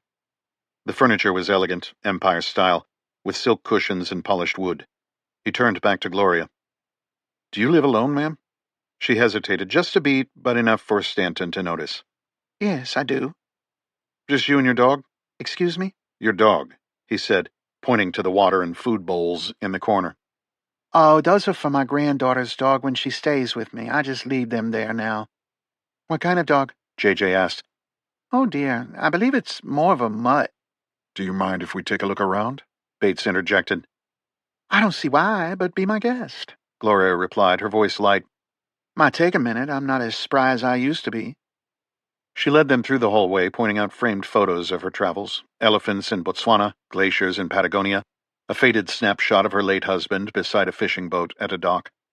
Her stories flowed easily, a practiced rhythm of names and dates. In the guest room, Stanton paused. The space was tidy, but unmistakably lived in. He noted Bates's careful reaction to the scene, too, taking it all in. A denim jacket hung on the back of the chair. A stack of used textbooks on accounting and business management were stacked on a nightstand. A pair of headphones peeked out from under the pillow. The window was cracked. Lace curtains moved in the breeze. My granddaughter stays with me sometimes, Gloria said, her voice soft. JJ exchanged a glance with Stanton, but neither pressed. Why don't we have some scones? Gloria asked, turning back toward the kitchen. Fresh out of the oven, lemon poppy seed. Back at the table, the police officer and FBI agents accepted out of courtesy. Bates asked a few more questions about the Eagle. Gloria answered with the same calm cadence. Bates's phone buzzed, and he looked at it, his eyes fixed. He stood, brushing crumbs from his slacks. All right, folks, best I get on with my day. I'll make sure we get the auto theft filed. I may have to come back for some details, or it might be another officer from my unit. Thank you, Officer Bates. I should have sold that old thing years ago. The front door creaked open, and a female voice called from the foyer. Forgot something for work. Stanton raised an eyebrow and looked at Gloria. My granddaughter, the old woman said. She's staying with you now? Stanton asked. We're both somewhat forgetful, Gloria said. Her because she's young, me because I'm old.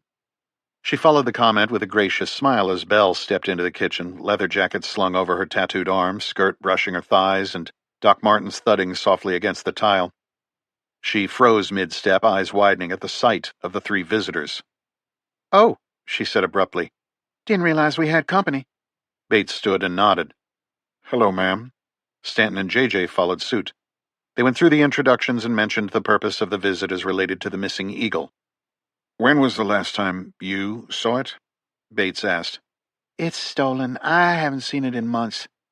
Stanton looked outside at the faded green vintage BMW. Belle tracked his gaze. "I let Belle park in the garage when she's with me," Gloria said. "Safer that way. I never bothered to put my car back." "Where's your dog today?" Stanton asked. "My dog?" "Yes," Stanton said, motioning to the dog bowls. "Oh, my dog. He's at the vet. Not really sure what's wrong with him." "I'm sorry to hear that," Stanton said. "What kind of dog is it again?" "It's, I told them it's a mutt, dear," Gloria interrupted. "Am I right about that? I do get confused sometimes." "Yes, that's right, a mutt. A rescue." "That's nice. We are thinking of getting a rescue for our family," Stanton said. "What's the dog's name?" "Name? Nikon." Gloria said. "Nikon?" "Yes, Belle named him after my favorite camera," she said, indicating the photos on the walls. "Well, that is nice," Stanton said.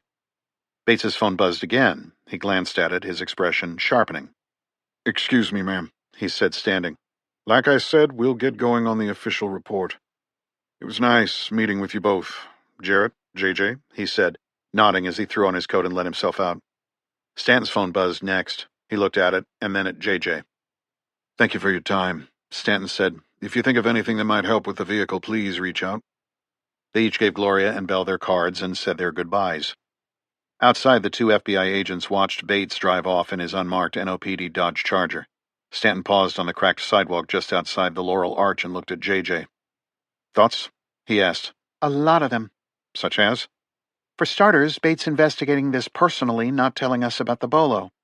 "And the dog, that's not the granddaughter's." "Yeah, Nikon? Really?"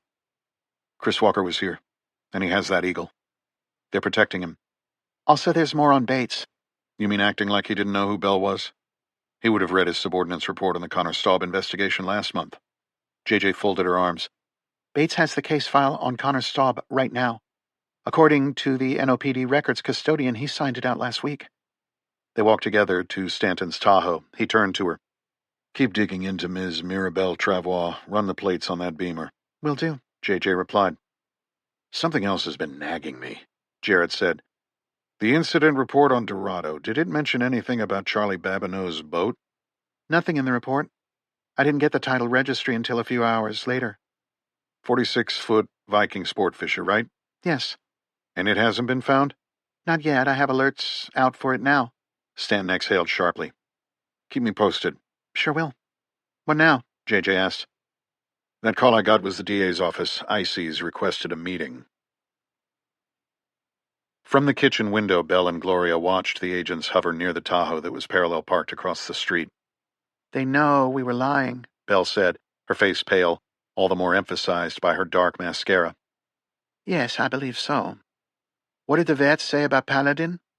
"She used the term lethargy and is going to run a series of tests. They're going to call me later today when I can pick him up." Gloria collected the dishes from the table and swept scone crumbs into her cupped hand. "Well, maybe you should talk to the FBI about Chris. We have their cards." "Not a chance. If there's one thing we've learned, it's that you can't trust any law enforcement in this town." The tap hissed as Gloria rinsed a plate. "That might not be fair." She started, but then paused when she realized Belle was no longer in the kitchen. She killed the tap and followed the footsteps into the hallway. She found Belle in her room, throwing clothes into a bag. "Where are you going?" "Chris is staying out at the cabin," she said. "I haven't heard from him since he left. If I don't hear from him soon, I'm going out there." "Did you call him?" "I tried. Coverage is terrible out there." "Well, if you're worried about the police finding Chris," Gloria said, "it didn't seem like they knew where he was. They found us. They know we were lying. They will find the cabin next. I don't trust any of these cops. If they come back, clam up. Don't let them in. Make them get a warrant." She hoisted her stuffed backpack over her shoulder. "I'm sorry, Grandma. Don't apologize, dear girl. There is something about you and that boy." Belle rolled her eyes. "Oh, come on, Grandma. And besides, this is the most excitement I've had in years. Chapter 68. Stanton turned off Dauphine and headed toward Rampart, the morning traffic thinning as he crossed into the civic corridor, his Tahoe rumbling over wet, uneven cobblestones. The French Quarter was wide awake and sizzling. Delivery trucks were idling at curbs, cafe tables were being wiped down. The scent of lemon wash from the pumper trucks was hanging in the air. The Orleans Parish Courthouse soon loomed ahead, its neoclassical facade weathered by time and the on-off push-pull maintenance of local politics. Stanton veered into the secured lot, flashed his badge at the gate, and parked in a shaded corner near the rear entrance. He removed his suit coat from the top of the truck vault, donned it, and checked his appearance in the truck's window reflection to make sure his tie was straight. He locked the vehicle and headed inside. The lobby was cool, attorneys and clerks shuffling through the dim light. It smelled of floor wax. He nodded to the bailiffs at the security desk, held up his badge, and stepped through the metal detectors without breaking stride. Knowing the way, he jogged up the wide staircase, 2 steps at a time, passing portraits of retired judges and plaques commemorating long-forgotten civic milestones. The second floor was quieter, with less foot traffic, more closed doors. He glanced at his watch. 2,300 steps. Still a long way to go. He turned down a hallway lined with frosted glass offices and paused outside the one marked Irene Isaacson, District Attorney, Orleans Parish. He knocked once, then stepped inside.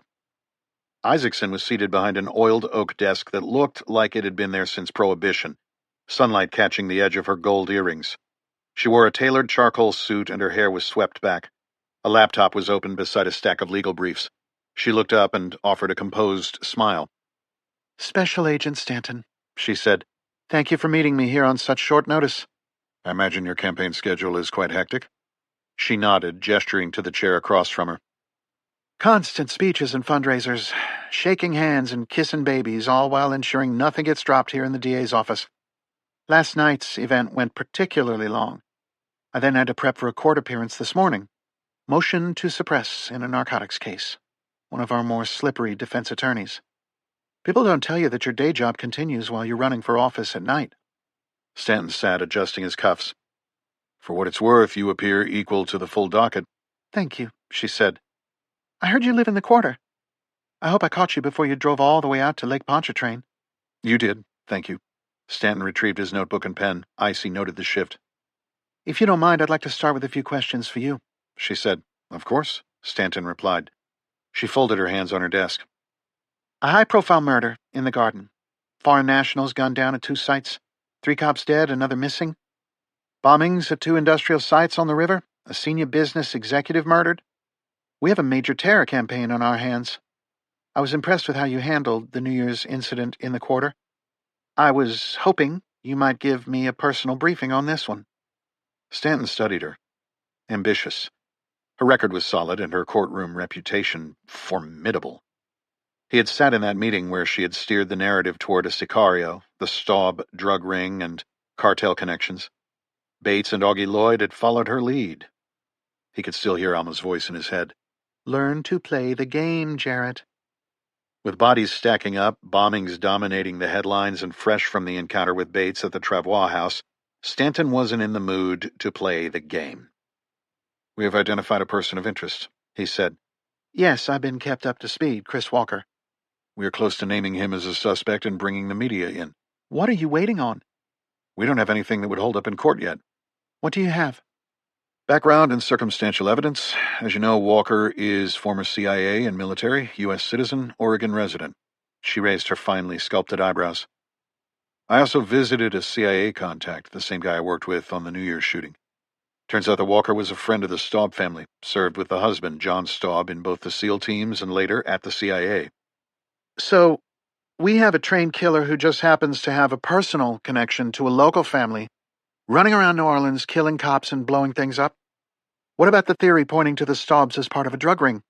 Careful, Stanton reminded himself. Alma's warnings echoed again. Choose your enemies carefully, darling. I don't have the facts to support that, not yet anyway, but there are certain oddities around the Staub woman's death. Such as?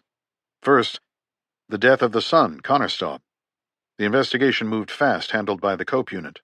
No indicators that Connor was a drug user before he was found dead from an OD. The revelation didn't seem to surprise her. That's not unusual. A lot of first-time users are dying from fentanyl-laced drugs. Connor's mother is murdered 6 weeks later, Stanton continued. His room was ransacked and Ms. Staub was viciously tortured. It was like the kid knew something and was killed for it, and that Ms. Staub knew something too or guarded whatever her son told her. And your person of interest? We are getting closer, Stanton said, deciding to keep the information about the suspected Travois involvement to himself for now. Here's the rub. This cop killer is targeting the very officers assigned to look into the murders of Connor and Leanne Staub. Because he was close with the husband and father, John Staub. But why target the officers trying to bring Leanne's killers to justice, unless he was part of their drug ring? He may think they are connected. It would not be the first time law enforcement was involved in kickbacks and protection with ties to the drug trade. Stanton noted a trace of concern cross her face that was not evident when he entered the room. Was it guilt? And the other murders? The house in the ninth, Dorado, Nectar, Walt Kimball? She asked. We're still working on all of that, Stanton said. How much more do you need, Agent Stanton? Walker sounds like he's part of the drug scene. After taking out a rival gang at the Staubs for whatever reason, he went on to shoot up that house in the ninth, took whatever drugs there were, and is killing the cops closing in on him as a suspect. Then why the bombings at Dorado and Nectar? Find him and ask him. I assume you've put a request into the DEA to look into those establishments? Augie Lloyd is working the DEA angle. I've been directed to focus on catching Walker. Icy nodded, her expression tightening. Her eyes drifted for a moment as if pondering something just beyond reach. Stanton interpreted her expression as genuine confusion, rather than the cold calculation he had expected. There's something else, he ventured, his long experience with suspects telling him he was at the proper moment. And I'm afraid this may be uncomfortable for you. I appreciate your candor, Agent Stanton. We learned in the course of our investigation that you met Leanne Staub shortly before her death. I did, briefly, yes. Why? My campaign advisor thought it would be good for me to visit the ER to show that I'm concerned about crimes in this city, all the way through the line, as he put it. The ER was a mess that day. The nurse in charge, who I now know as Leanne Staub, met with me along with a group of nurses. Were you alone with her? No. But something odd happened as I was leaving. I thought you were aware of it. Enlighten me. She passed me a note. A note? I thought it odd, but you get used to these things as a public figure. Stanton spoke carefully. What did it say? It said she had proof that the NOPD was complicit in her son's murder, that he was an amateur reporter hoping to break a big story before going to Columbia Journalism School, and had compiled hard copy notes linking law enforcement to a drug cartel. Specifically, it said that dirty cops had murdered her son. Stanton exhaled slowly. Alma's voice rose in his head. He pushed it aside. Playing the game didn't trump justice. Ms. Isaacson, Stanton said slowly, it feels like you've been hiding this information. It was very sensitive, Agent Stanton. I'm sure you can appreciate that. If true, it could undermine all credibility in the NOPD. And undermine your campaign, Stanton thought. It could also have been the rantings of a madwoman, she said. Why didn't you inform the FBI? A genuine look of confusion crossed her face. That's exactly what I did. Given its sensitive nature, I immediately informed your SAC, Augie Lloyd. I gave him the note and told him all about this. Chapter 69. Jean Lafitte Nature Preserve, Louisiana.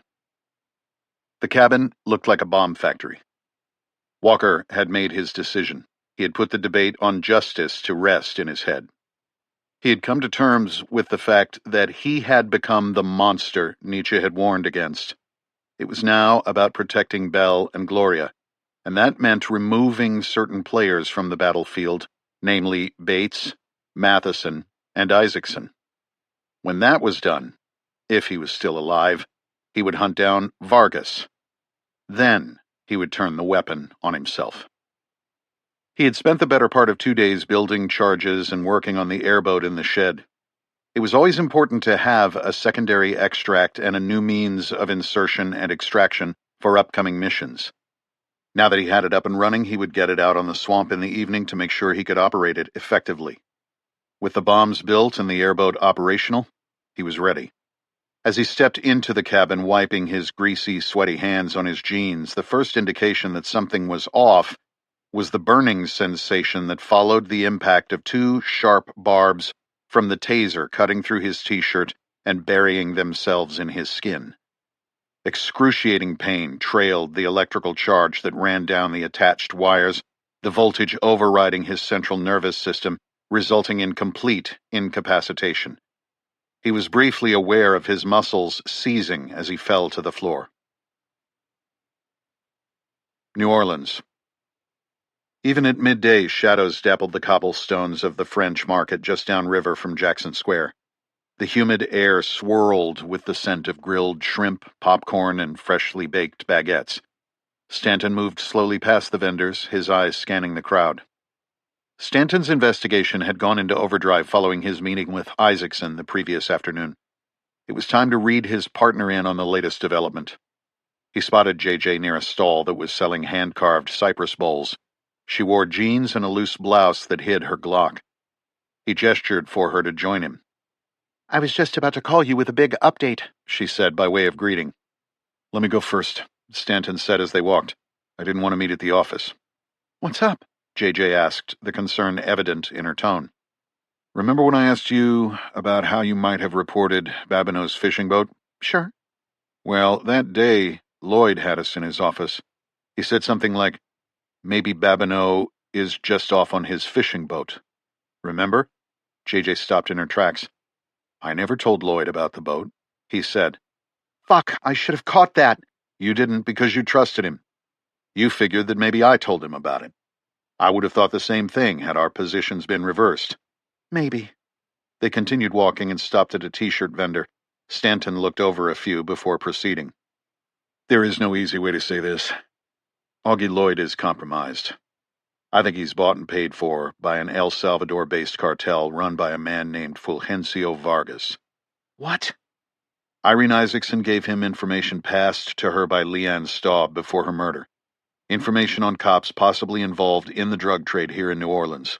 Information he never shared with us. There has got to be another explanation. You've met with the DA before. Why didn't she mention it then? Because Bates was there too. Augie was stringing her along. She trusted him. Just like us. They stopped at a wrought iron bench along the river. Stanton pulled a folded printout from his jacket pocket and handed it to her. Isaacson got us a warrant, he said. She moved fast and called in a favor with the judge. JJ looked through the tightly spaced records. All of the prominent wireless carriers. I used the warrant to pull cell signal identifiers, tower pings from Lloyd's home, his commute, and his office. Then I looked for commonalities. JJ flipped a page. You suspected he has a burner. We can't trace it directly to him, not yet anyway, but I found a number that shows up consistently in those locations. The same locations and times as Lloyd's FBI phone. That number has been transmitting scrambled data, not regular texts or calls, just encrypted bursts. Using an app? Military-grade encryption. But with that warrant and with Alvaro Mendez's help, I was able to trace the endpoints. One terminated at a residence in El Salvador belonging to Vargas, another at the Nectar Sugar Facility, and one more at the Four Seasons Hotel on the river. JJ looked up. Who was staying there? Same guy, Fulgencio Vargas. He's the CEO of Nectar Sugar. Mendez had ICE confirm that Vargas's private jet often lands at Lakefront Airport. He stays at the Four Seasons when he's in town. JJ exhaled. So, Augie Lloyd has been speaking with Fulgencio Vargas on an encrypted burner phone? Yes. What do we know about Vargas?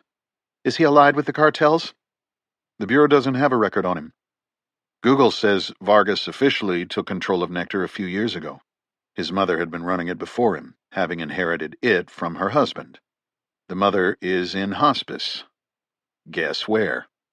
Tulane Medical Center, she said. Exactly. Okay, playing devil's advocate, maybe he just wanted his mother to have really good care? She's also in clinical trials for Xylaxin made by Genera Pharmaceuticals. They walked a few steps in silence, the crowd thinning as the sun dipped below the horizon at the market's edge. You notify the DEA yet? She asked. Not officially. Then Augie will know we are onto him. Maybe he bolts. I asked Mendez to start digging and to keep it quiet.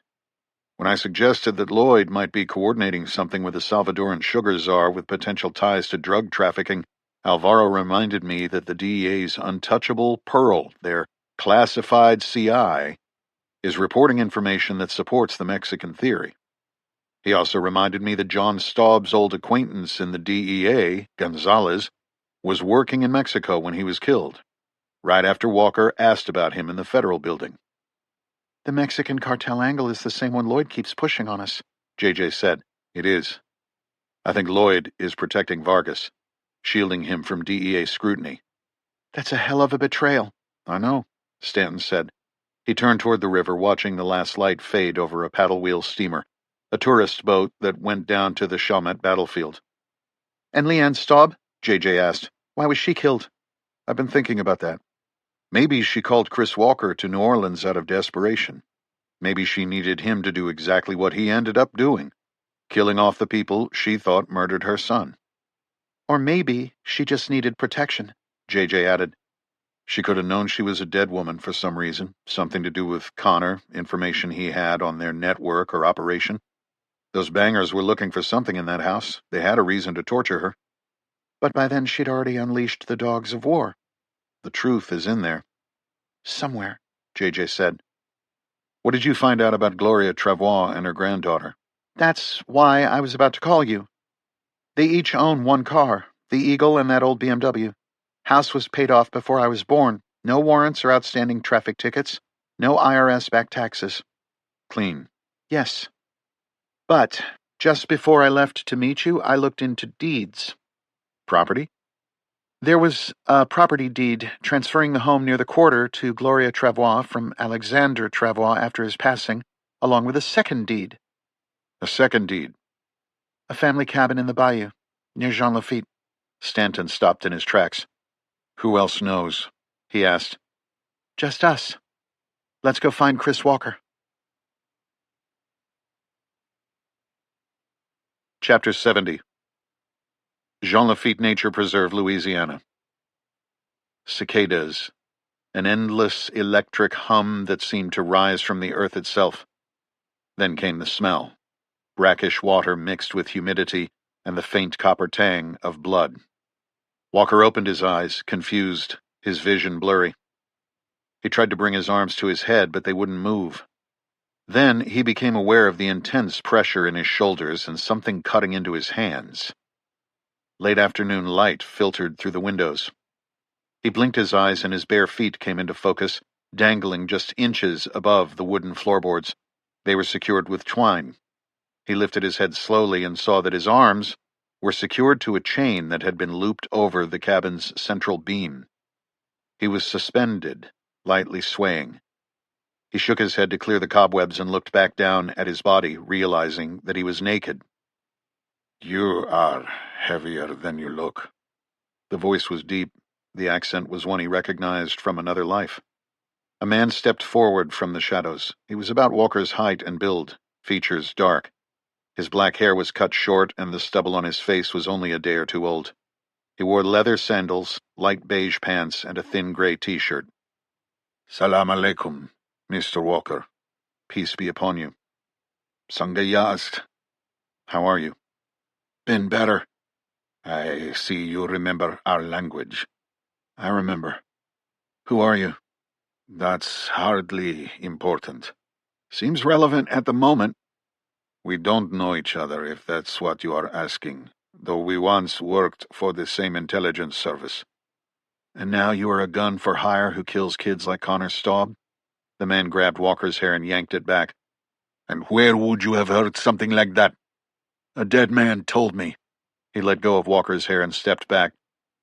I do a job just like you trained me. I didn't train you. Your CIA did. Men just like you. The man who hired me will be here soon. He has some questions for you. While we wait, my job is to soften you up. You remember, don't you, what we used to do to prisoners in the salt pit? I didn't catch your name. No, you didn't. My boss calls me the Afghan. Not very original. I worked out of Kandahar with 03. I understand you were farther north. Why don't you cut me down so we can reminisce about old times? Maybe let me put some pants on. I always respected that about you Americans. What? Your sense of humor, even in the most dire of conditions. It's a gift. Because you are wondering, and because you are not long for this world, I will tell you. Tell me what? Why I am standing in front of you, about to visit upon you more pain than you thought imaginable. Anything that delays the inevitable. We fought for you, for your country, and you abandoned the cause. You deserved better. You promised us you would get us out. Of Afghanistan? You're in America, Slick. I was supposed to meet my family and get to the planes at the airport in Kabul. By the time I got home, my wife and 2 children were dead. My wife was raped, tortured, and killed by the Taliban. I don't know if they made my children watch before they were killed as well. Do you know why they were killed, Mr. Walker? Because of your work for us, yes. Unlike my family, I made it out. I was relocated to Baton Rouge. I looked for work, a car wash, a 7-Eleven. I see my wife and children in my dreams. We live together, me and the others waiting on special immigrant visas. The CIA has forgotten us. I'm sorry. It's not right. I used to play Afghan chess with my son. Do you remember this game? I do. Then you recall what makes it an Afghan game. No checkmate. Bravo, Mr. Walker. I still play with some of the men in my flat, but it is not the same. It reminds me of my son and of the country I had to leave behind. The country we lost. Without a checkmate, one player must take all his opponent's pieces to win. America should have studied this game before sending its sons and daughters to die. What do you mean? Attrition, Mr. Walker. The Brits, the Soviets, and now the Americans have learned that there is no checkmate in Afghanistan. There is only attrition, and when you lose enough pieces, you will go home. Sounds like you should have studied the game before you joined the 0 units. The uppercut to Walker's stomach almost caused him to vomit. Perhaps you are right. Now I work for a man who pays well. I can use what I learned from you. It's not the way, brother. I am not your brother. I am trash. Thrown away by your CIA. I think we have more in common than you might think. We might, but that is not my concern. Walker looked down at the big toe of his left foot and noted the wire tied to it. His eyes traveled up to his groin, to another wire constricting his genitals. Both wires led to the old hand-crank telephone, which had been removed from the wall and was sitting on a small end table. You remember how this works? The man asked. I do. Tell me. You rotate the crank, which spins the coils around the magnets, creating a high-voltage surge of electricity. That's it. I don't even need to douse you with salt water like we used to do to our prisoners back home for these kinds of treatments. Your sweat will act as a perfect conductor. What do you want to know? Oh, Mr. Walker. You misunderstand. I am just here to turn the handle. My employer will be the one to ask you the questions. Who is your employer? He told me you were smart. But all I see is a schoolboy using schoolboy tricks. They will not work. You have reached the end of the line. Good. I was getting tired of this life anyway. Then let me get you ready for the next. The man walked to the small side table with the old phone that he had moved closer to his victim. I'll have you know I get no pleasure from this, he said. Me neither, Walker responded, bracing himself for what was to come. The Afghan was about to turn the handle when headlights illuminated the window. My boss has arrived. Walker lifted his head and squinted his eyes as a car came to a stop in the dirt. The driver extinguished the lights. It was a car Walker recognized. Zana Pohigum, the Afghan said as he glared out the window. I don't understand. The door to the vintage green BMW opened and Belle Travois walked toward the cabin. Before Walker could shout a warning, his tormentor cranked the handle and ran for the door. Chapter 71. The Afghan hurried down the steps and rushed toward the young woman. Who the fuck are you? She barked, marching forward. The stranger put a smile on his face that shifted to loathing as he got within striking distance, his open palms slapping her across her cheek and jaw with a force that dropped her to her knees. He yanked back on her black hair and grabbed her around the throat. Who the fuck am I? Who the fuck are you? He spat. Before she could respond, the Afghan threw her forward into the dirt and placed his knee against the base of her spine, pressing his hand into the side of her face, pinning it to the ground. His free hand frisked her from her Doc Martens up her bare leg, beneath the fabric of the long black silhouette, along her waistband, and up the spaghetti straps that held the gray and black bodice to her upper body. He roughly turned her over, sliding his knee between her legs and slapping her across the face once more. He then exerted downward pressure against her neck with a grip of iron while he frisked her front. Satisfied she was unarmed, he wrenched her to her feet, forced her up the steps of the cabin, and threw her to the floor just inches from Walker's suspended naked body. Walker opened his eyes, regaining consciousness from the electrical current that had shocked his system.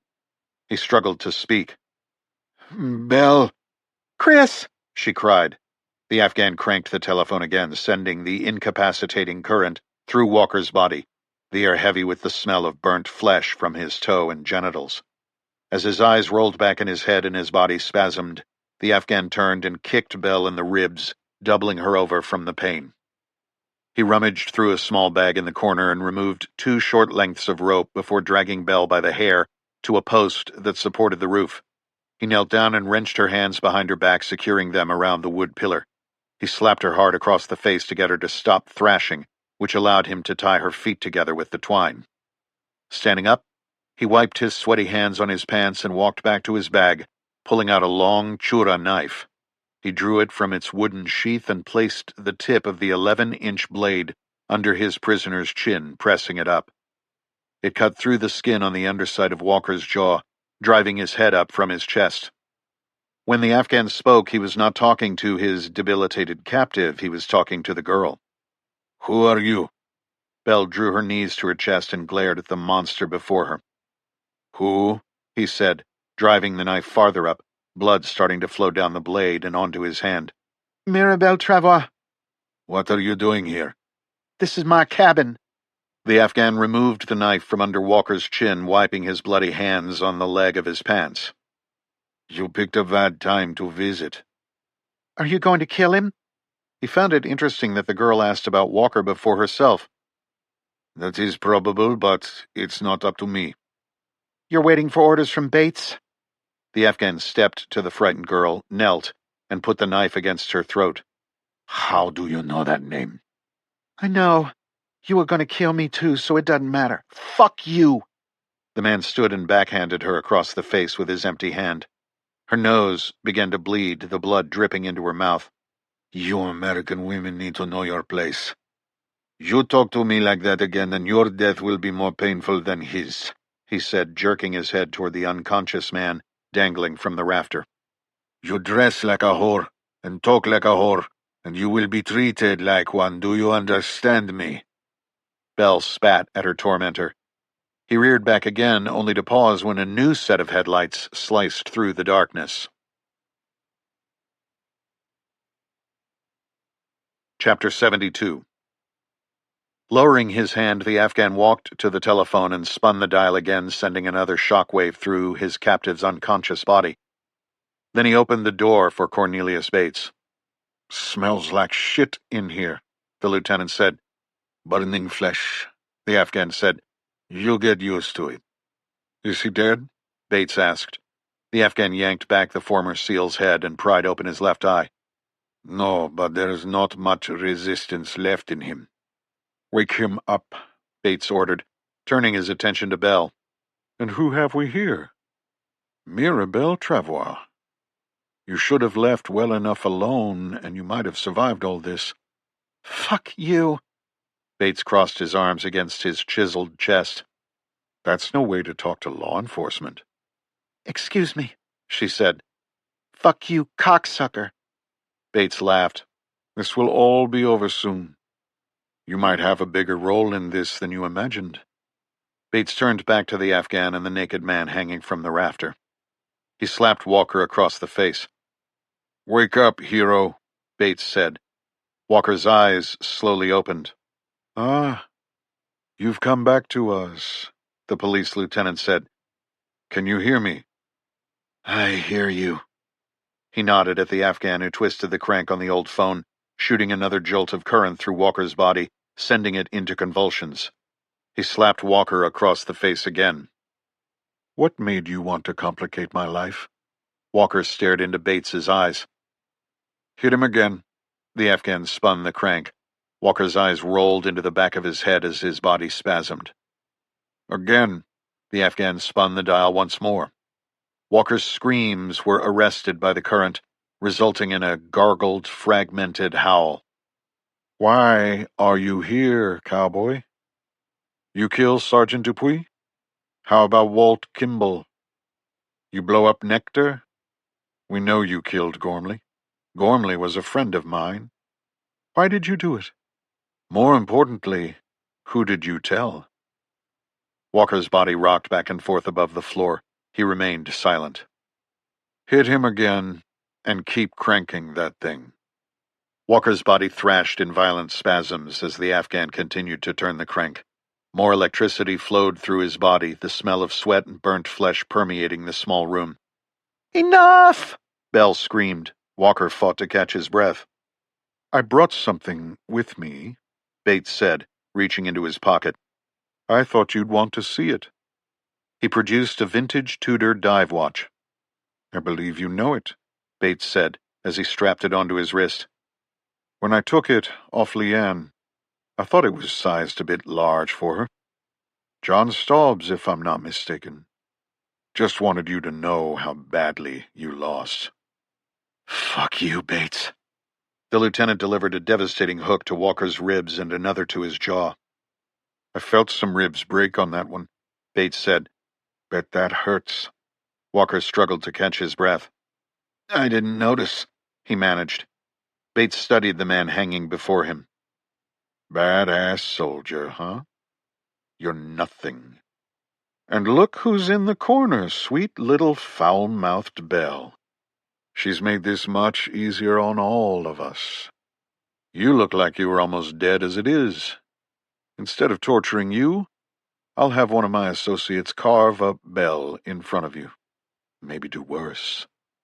These boys are not long out of prison. They'll probably run a train on her right here for you to see. You'll watch knowing you put her in this hell. You are both going to die tonight. The how is up to you.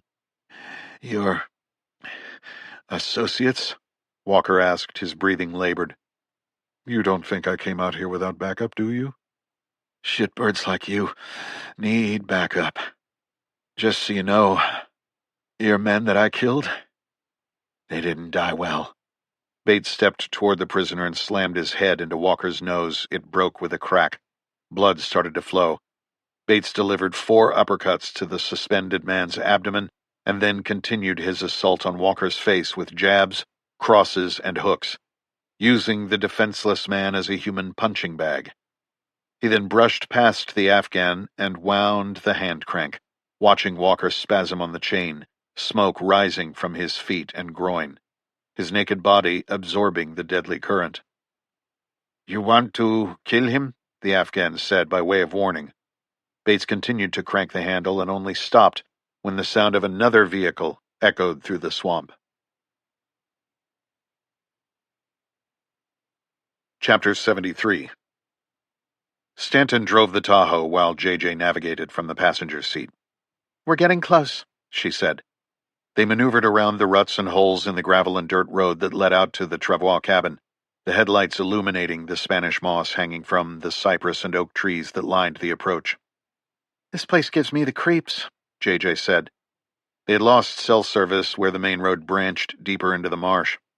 "Yeah," Stanton agreed. "Make sure we're on the right path? I have a feeling that folks out here don't care much for unannounced visitors arriving in the middle of the night." JJ looked at the screenshot she had taken earlier. "I think it's right around a few more bends," she said. Stanton kept it slow, the trees and moss seemingly constricting around them as they ventured deeper into the swamp. They turned a corner, the high beams tracking across 3 vehicles that were familiar to them. "There's the Eagle," JJ said. "And Bell's car," Stanton noted. The cone of light from the SUV illuminated a 3rd vehicle. "Bates," Stanton said. "What is he doing here?" Stanton found himself wishing they had called in SWAT, or at least worn their body armor. He contemplated backing out, but the cabin door opened and Bates walked down the steps. He waved, a smile on his face. "Stay sharp," Stanton said, as he put the car in park and turned off the engine. He opened the door, ensuring his suit jacket was unbuttoned and that he had unencumbered access to his pistol. "Special Agent Stanton," Bates said from the base of the stairs. "JJ." "What are you doing here, Bates?" Stanton said as he walked toward the lieutenant. "I could ask you the same thing. So much for sharing information." "Just checking out a lead," Stanton said. "I see you were doing the same." "Not quite," Bates said. 4 men appeared out of the darkness. They were of various heights and builds, of Latin origin and covered in tattoos. They had one other thing in common. They each held an AKM rifle and leveled it at the federal agents. "Bates, what the fuck are you doing? Don't give me that shit, Jarrett. You had your suspicions. Raise your hands. If you go for your pistols, you are both dead." JJ looked to her boss. Stanton shook his head in response, slowly raising his hands. "Don't be stupid, Bates. We have FBI SWAT inbound. It's over. You forget who you are dealing with, Jarrett. I know you and JJ are investigating this off the books because you don't know who you can trust. That was the right move. The wrong move was pushing it when you suspected what you were up against. Give it up, Bates. We can work a deal." "A deal?" He shook his head. "I'm afraid it's too late for that." "It's not. We can work this out." "Search them and bring them inside," Bates said to the largest of the 4 bangers.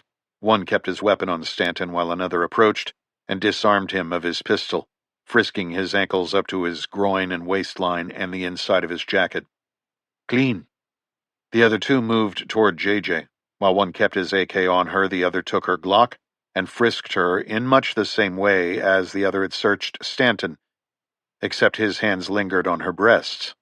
"Hey!" JJ yelled, whipping around and bringing a hammer fist down that connected with her accoster's temple. Her other hand followed. Stanton stepped toward her but was thrown to the ground by the man who had just frisked him. He looked up in time to see JJ catch a blow from the butt of an AK to her head. Stunned, she stumbled back. Her tormentor hit her twice more in the face with the AK, and she fell to the dirt. "No!" Stanton yelled. The man standing over her looked back at the downed FBI man and smiled. He then delivered 2 more strikes to the woman's head, the last of which split the night with a sickening crack. "You motherfuckers!" Stanton shouted. "Alto!" Bates's voice boomed from the base of the steps. JJ's attacker looked at Bates and then kicked her once more. "Puta!" he said, spitting on her face from above. "Bring Agent Stanton inside," Bates said to the 2 men towering over the FBI man. "Bates, don't do this," Stanton said as they hauled him to his feet. "It's already done, Jarrett." He turned to the 2 men with JJ. "Stay on guard out here and make sure she doesn't go anywhere." "See," the taller of the 2 replied. "Jarrett," Bates said as the FBI agent was dragged past him into the cabin. "I am glad you are here. We have much to discuss." Chapter 74. Stanton's eyes opened wide in horror as he glimpsed Walker's naked body suspended from a chain in the room's center. The blood from a cut under his jaw had bled down his chest, stomach, genitals, and legs, finally running out of steam halfway down his thighs. Stanton noted the thin, olive-skinned man holding a long knife and standing next to an old turn-of-the-century telephone that had wires attached to the former seal he had been hunting. The Tucker telephone, he thought, remembering his legal classes in school and at Quantico on the torture device used at Tucker State Prison Farm in the 1960s. His eyes then went to the girl on the cabin's floor, blood drying around her nose and mouth. The FBI special agent was grabbed by the neck and manhandled into place next to Bell. Bates tossed the two gangbangers plastic flex cuffs, which they used to restrain Stanton against the support column. They wrestled him into submission and applied a second set of cuffs to his feet. "Bates, have you lost your goddamn mind?" "Special Agent Stanton, you are about to become a hero. Posthumously, of course. Whatever you are thinking, don't do this. And what is this? What do you think I'm doing?" "Running a criminal enterprise." "You give me too much credit, Stanton. I work for one, I don't run it." "And your friends here? Vargas's guys?" "Well, well, well. Look at the big brain on you, Jarrett. What else have you figured out?" "It's all in files on the DA's desk and with the task force." Bates's laugh filled the cabin. "Don't bullshit me, Jarrett. If that were the case, SWAT would have taken me down already. As you correctly ascertained, there is someone higher up the food chain who will make sure the correct story is told." "What about the DA? What about her? She knows what I know." "I doubt that, Jarrett. Not that it matters. When these boys are finished with you, J.J. Walker, and little Belle here, they intend to pay Icy a visit. Cuchillo needs someone he can control in that chair." "You just going to kill your way through everyone who knows about your arrangement?" "That's how most of the world works, Jarrett. Don't be naive. Walker knows it. He was doing a pretty good job of going through my men. Really put a dent in the business, which is why he's hanging from a rafter with wires attached to his nuts." "Who's your friend?" Stanton asked, looking at the man with the blade. "Not that it matters to you, but I just call him the Afghan. He does some work for me from time to time. Turns out the CIA trained him and then abandoned him. He's pissed.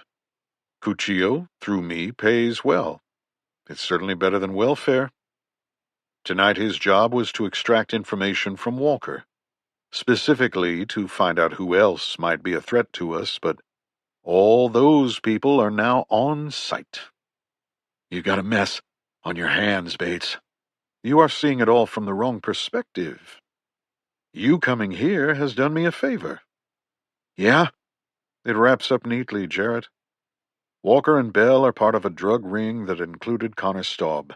They got in over their heads in the middle of a drug war in New Orleans and were hit here at the Travois cabin by the cartel. It plays right into the official reports and the media narrative. You and JJ discovered the connection as part of your investigation.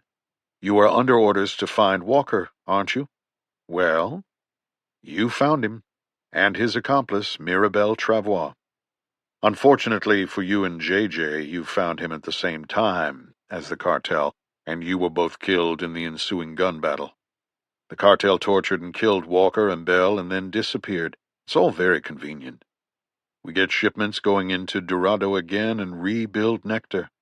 We get back to business as usual, minus 2 FBI agents." "And you? How will you explain what you are doing here?" "I won't be here, Jarrett. I'm going back to New Orleans.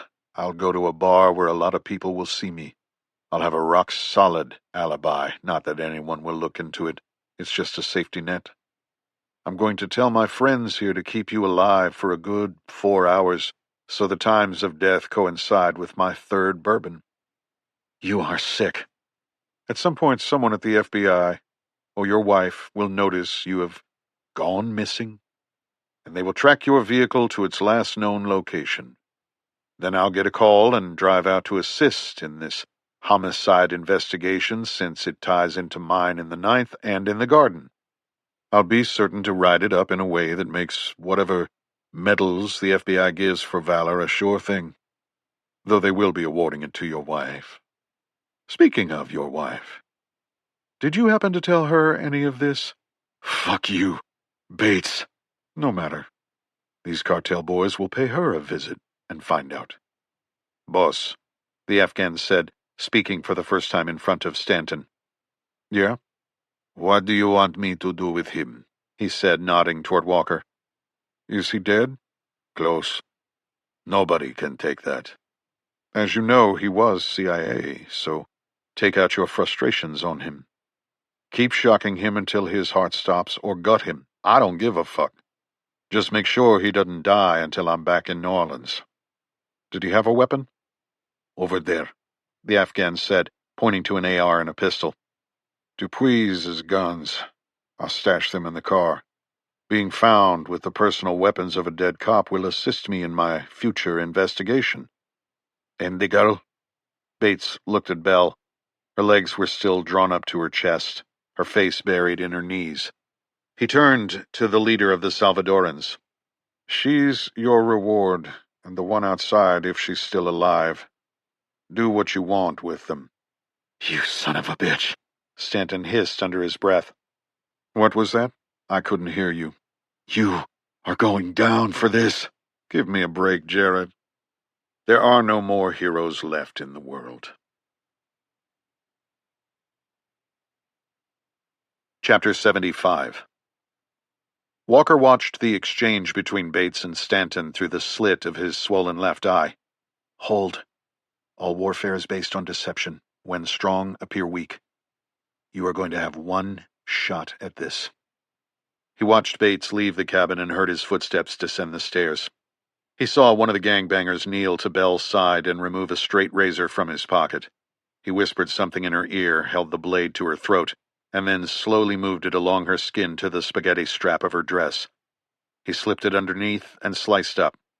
The material fell away, revealing her left breast. He could see Stanton struggling in a futile attempt to free himself, shouting at the men who now controlled the room. Walker blocked it out and focused on what he needed to do. Belle slowly turned her head toward the man with the knife and spat in his face. The gesture was returned. He grabbed her hair and slammed her skull against the wood support. He moved the blade to her wrists and sliced through the plastic restraints. She lashed out, but with her feet still restrained, she fell forward onto the floor. The Latin men laughed. The Afghan said something Walker couldn't understand over the commotion, but Cuchillo's men immediately grabbed Belle by the hair and under her arms and dragged her screaming from the cabin. The door shut behind them, and Walker heard Belle's feet bang off the steps. From the direction of her cries, he knew they had taken her to the shed. You have 4 hours. Bates ordered him to keep us alive for 4 hours. Belle doesn't have that much time. Belle has minutes. Walker heard Stanton try to reason with the Afghan, first appealing to his sense of justice, humanity, and moral decency, then a direct plea with a promise of preferable treatment, and then finally immunity. Don't you have a family? You are going to let them rape that girl? I had a family. Men like this one, he said, motioning to Walker. Men like him killed them as surely as if he had raped and killed them himself. We can work this out, Stanton said. The Afghan stepped closer to Walker. That's what the CIA promised. They said they would take care of us and get our families out of the country. They lied. You work for the same government that made those promises. I'm not CIA. You are the domestic version, the Afghan said. You and this man are the same. I have an agent down outside. Let me help her. She's as good as dead, just like you. There is still time. You can assist me. I can help you on the other side of this. Trust me. If you don't, this will not end well for you. Almost. Just a little closer. You have a few hours, but your end is inevitable, the Afghan said. He moved within arm's reach of Walker and pulled back on his hair. I don't know if I can keep this one alive much longer. Just turn slightly to either side. If he dies too early, I'll feed him to the crocs. They're alligators, Stanton said. The Afghan angled his body as if he was contemplating a move toward the FBI man. Go. Walker exploded, bringing his knees up and cracking the Afghan under the chin. At the same time, He wrapped his hands around the chain and heaved himself up, grabbing the higher links as he propelled himself upward, which allowed him to wrap the Afghan's neck between his legs in a modified triangle choke. He twisted on the chain, exerting more pressure, constricting the carotid arteries' blood flow to the Afghan's brain. The Afghan's hands went to Walker's legs, frantically trying to pry them apart, slipping on the sweat and blood that covered the exposed skin. Walker applied more pressure, staring into the man's dread-filled eyes as his frenzied grasps failed to find purchase on Walker's bare thighs. The man's hands went behind his back and produced the chura knife, which he unsheathed and slashed at Walker's legs, slicing through the outside of his quad.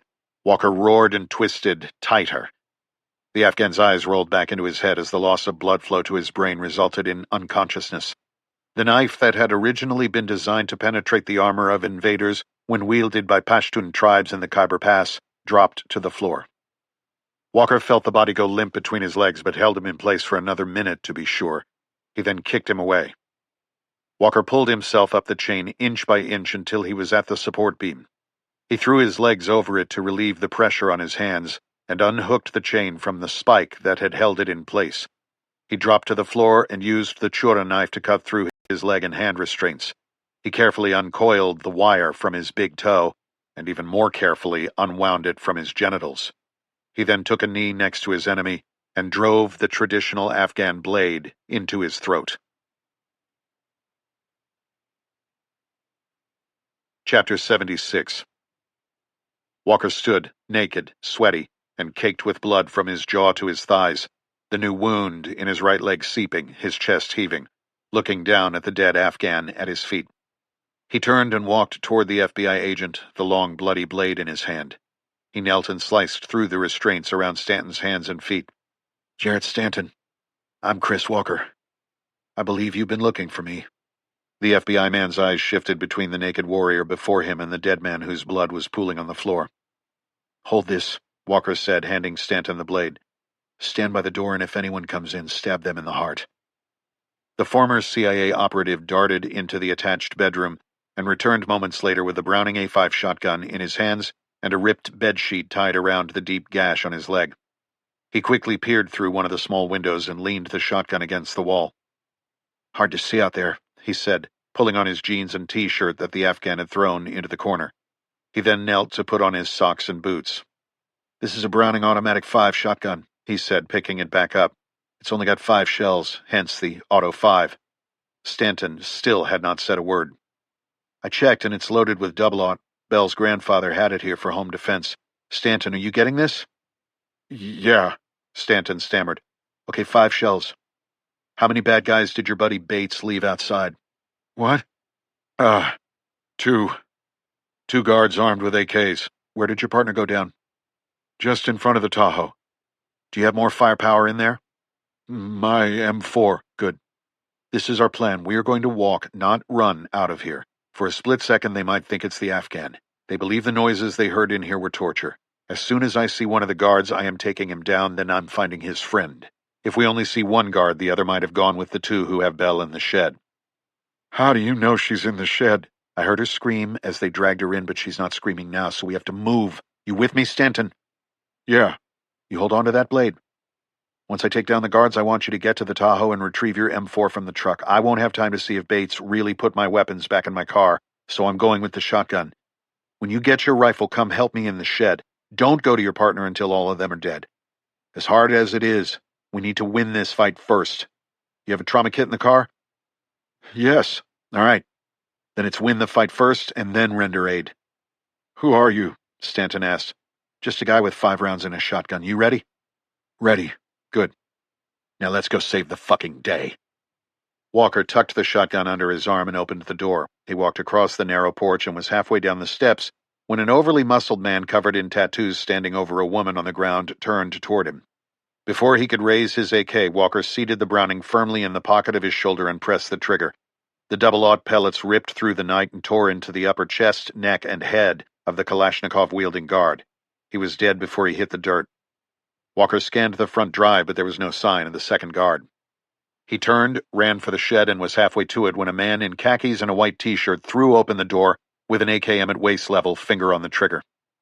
Most of Walker's .33-inch diameter lead balls impacted his head. Gravity took him straight down, his body wedging the door open. The recoil-operated semi-automatic shotgun fed its third shell as Walker charged through the entry. The inside was lit with an old lantern that cast a light orange glow across the swamp boat, workbench, and tools. Walker clocked 3 bodies. One man at the back of the shed was struggling with Belle. He had an arm around her neck from behind. His other hand was fighting to maintain his grasp on the pistol grip of his AK as Belle thrashed, attempting to break free. Another man closer to Walker was fumbling to pull up his pants. The SEAL adjusted his aim and sent his next barrage into the man's naked pelvis. The lead pellets shredded his penis and testicles, breaking his pelvic bone, which caused him to stumble forward and crash to the ground. Walker put another volley of lead into his head from inches away as he passed. He pressed forward toward the man struggling with Belle. The banger's left arm was still hooked around her neck, using her as a human shield. His back was to the far wall. He saw Walker advancing, shotgun in hand, and attempted to turn the AK in line with the demon coming for him.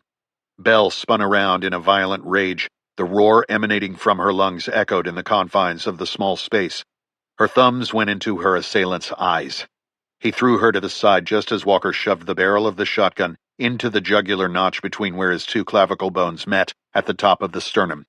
Pinned to the back wall of the shed, the man's eyes were shades of horror and disbelief.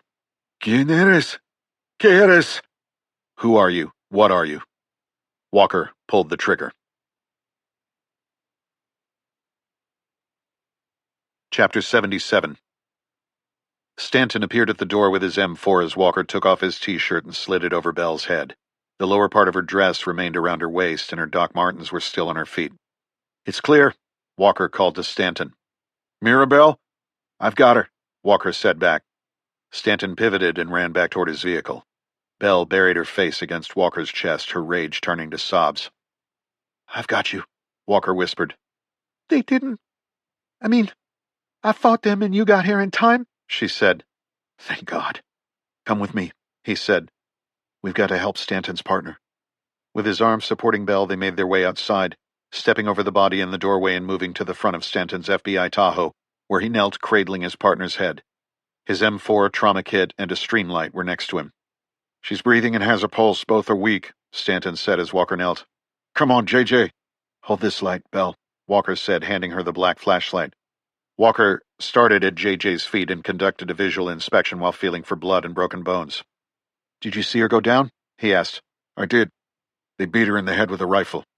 She needs to get to a hospital. Help me get her to your truck." They carried JJ to the left rear passenger door of Stanton's vehicle and laid her across the seats. "Was Bates driving his Charger?" Walker asked. "Yes," Stanton responded. "Belle, go with Agent Stanton. Ride back here with JJ. Hold her head and neck." "You need to get to the hospital, too," Stanton said. "I'm going after Bates." "Not like that, you're not." "Don't try and stop me, Stanton." "On the contrary," Stanton said. He reached into the back cargo area and threw Walker a navy blue windbreaker emblazoned with gold letters that read, FBI. Chapter 78. Walker pushed the old AMC Eagle to the limit, its four-wheel drive grinding through the gravel around the back road turns. He checked the Sons of Liberty AR and staccato pistol he had taken from Dupuis, the weapons that Bates had stashed back in the Eagle. They were ready to go to work. A subtropical thunderstorm that had worked its way up from the Gulf began its attack as Walker hit the freeway and turned south. He wondered what he would do if he was pulled over by a Louisiana state trooper. His body felt cold, despite the humidity and sweat, drained of energy, permeated by a numbness accentuated by a painful tingling, like it had been cooked from the inside. "You're dying." "That's what you wanted, isn't it?" The car's heavy V8 engine groaned in protest as Walker accelerated to a max speed of just under 90 miles an hour. How far could Bates have gotten? "Come on!" Walker shouted, urging the car to go faster. A few cars drove through the downpour in the opposite direction on the other side of the grass median, leaving New Orleans in their rear-view mirrors. Walker weaved around a Ram truck, a Jeep Cherokee, and a Mini Cooper as he ate up the distance between him and his prey. He concentrated on the hunt to keep his mind off the burnt flesh on his feet and between his legs. He could feel the knife wound on his thigh bleeding through his makeshift bandage. There. Taillights ahead. Was it the Charger? Walker killed his headlights. Don't pit the wrong car. He kept the hammer down. Black Dodge Charger. But was it Bates? Walker got closer and read the plate number he and Bell had identified in photos from Dorado Freight. Bates. The Charger was in the fast lane. You got this. Go. When the front of the Eagle was parallel with the back right quarter panel of the Charger, he edged his vehicle to the left and made contact. The pit maneuver was one he had practiced countless times in courses with the SEAL teams and CIA at BSR in West Virginia, the Farm in Virginia, and the Constellas Training Center in Moyock, North Carolina. At lower speeds, it was a relatively safe way to end a pursuit by putting the target vehicle into a predictable spin. At the speeds of the Eagle and Charger, the result was an uncontrollable rotation. As the newer car's electronic stability control system attempted to correct the sudden turn, the front left tire caught a rut just off the right shoulder, interrupting its forward motion. The friction at such a high rate of speed, combined with the car's momentum and center of gravity, caused the Charger to rotate and flip off the road. Walker slammed on his brakes and the Eagle skidded to a stop. He threw the car in reverse and maneuvered it off the road onto the shoulder. He then exited the vehicle, sticking the staccato into the holster that was still on his jeans and grabbing the AR. He activated the weapon-mounted light as he limped down the slope toward Bates's car. Walker's beam found the vehicle upside down. The hood and front tires were submerged in the swamp. Steam rose from the undercarriage as the downpour made contact with the hot exhaust manifold, pipes, and chassis. The slope of the embankment had provided ideal conditions for a violent rollover.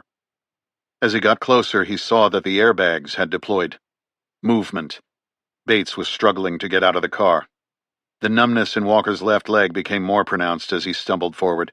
The rest of his body felt like an overused pin cushion, an after effect of the electricity. He shook his head to clear his blurry vision. Just hold it together for a few more minutes. He got to the car, tucked the butt of the rifle under his right arm, and grabbed Bates by the back of the shirt, pulling him through the broken window. He then stepped back and trained his rifle on the dirty cop. Tell me about the Afghan. Bates coughed and pushed himself to his hands and knees. He stood and fell back against the closed door of the overturned Charger, looking at Walker in disbelief. His nose was clearly broken. Keep your hands where I can see them, Walker said. You look like death, Bates said. Nice FBI jacket. Walker was dizzy and off balance. Even though he had only walked 50 yards down an embankment, it felt like he had just sprinted to the end of the Bud's obstacle course. Sharp stabbing pains radiated from his broken ribs. Where's Stanton? Dead? Bates asked. I want to know about the Afghan. I bet you do. Did you kill him? Tell me. You can hardly stand up. You were half dead when I left. The Afghans said that nobody could take what he did to you. He was wrong. Funny how you are no longer interested in snowball, cartels, and big pharma conspiracies. On your deathbed, you want to know about an Afghan refugee. Your cop cartel is finished. Stanton's alive. All of you are going down. You don't quite have it all figured out. I figured out enough. You missed your calling, Walker. You should have been a cop. Well, your little girlfriend helped. The law part trips me up. She used you, Walker. Who? Leanne Staub. When we killed Connor for getting too close, she called you to clean up her mess. I owed her husband. Think about it. You're just a tool, Walker. First your country used you in 2 lost wars, and then Leanne Staub used you to kill off everyone responsible for her son's death. Walker felt a sudden tightness in his chest, coupled with a pain that seemed to pulse in rhythm with his slowing heartbeats. Rhythm. Death. His organs protested the agonizing onslaught of otherworldly, searing torment. He struggled to breathe as a wave of dizziness sent him to his knees. Bates went for his gun. Don't you die on your knees in this fucking mud. What did Epicurus say about death? It is nothing to us. You will not die out of rhythm. It is nothing to me. With his AR barrel in the dirt, Walker shot his left hand out, catching the Glock palm up before Bates could get it online.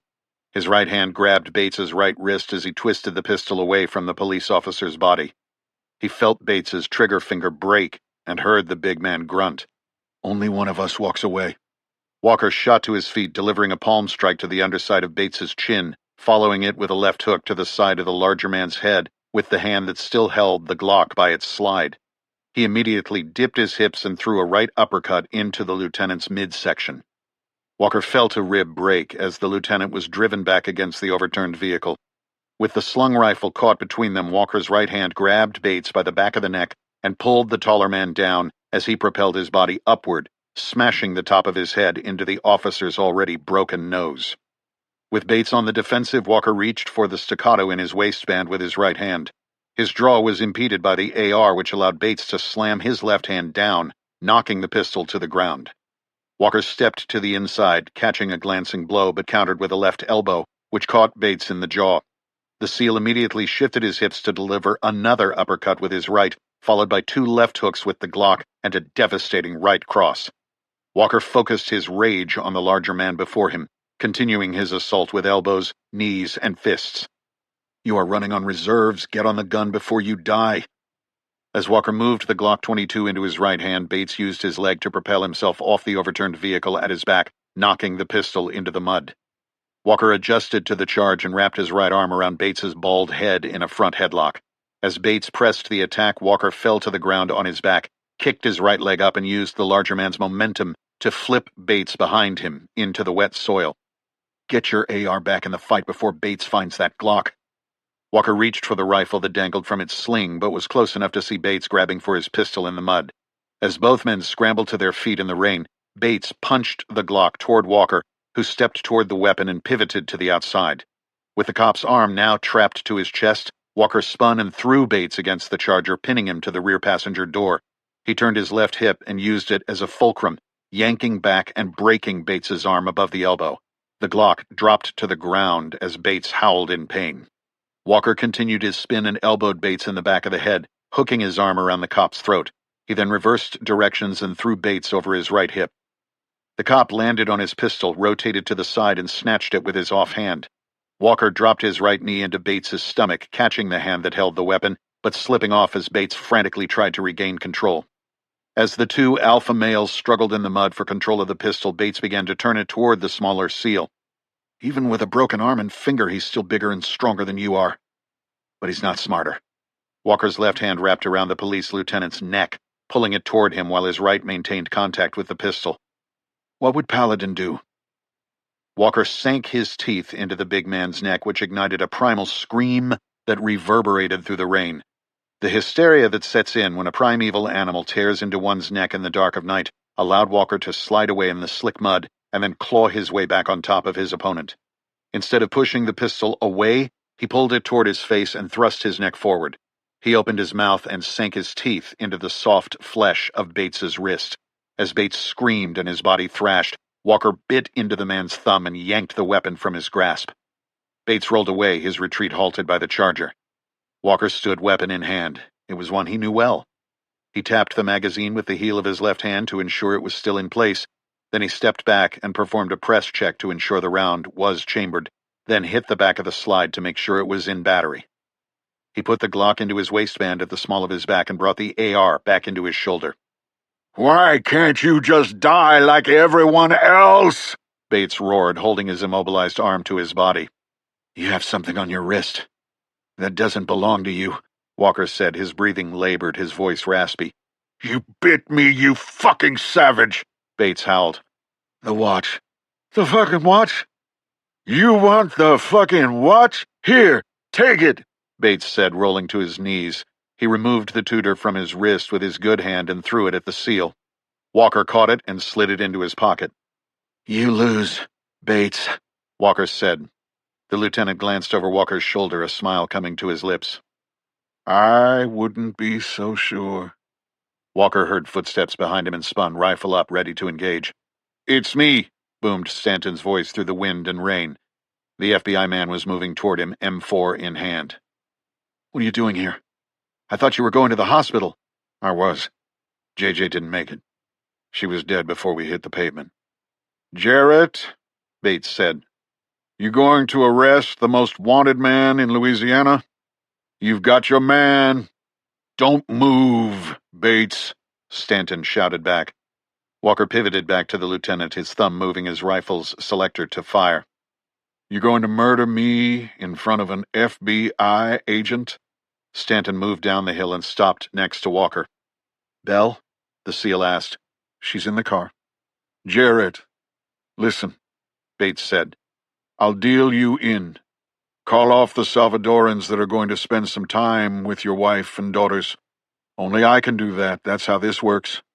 You can be a live hero instead of a dead one. Kill Walker. He's got a rifle, so it's a justified shooting. Kill him and be a hero. Get the SAC job you want. Save your family. Wrap up the investigation. Conestob, Mexican cartel, and Walker are all guilty. That's your move. Bates slowly got to his unsteady feet and lurched back against the overturned car, his right arm hanging limp at his side.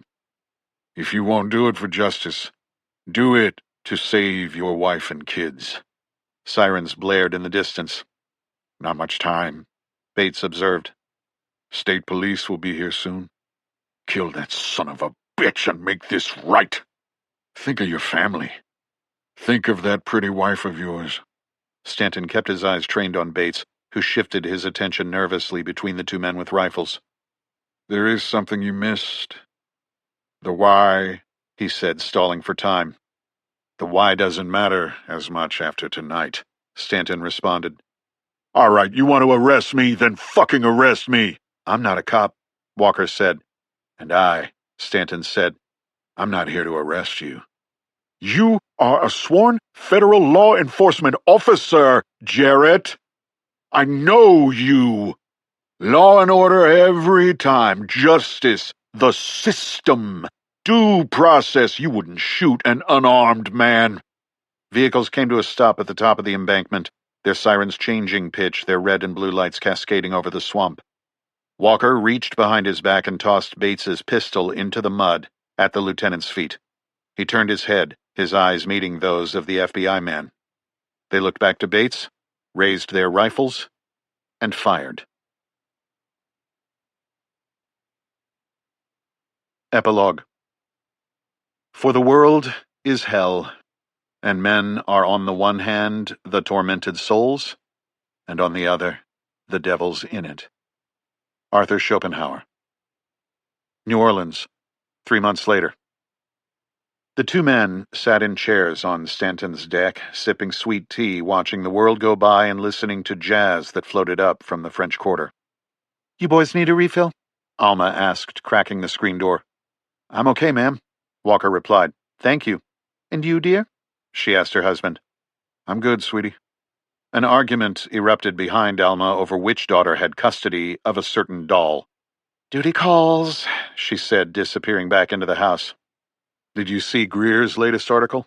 Stanton asked, handing Walker the Times-Picayune, the New Orleans Advocate. The headline on the front page read, Sweeping Arrests Shock Crescent City. Walker had collapsed in the mud after Bates went down. He was transported to Tulane Medical Center while Stanton dealt with the immediate aftermath of the incident on site. Walker arrived unconscious and in critical condition from a combination of burns, nerve damage, heart arrhythmia, broken ribs, lacerations, and severe internal organ damage brought about by direct contact electrocution. A week later, when he was downgraded to serious condition, he was visited by a prominent New Orleans defense attorney, former FBI agent, and federal prosecutor John Weiss, who advised him to make no statements to law enforcement without an attorney present, as was his constitutional right. He later spent untold hours answering questions from federal investigators after Weiss worked out a deal. When he was not being questioned by federal agents with the most feared and respected defense attorney in the state by his side, he was visited by a young woman dressed in black, accompanied by a service dog named Paladin. She always arrived with a philosophy book under her arm, unearthed from one of New Orleans' many second-hand bookstores. She had made it her mission to replace his collection lost to the waters of the Mississippi, and had become a well-known and welcome fixture in Beckham's Bookshop, Blue Cypress Books, Faulkner House Books, Crescent City Books, Arcadian Books and Prints, and Dauphine Street Books. Paladin was especially fond of Dog Days events at the Garden District Bookshop. He had been inseparable from Belle as she recovered from the traumatic events at the cabin. Dogs and humans had a way of knowing when they needed each other for healing, support, and companionship. Walker found a channel on his hospital television playing old westerns. When he needed a break from the philosophers, he watched reruns of the black-and-white TV show from the late 1950s and early 1960s called Have Gun, Will Travel. He became quite fond of it. After improving to fair, and finally good, condition, with the burns between his legs and around his toe healed and the stitches on his leg and the underside of his jaw removed, Walker was discharged and referred to the New Orleans VA Medical Center for rehabilitation appointments, which he missed regularly. Derek Matheson was put under surveillance following the revelations at the Travois cabin and what was pieced together from evidence collected by Walker and Bell as federal prosecutors built their case. Matheson and his longtime bodyguard were arrested in a coordinated sting operation coinciding with the arrest of Salvadoran sugar magnate Fulgencio Vargas when his jet touched down at the New Orleans lakefront airport to transport his mother's body to El Salvador for Catholic services at Catedral Metropolitana de San Salvador, following her passing at Tulane Medical Center. Instead of a luxury car service, Vargas was met by FBI SWAT and taken into custody. A grand jury had found probable cause of criminal activity and issued a sealed indictment to protect the integrity of the investigation. Genera executive Carolyn Boyle met with and was questioned by authorities in the New Orleans Federal Building. They determined that she was not a conspirator in the case against Derek Matheson and Genera Pharmaceuticals. She became a cooperating witness for federal investigators and was currently under the protection of the U.S. Marshals Service for the remainder of the investigation and follow-on court proceedings. Also charged was bodyguard Dale Harris, who immediately agreed to turn state's evidence in exchange for leniency. Most shocking of all was the arrest of FBI Special Agent in charge of the New Orleans field office, August Lloyd. He remained in custody after a federal judge ruled in favor of pretrial confinement. The article noted that Jarrett Stanton had been promoted to acting Special Agent in charge following Lloyd's arrest. Special Agent Jennifer Jimenez was posthumously recognized with the FBI Medal of Valor for her actions.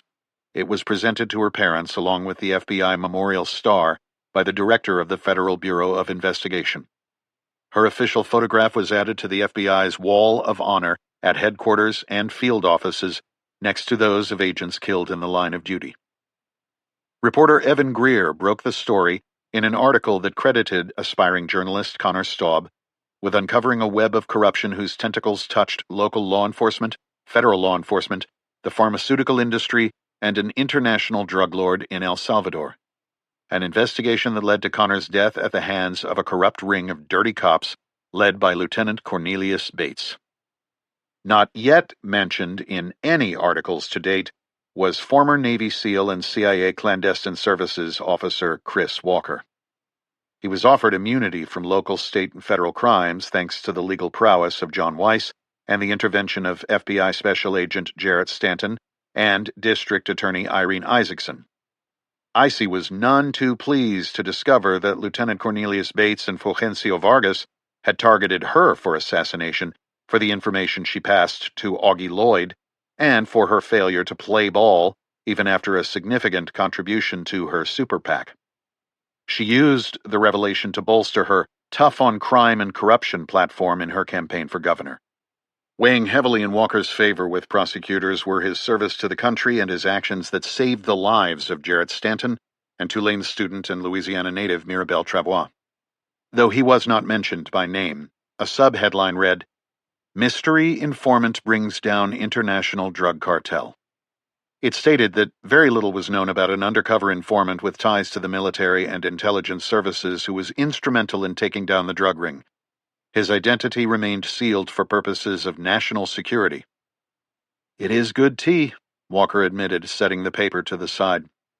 Since his release from the hospital, he had been spending time with Belle and Gloria, staying in the room above the garage. On nights that Belle worked, he joined Jarrett Stanton and his family.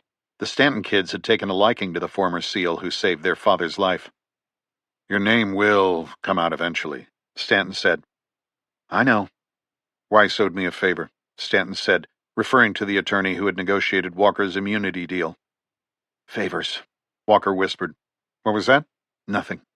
What do you think Bates meant when he said we were missing the why?" "We might never know for certain, but we found out that Nectar had been in the Vargas family for 3 generations, and that for a time he went to school here. Same high school as Bates, though Vargas was a year older. They both worked at Nectar in their teens. That could be where the partnership started. That, or he was just stalling for time, hoping the state police would get there in time to save him. He knew he was dead as soon as you said that JJ didn't make it. We might never know. Life is full of unknowns. It's an undeniable aspect of the human condition." "Which philosopher said that?" "Pretty much all of them, though they frame it as certainty versus doubt and include the nature of justification in their theories." "Justification." Stanton let the word linger. "And Leanne? What about her? Why did she do it?" Over the past 3 months, the two men had spent many evenings together discussing the case, and Walker had told Stanton about Bates's assertion that Leanne had used him to kill those connected to her son's murder. "Why does anyone do anything?" "Philosophy again." Aristotle had telos, an ultimate goal or endgame. Blundell studied the essence of human action. And then there was Nagel, who thought that trying to discern any of that in your fellow man was an absurdity unto itself. I think Nagel had it right. "Do you resent her?" Walker swirled the ice in his glass. "Resent her?" "For pulling you into this." "No. I came back, and her husband didn't. Yet she forgave me. Least I can do is the same. Plus, I owed her." "Owed her?" "Well, I owed her husband a favor." "Alma tells me that favors are how the game is played." "She's a wise woman." "What about Icy?" "She's on the warpath." Leanne gave her the information about corrupt cops. She trusted it to Lloyd, who told Vargas, who sent in the hitters. "Think she'll be the next governor?" "I don't think anyone can stop her." "And Janira?" "The board is scrambling to save the company, but their stock is in the tank, so they have applied for Chapter 11 bankruptcy protection." "I can't believe they got away with it as long as they did. Using a legitimate pharmaceutical distribution network to move illicit product around the country. Hiding in plain sight," Stanton said. "They would still be getting away with it, had you not ventured on the scene." "I brought you a gift," Walker said, changing the subject. He reached into his bag and handed Stanton a box. "A gift? With all the free dinners you have enjoyed under my roof this month, it's about time," he joked. "Just open it." Stanton tore open the package, poorly wrapped in New Orleans Saints gift paper. Inside was a wooden box. "This isn't going to explode, is it?" "Not this one."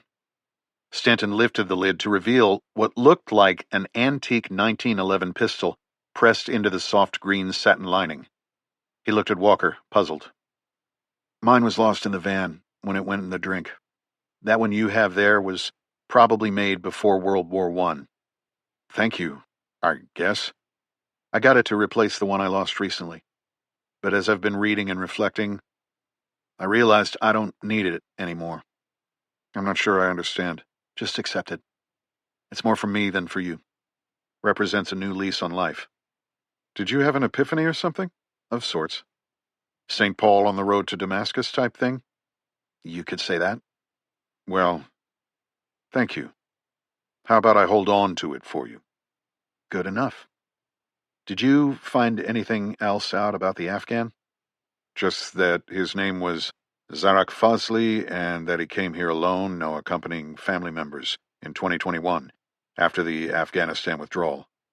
Like so many others, he was still waiting on his special immigrant visa." "Just like you said." "I reached out to Fisk at CIA.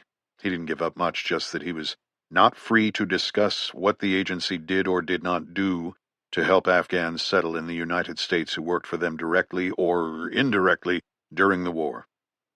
He did not acknowledge the existence of zero units." "Typical. Fazli said we were in Afghanistan with the zero units at the same time, but I didn't know him. It's possible we crossed paths." "Are there more like him?" Stanton asked. "Like Fisk?" "The Afghan." "There must be. The betrayal, intentional or not, is real. He died with all the secrets." You know, Stanton said, taking another sip of iced tea, Fisk never told me why you left the agency. He wouldn't, Walker responded. They slapped it with a SAP classification. He paused to gather his thoughts before continuing. It has to do with a man and his family. A man who helped us, who was being left behind. John Staub and I arranged to get him into Pakistan, to the U.S. Embassy in Islamabad where he could claim political asylum.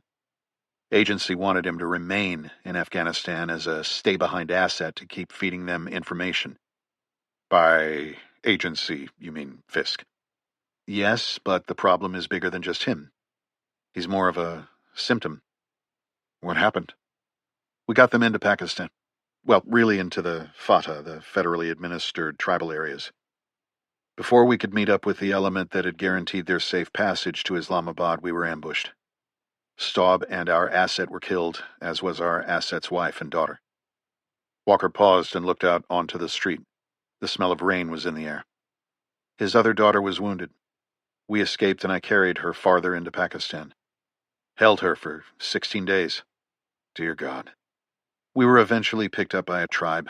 I was in a delirium, dehydrated, probably on the verge of death. They pried the little girl from my arms. Did she make it? She'd been dead since I picked her up at the ambush site. I'd been carrying a dead child for over 2 weeks. My brain refused to accept that she was gone. Psychologically, my mind had made her the incarnate of John Staub. At least that's what the doctors said who examined my head at Langley. And they kicked you out for that? For my head not being right, and for what they said amounted to violating a ceasefire and invading a foreign country.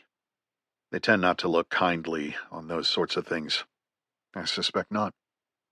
The official investigation found me responsible for John's death. I was on the wrong side of a border, so it remains classified. They are right about all of it. Walker looked at the vintage Tudor sub on his wrist and finished the last of his iced tea. I better get going. Thanks for the tea, and for my present. You gave me the present, remember? Stanton said, tapping the box that held the 1911. And you saved my life. Thank you, Chris. The two men stood. You leaving town? It's time. I feel like I need to get moving. How will you live? What are you going to do? You're going to finish your doctorate? That's a lot of questions. I am an FBI agent. I have a medical retirement. It's enough for gas money, and I'm in no rush on the doctorate. I thought your car was at the bottom of the river. I found a 1976 VW pop-top camper in need of a lot of work. I got a great deal on it. I'll make upgrades and repairs as I go.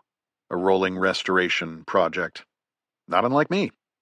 Too much technology in those 80s vans? Something like that. How's Paladin? He's doing better. Vet says nothing physical is wrong with him. He's dealing with trauma, Stanton said. Aren't we all? What's your first stop? You want to warn the local field office? Maybe. I'm not really sure. Going to explore the country. My mom took me on a long road trip when I was a kid. I think I'm going to retrace the route, maybe get in touch with a few memories. You take care of yourself, Chris. You too, Jarrett, Chris said, extending his hand. And remember, if the wheels of justice start to move in reverse on Vargas, Matheson, or Lloyd, you know where to find me. He held up a burner phone that he and Stanton had agreed would be their means of communication. Leaving today? I have a stop to make first. Not one that will require CSI in your wake, I trust. Walker shook his head. It's not that kind of stop. The old 70s-era camper sputtered along the streets of New Orleans, passing the vibrant shops, cafes, restaurants, bars, art galleries, and homes with distinctive Spanish-French architecture unique to the Big Easy. Over the past 50 years, the vehicle's original red had faded to a rust-colored orange that reminded Walker of fall, of cinnamon or clay. He kept the windows down since the air conditioning didn't work. He turned onto Curlerac Street and pulled to a stop outside the weather-beaten Creole cottage he had started to think of as home. He turned off the vehicle, put it in first gear, and drew back on the parking brake. He was going to miss it here. He moved to the interior living space and removed a vintage 1954 Martin guitar from its case. He had picked it up at Todd's Music Express in Metairie earlier that day and tuned it by ear in the back of his bus. As he pulled back on the handle of the sliding door, he heard a familiar bark coming from just inside the home's front door.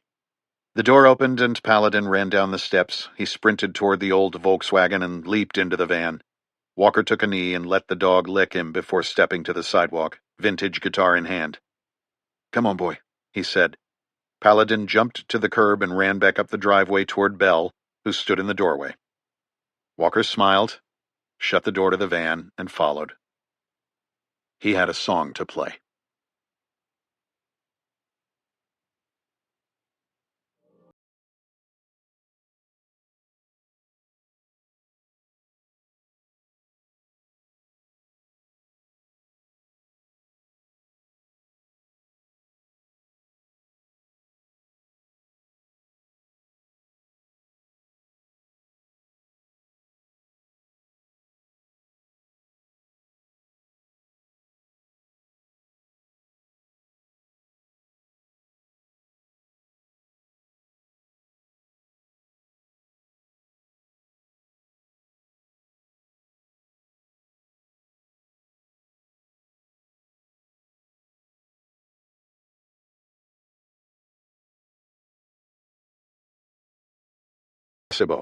Where the United States maintained a naval base.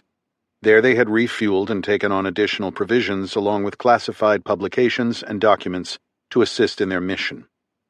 Officially an auxiliary cargo ship light, the USS Pueblo was in reality a spy ship. It was one of a proposed 70 ships commissioned under Operation Click Beetle, a program conceived as a way to observe and report on Soviet ship and submarine movements while collecting their electronic transmissions. Commander Bucher was only aware of 3 ships commissioned under the program to date. His ship's cover was as an oceanographic research vessel, though its massive, intricate antenna arrays indicated it might have other motives. At 176 feet long and a top speed of 13 knots, it did not look like a United States naval vessel. In fact, it hardly looked seaworthy. The Pueblo first hit the water in 1944 as a United States Army freight and passenger ship, but was put into mothballs 10 years later, where she sat until the Navy requisitioned her in the 1960s for Click Beetle. She was redesignated as a technical research ship and given a captain, former submariner Pete Bucher. The Pueblo was his first command. The ship had been specially retrofitted with a Special Operations Department space called the Sod Hut, a 20 by 10 foot container with a triple-locked door located just forward of the bridge. The hut was home to a team of communications technicians called CTs, and the classified equipment designed and built for the Pueblo's mission as a signals intelligence collector. With its relatively new designation and top-secret charge, they did not yet have the requisite manuals specifying the range of protocols on how to deal with their particular assignment and its possible contingencies. As such, they were making a lot of it up as they went along. For security reasons, Bucher had only received the specifics of their mission once they departed Yokosuka. Though envisioned as an intelligence collector focused on the Soviet threat, the Pueblo had a different target on this voyage. They were directed to sail for North Korea's border with the Soviet Union and then follow the coastline south, collecting signals intelligence and mapping coastal radar sites as they went. Bucher had been uneasy from the start. He knew that the ship carried too much classified material without a reliable way to incinerate it, nor did they have dependable protocols in place for the destruction of their highly sensitive encryption machines. "We should be more prepared," the skipper thought. He had asked a senior officer in Hawaii what to do if his ship came under attack and was told that his sister spy ship, the USS Banner, had operated off the North Korean coast without incident, though it had been harassed by the Soviets and Chinese. "We are fucking expendable." When he requested new destruction systems for the sensitive material, his requests had fallen on the deaf ears of his superiors. As a result, he bought a small incinerator out of the crew's recreation fund. It was nowhere near large enough to handle the mountains of classified documents that the ship carried, but it was better than nothing. As they sailed toward their target, Bucher thought of his briefings at the Naval Security Group and National Security Agency after taking command of the Pueblo. He worried about the encryption machines he was responsible for below deck, along with their plans, manuals, and codes. He thought of the USS Liberty and the lessons of the previous June, when sailors had struggled to destroy classified documents below deck in trash cans rather than using the topside incinerators, which would have exposed them to gunfire from Israeli jets and torpedo boats. 34 Americans had been killed that day. The Liberty had been attacked in water too shallow to discard classified material overboard. That was only a few months ago. Why was nothing done? Nothing other than a directive that all spy ships be armed. What am I supposed to do with two 50-caliber machine guns if we come up against the naval and air forces of North Korea, the Soviet Union, or China? I tried to tell them. I should have made sure we got explosives in Japan. Enough to destroy everything. I know better. By January 16th, the USS Pueblo, its decks covered in ice, was in position, collecting intelligence off the coast of North Korea just south of the Soviet border. To the dismay of Commander Bucher and the communications technicians in the sod hut, there was almost no activity to keep them busy. The Pueblo pushed south, staying in international waters so as not to provoke an international incident. A few days later, off the coast of Wonsan, they were circled by North Korean trawlers. Bucher confirmed they were still in international waters. The trawlers had grown aggressive, with one coming within 25 yards. That was still less harassment than the banner received from the Soviets and Chinese on their deployment. Then the CTs started to collect. The Pueblo was successfully accomplishing its mission. Alone, with no support, the spy ship sat off an enemy shore, its antennas pulling in electronic transmissions from the military base less than 15 miles away. On the 23rd of January, while Bucher ate lunch in the galley, a North Korean submarine chaser had vectored in on them and approached at a high rate of speed. The Soviet-built SO-1 was fast and maneuverable, armed with 25mm anti-aircraft guns, torpedoes, and a 57mm cannon. As Bucher ran to the bridge, the sub-chaser was joined by 3 torpedo boats. We were never in Korean territorial waters. I know we weren't. First came the warning. The sub-chaser hoisted signal flags. Heave to, or I will fire. Fire? What's going on? We are in international waters, adhering to the laws of the sea. They had been more than 12 nautical miles off the coast of North Korea, hadn't they? Bucher had checked their position himself. 2 MiGs screamed by overhead. The 4 original boats were augmented by a second SO-1 and torpedo boat. Why this escalation? They can't want war with the United States, can they? Maybe they are just harassing us. That thought evaporated as Bucher saw North Korean soldiers with AKs transferring from the SO-1 into a torpedo boat. They intend to board us. The commander ordered his ship ahead at 1/3, then 2/3, then full. How long would it take to scuttle the ship? 2 hours by flooding the engine room. What's our current depth? 180 feet. Not deep enough. 2 torpedo boats positioned themselves in front of the Pueblo, blocking its path. Bucher ordered evasive maneuvers, but the Pueblo was no match for the speed and agility of their pursuers. The MiGs thundered past again. Next came the warning shots from the SO-1's cannon, one hitting the Pueblo's main mast, causing the first wounds of the engagement as Bucher and 2 of his sailors took shrapnel. Struggling to his feet, Bucher ordered the emergency destruction of classified materials. He thought of the incinerator he wished he had, and of the small one he was forced to buy. He thought of the canvas bags that they did not have enough of to dispose of their mountains of sensitive documents, as well as the explosives he had not acquired in Japan against his better judgment. Do we return fire? Do I order my crew to man our 2 50-caliber machine guns? One was mounted close to the bow on the starboard side, and the other was mounted near the stern. Neither were prepped and ready to fire. Both were still lashed down and covered with tarpaulins. If I give that order, the North Koreans will blow us out of the water, killing every sailor under my command. Protect your crew. The MiGs roared over again as another salvo of cannon fire from the sub-chaser tore through what was left of the Pueblo's masts. That barrage was followed by a volley of machine gun fire from the torpedo boats. Bucher ordered the bridge cleared just before another torrent of bullets tore into the pilot house. He could hear the sounds of sledgehammers and axes making contact with steel housings as the CTs attempted to destroy equipment in the sod.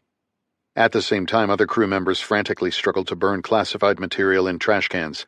A group tried to use the small incinerator the captain had purchased, but it could only hold loose sheets, requiring the sailors to tear top-secret manuals into single pages before stuffing them into the small furnace. The SO-1 had adjusted its aim and fired again, sending a shell through the pilothouse window. They followed it with an additional barrage of artillery. The Pueblo went dead in the water. What's happening? Why did we stop? I didn't give that order, did I?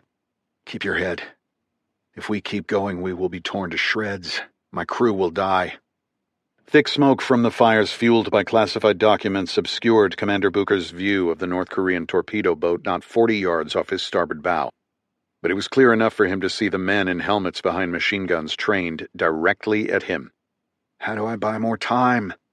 He directed the crew to continue burning documents and destroying top-secret code machines. Think, damn it, think. Will U.S. aircraft or ships intervene? Doubtful. How would I even know they were inbound? Buy time. The crew needs more time to destroy documents. He ordered all ahead 1/3 in response to the signal flags that were run up a mast on the Soviet-built submarine chaser that tormented them. The flags translated as, "Follow me." Maybe we can destroy our classified before they board us? We can't hold them off forever. Remembering he had sensitive material in his stateroom, Booker rushed below decks. The shrapnel he had taken in the first barrage had punctured his intestines and made movement difficult. He gritted his teeth, fighting off the pain, and pushed his way through the smoke-clogged passageways, grabbing a sailor en route. Come with me! He threw open the door to his cramped quarters, his home since taking command of the USS Pueblo almost 2 years earlier, and rummaged through drawers for the classified manuals that concerned him. He found them and passed them to the young sailor.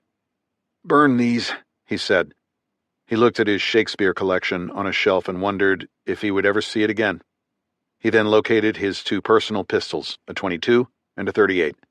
What the hell would these do against 6 armed ships and 2 MiGs? He gave them to the sailor as well. Toss them over the side, he said. Booker could not stand the thought of his personal pistols ending up in the hands of the enemy. The skipper then returned to the pilot house, ignoring the excruciating pain from his wounds, and took stock of their situation. Outmanned, outgunned, outmaneuvered. I have a responsibility to my men to not waste their lives. I have a duty to the country to not give up the ship. He looked back out over the sea and made his decision. All stop. No sooner had the engines responded to his order than the subchaser sent another barrage of shells at the Pueblo, in concert with machine gun fire from the torpedo boats. He ordered the ship all ahead 1/3 and the barrage stopped. Okay, keep moving. But keep moving slowly. Screams intruded on his thoughts. My men! He made his way toward the chaos below. Pushing open a hatch, his hand felt a dislodged piece of human flesh. On the deck, the ship's medic was working on a sailor who had taken the brunt of one of the shells. It had almost completely severed his right leg, opening his abdomen in the process. Other sailors were wounded, bleeding from wounds to arms and legs. Dear God, how many wounded do I have? He continued on to the sod hut, the classified chamber where his CTs fought to burn what they could. There is still too much material that we can't dispose of. Booker accepted the Pueblo's fate. He made his way back to the pilot house and ordered his navigator to destroy the log. Then he brought the Pueblo to a full stop when directed to do so by signal flags on the subchaser. A United States naval vessel was about to be boarded by a foreign nation. Booker returned to his stateroom for what he knew would be the last time. He put on his Arctic boots and adjusted his cover, a Navy hat with his rank. Surrounded by 2 subchasers, 4 torpedo boats with 2 MiGs doing suppression runs, in a slow boat that was tough to maneuver, with no American ships or planes to assist, without the means to destroy the remaining classified material, Booker returned topside. I should not have left Yokosuka until I had explosives. The Navy rejected that request. I should have tried harder. Think of your sailors. Do we have the ability to resist? Have I done all I can? He then moved to the stern of the Pueblo where the North Koreans were boarding. Am I, a United States naval officer, really about to surrender? He looked to the skies and then scanned the waves one final time. No one was coming. Am I surrendering without a fight? Damn the torpedoes. Don't give up the ship. I am an American fighting man. 10 men with rifles and bayonets boarded. They were followed by 2 men in green uniforms, the red and gold epaulets on their shoulders identifying them as officers in the North Korean military. One walked straight to Commander Booker and raised a pistol to his head.